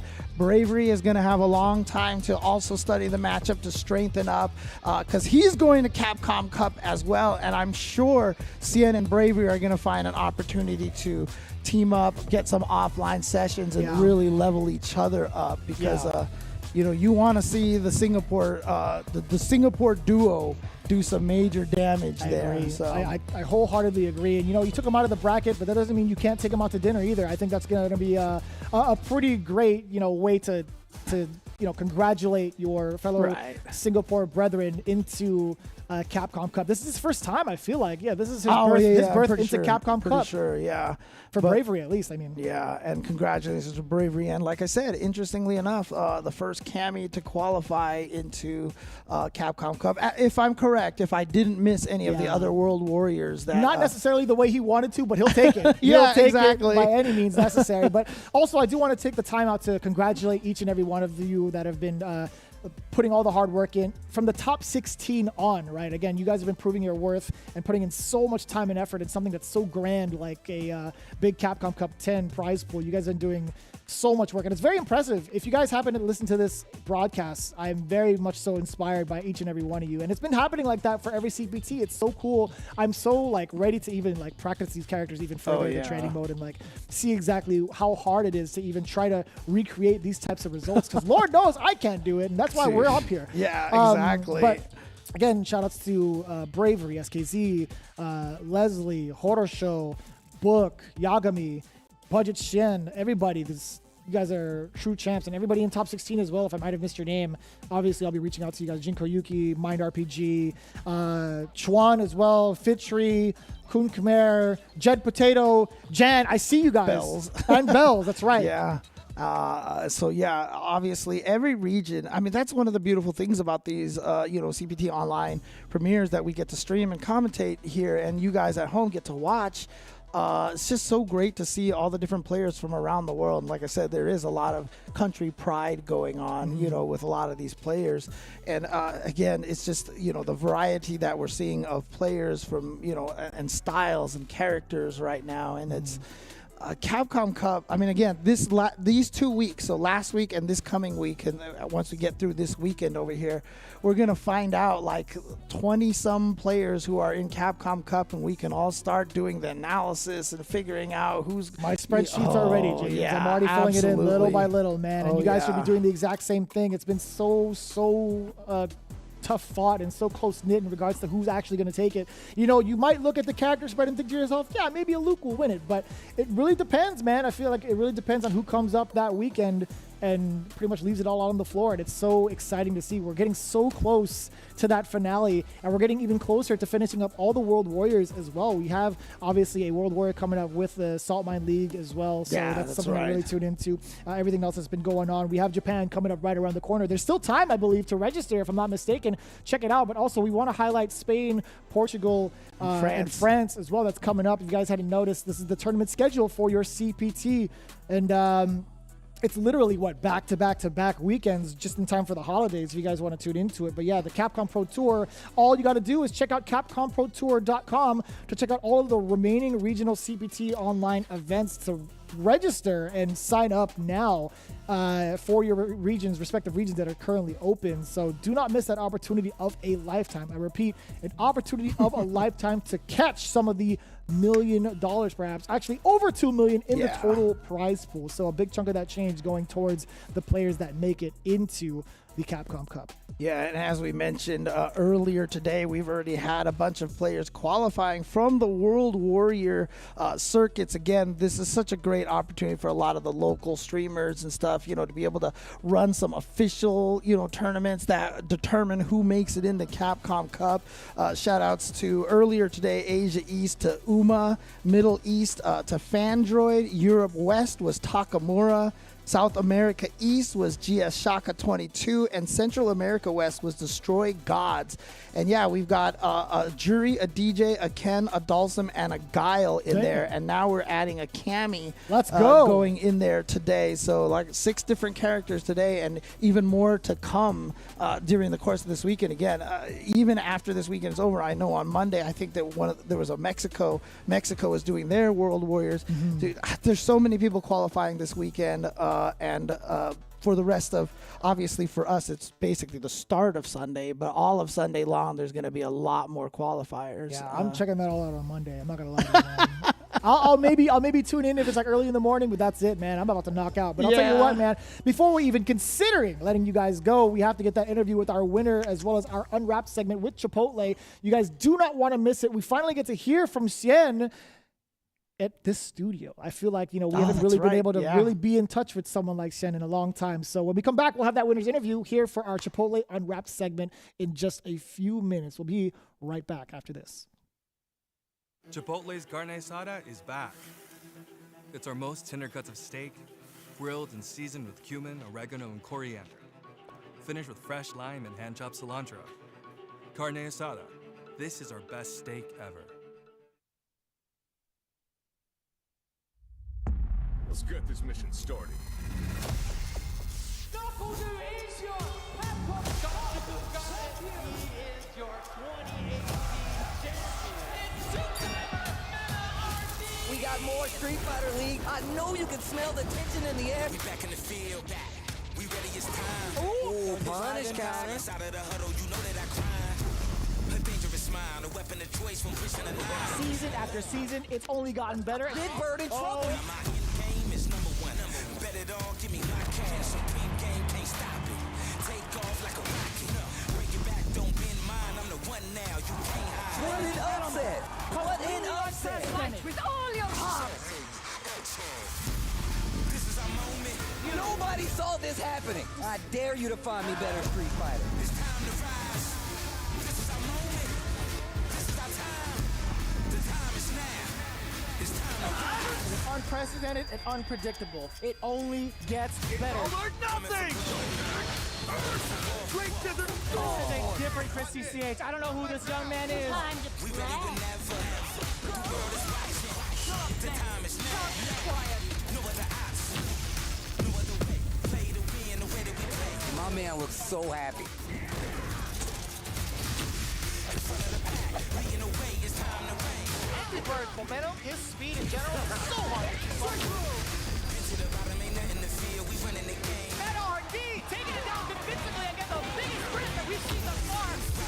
This is the hardest season of Street Fighter League ever. Doing it for the time. history in the making. This is our moment. Yeah, this is our time. This kid is ridiculous. This kid is ridiculous. This is our moment. This is our time. He gives a kiss to the audience. I love that. Who is this thing? Full fight. execute. You are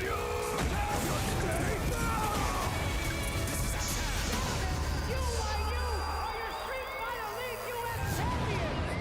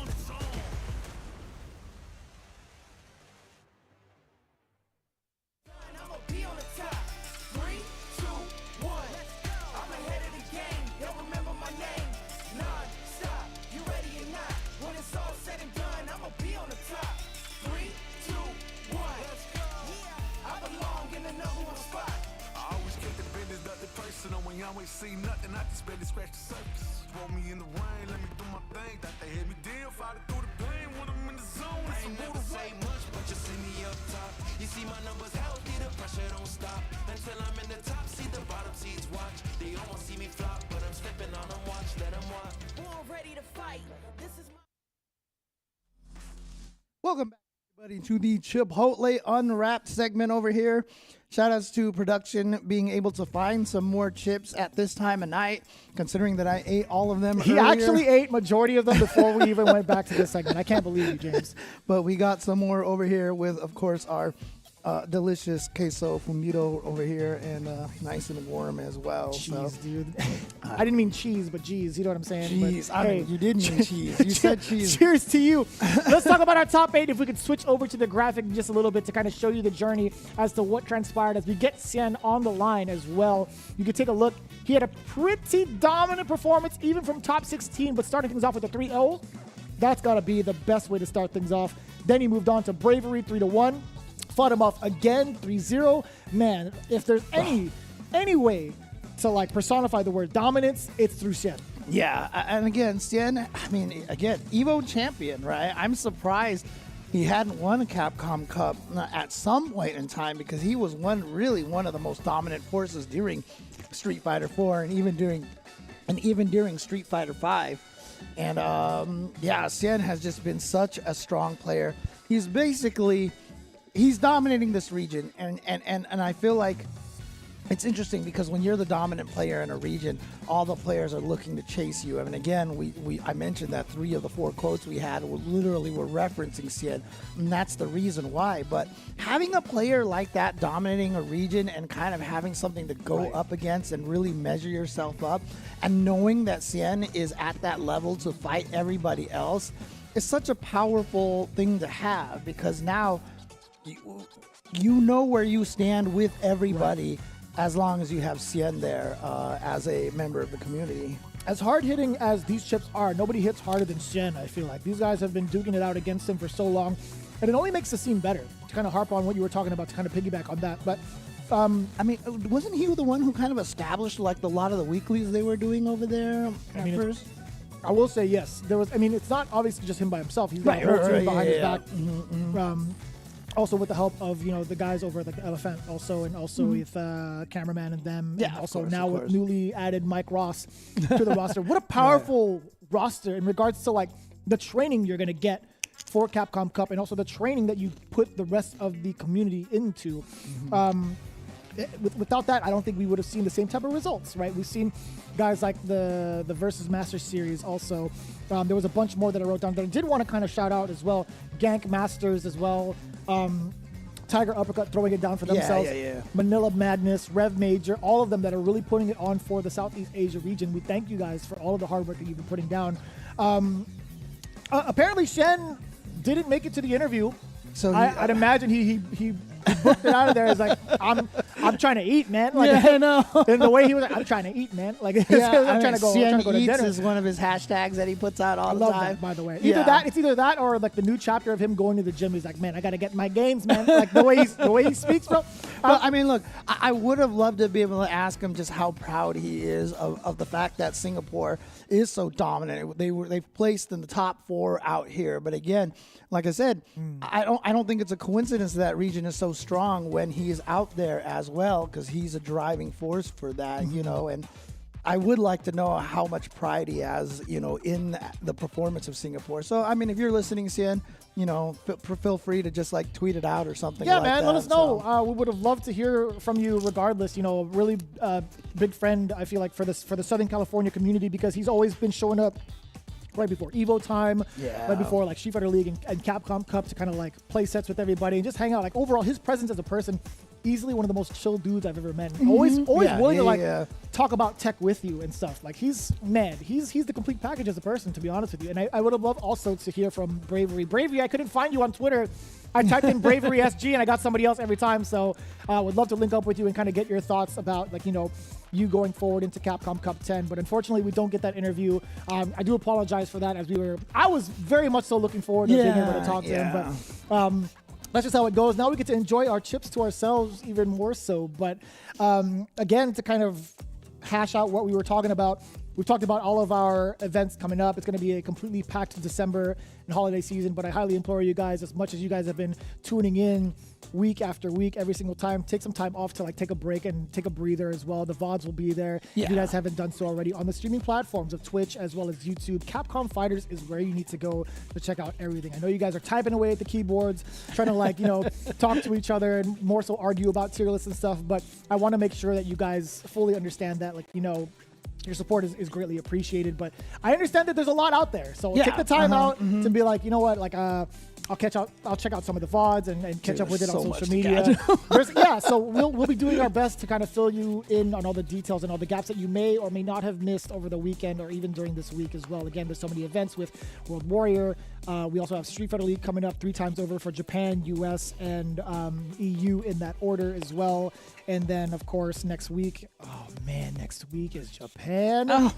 Yo! I think, if I'm not mistaken, I think the two of us will be there again, back-to-back weekends. So that's going to be exciting. It's going to be over 600 people. Oh, okay, almost 600 people. Oh, well then, that's not impressive. No, just kidding. Yeah, that's a major. No, seriously. I mean, again, you know, we talk about stuff like Battle by the Bay being one of the first majors. There's like 60-some people enter that tournament. We're like, can you imagine we got 60 people in a tournament? And now, just for this Japan online qualifier, 600 people going at it. That is absolute insanity. I want to see it. Dude, it's going to be a lot of homework. The hardest thing about that one, I mean, how many players from that region haven't made it out? Kakeru hasn't qualified. Tokido hasn't qualified. Daigo hasn't qualified. Nemo hasn't qualified. Right now, the only comfortable person in Japan is Fudo right now. He's just like, whoo, I don't have to deal with all of this. But that is just going to be such a scary match. I mean, by the time we get to top 16, a lot of your favorite players are going to be out of that tournament already. Mm-hmm. So make sure if you want to follow your favorite players, a lot of them will probably be streaming their routes. They will. 100%. So make sure you follow them and check that out. Who's to say Yamaguchi won't have another dominant performance though? Mm-hmm. He has been looking clean since his last World Warrior victory, like right outside the finals. He's been looking so sharp. And other players like Kabe, I'm not gonna lie, it was very shaky following him at the start of Street Fighter League because he wasn't necessarily getting the results that like translated from the practice he's put in, but now he's slowly starting to shape up. So like this is gonna be an absolute coin toss. You're talking about Kabe? Kabe, yeah, he took out Tokido. I know, really badly in that World Warrior. That's what I'm saying. Like, and he also had like I think one of his first W's not too long ago on Street Fighter League. He's slowly starting to pick up the pace and figure out what needs to be done. Something just clicked, but who knows? Maybe we'll see a newly reinvigorated Daigo also, which could be a really big storyline to tell, because where has he been outside of streaming these last couple of events, right? And even for World Warrior, like how will we see somebody like him? Will we even see Tokido? Right, and again, Tokido is just one of the favorites. And remember last year, even though he didn't make it, but during the last chance qualifier, he said, no Tokido, no Capcom Cup. He's like basically saying, like, if Tokido's not in it, it's not a real Capcom Cup. Because he hadn't basically missed most of them up until that point. But no, he couldn't qualify last year. And again, that's just a testament just to how strong the scene for Street Fighter 6 is. I mean, you know, we've often talked about, you know, that the number of players are so strong out there, but you can see it by just how fast this game is advancing. Like the tech that we are discovering in this game and how strong everyone's got. I mean, that's why, you know, like if a game hadn't come out yet, if a game hasn't come out yet, and you ask people, do you think there should be a patch like in month number 3? People would be like, oh, that's too early. That's too early. But man, the way that this game has been going, the way that we figured it out so fast and we're learning everything, people I feel like are perceiving it as longer than it is, you know, because you see a lot of people out there clamoring for patches already. It hasn't even been 6 months. This game hasn't even been it's technically about to be, I think it's just about to be like 6 months. But even so, like, even if you think about it in that perspective, like 6 months into it, then you have Capcom Cup right around the corner in February. I don't even know, like, if that's even like something you should even think about, right? But maybe, who knows? Like, we're still going to get that change up from February onward. We still have another character coming our way right before Capcom Cup with Ed. I don't know exactly when that detail is, but I'd imagine it has to be before Capcom Cup, right? Yeah, I would imagine so. I would imagine, and maybe during Capcom Cup, maybe Yeah, we'll that get like also, an Akuma trailer. That also makes sense too, to have like a what? Oh, he's here. No shot. Oh, okay. Well, you know what? Hey guys, we have a surprise for you. An early Christmas present here from Capcom Pro Tour. We have the interview ready to go. So let's actually see if we can bring on Cien. If it is Cien, we haven't even been told who it man. is. So, there we go. There he is. Cien. I feel like I've seen you so many times this year. It's wild. What's up, James? Vicious. Hope you guys are good. I would tell you congratulations, but you already qualified, Yeah, man. so whatever. No, my first question, obviously, you have already made it into Capcom Cup, but like, what were your expectations going into like the matchups against someone like like Bravery, right? You've been watching this kid for a while too, and helping cultivate some of the scene that we talked about. What were your expectations coming up against him in the winners finals, then again in grand finals? Actually, I was really pondering if I should join the online CPT because I really qualified. So I'm not really too sure, but I already signed up, So the prize money is pretty nice. So I do wanted to have more practice as well. I find a little struggle when I actually qualified last week. And I saw that a lot of the players from different regions, actually the qualified one also joined as well. So I just actually kind of follow. I'm not really sure if I wanted to join actually. Well, I mean, despite that though, you talked about players from a lot of different regions. One of the things that I did want to ask you though was top 4 was all Singapore. Singapore has been kind of dominating the Southeast Asia region for a while, and I know you have done a lot of work in trying to cultivate the scene. How much pride do you have in seeing, Bravery, especially just at 23 years old, Bravery and SKZ, Leslie coming back, dude. I can't even believe that he was in the bracket. That was insane. Yeah, how does that feel having Singapore dominate this region so much? I think Singapore has a lot of good players, and the old players and the new players are all coming back together for Street Fighter 6. So Leslie, Bravery, SKZ, and a lot more. And this year I've been a little less active in the community scene, but I'm really happy to see that everyone is getting stronger. Brandon took a break, so it's nice to be seeing Brandon also be back, for the next season or maybe the next year. And that would be like really interesting to see how far Singapore can go even further. Yeah, no doubt. I think that's one of the names that we were actually talking about too. Brandon was one of the guys who qualified last year with his breakout performance. But overall, you got such a strong camp behind you, also with the Versus Masters series. Like, how deep is that group? Like, how many people are like manning these stations every single time for World Warrior? Like, how many of those guys are you with like Versus Vortex and the crew? Because I feel like that is no easy feat trying to like do this every single week and also keep up with like CPT and all the other events. Like, how big is this team? Can you kind of shine the light on the Versus Vortex squad just a little bit? I want to give the shout outs to, Mike, Luis, and Elephant and everybody that is Elephant is actually the whole company and team, supporting me, as a management company, as well as doing a lot, behind the scenes so that I can actually just focus on playing and, shooting content and stuff, so it's overall pretty amazing to have so many people behind the back, so I hope I made the team proud, especially Mike. Hope you're watching this. Oh, Mike. Damn, bro, I felt that. Did you see the face? Yeah, when he said, know, right? Yo, man, Cien, that's love, bro. That's actually love, bro. I can't tell if you're holding back tears or if you're trying to not laugh, right? Because you and Mike, man, you guys are a duo, like truly a duo. Yeah. It's so entertaining to watch, man. You talked about it earlier in one of your interviews. All the top players that the U.S. has producing all have 4-letter words. Well, guess what? Now it happens to be one from Singapore. 4-letter word, Xian. You know what I'm saying? Like, it's Cien, baby. Oh, man.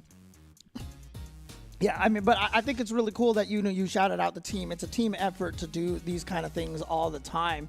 And speaking of team effort, now obviously Bravery is technically one of your competitors now, is one of your opponents in Capcom Cup. But are you two going to work together? Because obviously, that was a 3-0 domination in the grand finals. Are you going to help him And are you guys going to practice a lot together to try to strengthen them up so that maybe we can see a duo of domination from Singapore at Capcom Cup?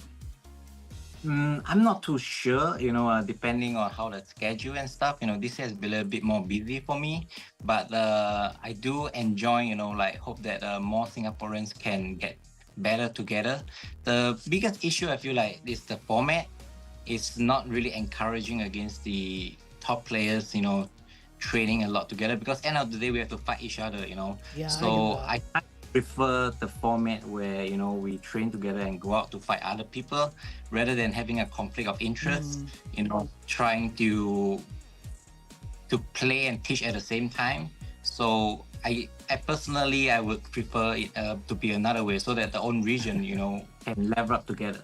Yeah, that sounds like a lot of Street Fighter League experience right there. That's the only time. Team That's format, the only time right? you'll be able to really experience a team format. But hey, man, Sien, we appreciate your time for sure. Obviously, I wanted to ask you, when does the Sien Eats account come back? Because I'm sure you. Whenever I talk to you, you're like, bro, you got to come to Singapore. I got all the food places down. Dude, You're down to I eat just kept hearing all about this chicken and rice. Bro. I need to come out for some chicken and rice now. So, but you can come over, anytime. I'll get you guys. I hope you guys visit Singapore. It's a really beautiful city. Oh yeah. So come over. Especially if our tournament, I'll just be your tour guide.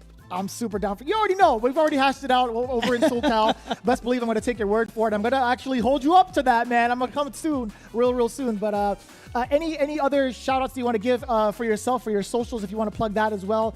Anyone outside of the Versus Vortex organization that you've been a part of as well? Anybody, this is your moment. This is your time to shine. Sien, the floor is yours for your shout outs.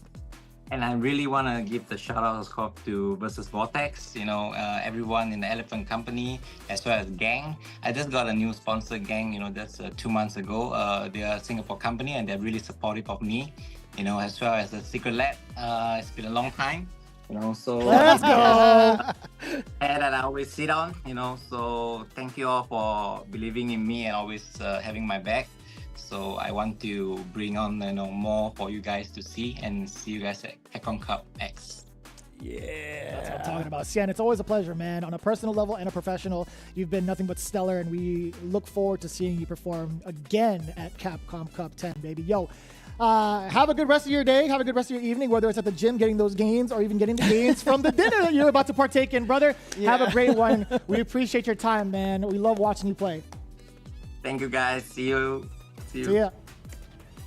Always happy to see Sien doing well here. Like I said, always been one of my favorite players to watch. And during the Street Fighter 4, Street Fighter 5 era, always, I always was like, he's gonna win one of these Capcom Cups. And right now, the way that he played in this tournament right now, I feel like he's got a really, really strong shot to take Capcom Cup X in the first year of Street Fighter 6. And can you imagine getting $1 million and what he could do for the community out there? It would be amazing. Yeah, again, we talked about it, but in all seriousness, that is life-changing money, but it's also lives changing, right? With that much in the bank. So without further ado, man, it's been such an impressive journey to see a lot of these players finally find the light for Street Fighter 6. I know it's a very early start for some of these players, not finding the success, but still going through the trials and tribulation, trial and error, going and spending out your money to travel to some of these offline premieres, man. It's no easy feat being a top competitor. So it's hard. All the respect to you guys for trying your hardest for doing so. I know for sure I wouldn't even last like one day in the streets anymore. Not anymore. That Vicious is not as hungry anymore. But I am hungry for some more of these chips. So we're going to be doing that pretty much after the broadcast is over. Hopefully we could tune in again for the next one. We will see you guys for the Japan online qualifier for CPT. Man, it's going to be crazy. In the meantime, any final thoughts, any final words, James? Just really glad that this cheese is warm because it's kind of chilly in here. It's been warming me up, so it's been nice. But honestly, the other thing that warms me up too is just seeing this community, seeing all the players, just seeing how the fighting games have been helping change people's lives and giving them opportunities to shine. It's so wonderful. I love it. It's almost corny now, but fighting games, it's something so great, as Tokido has said. But, I love it, and thank you guys for continuing to be on the journey with all of us. Yeah, I'm a little disappointed you didn't go for the cheesy line instead of corny, but that's all in the past now. Hey, ladies and gentlemen, we've concluded our Singapore online qualifier. We will see you for the next one. From our hearts to yours. Please take care of yourselves. Much love to everybody in the community. We'll see you for the next CPT. Peace out.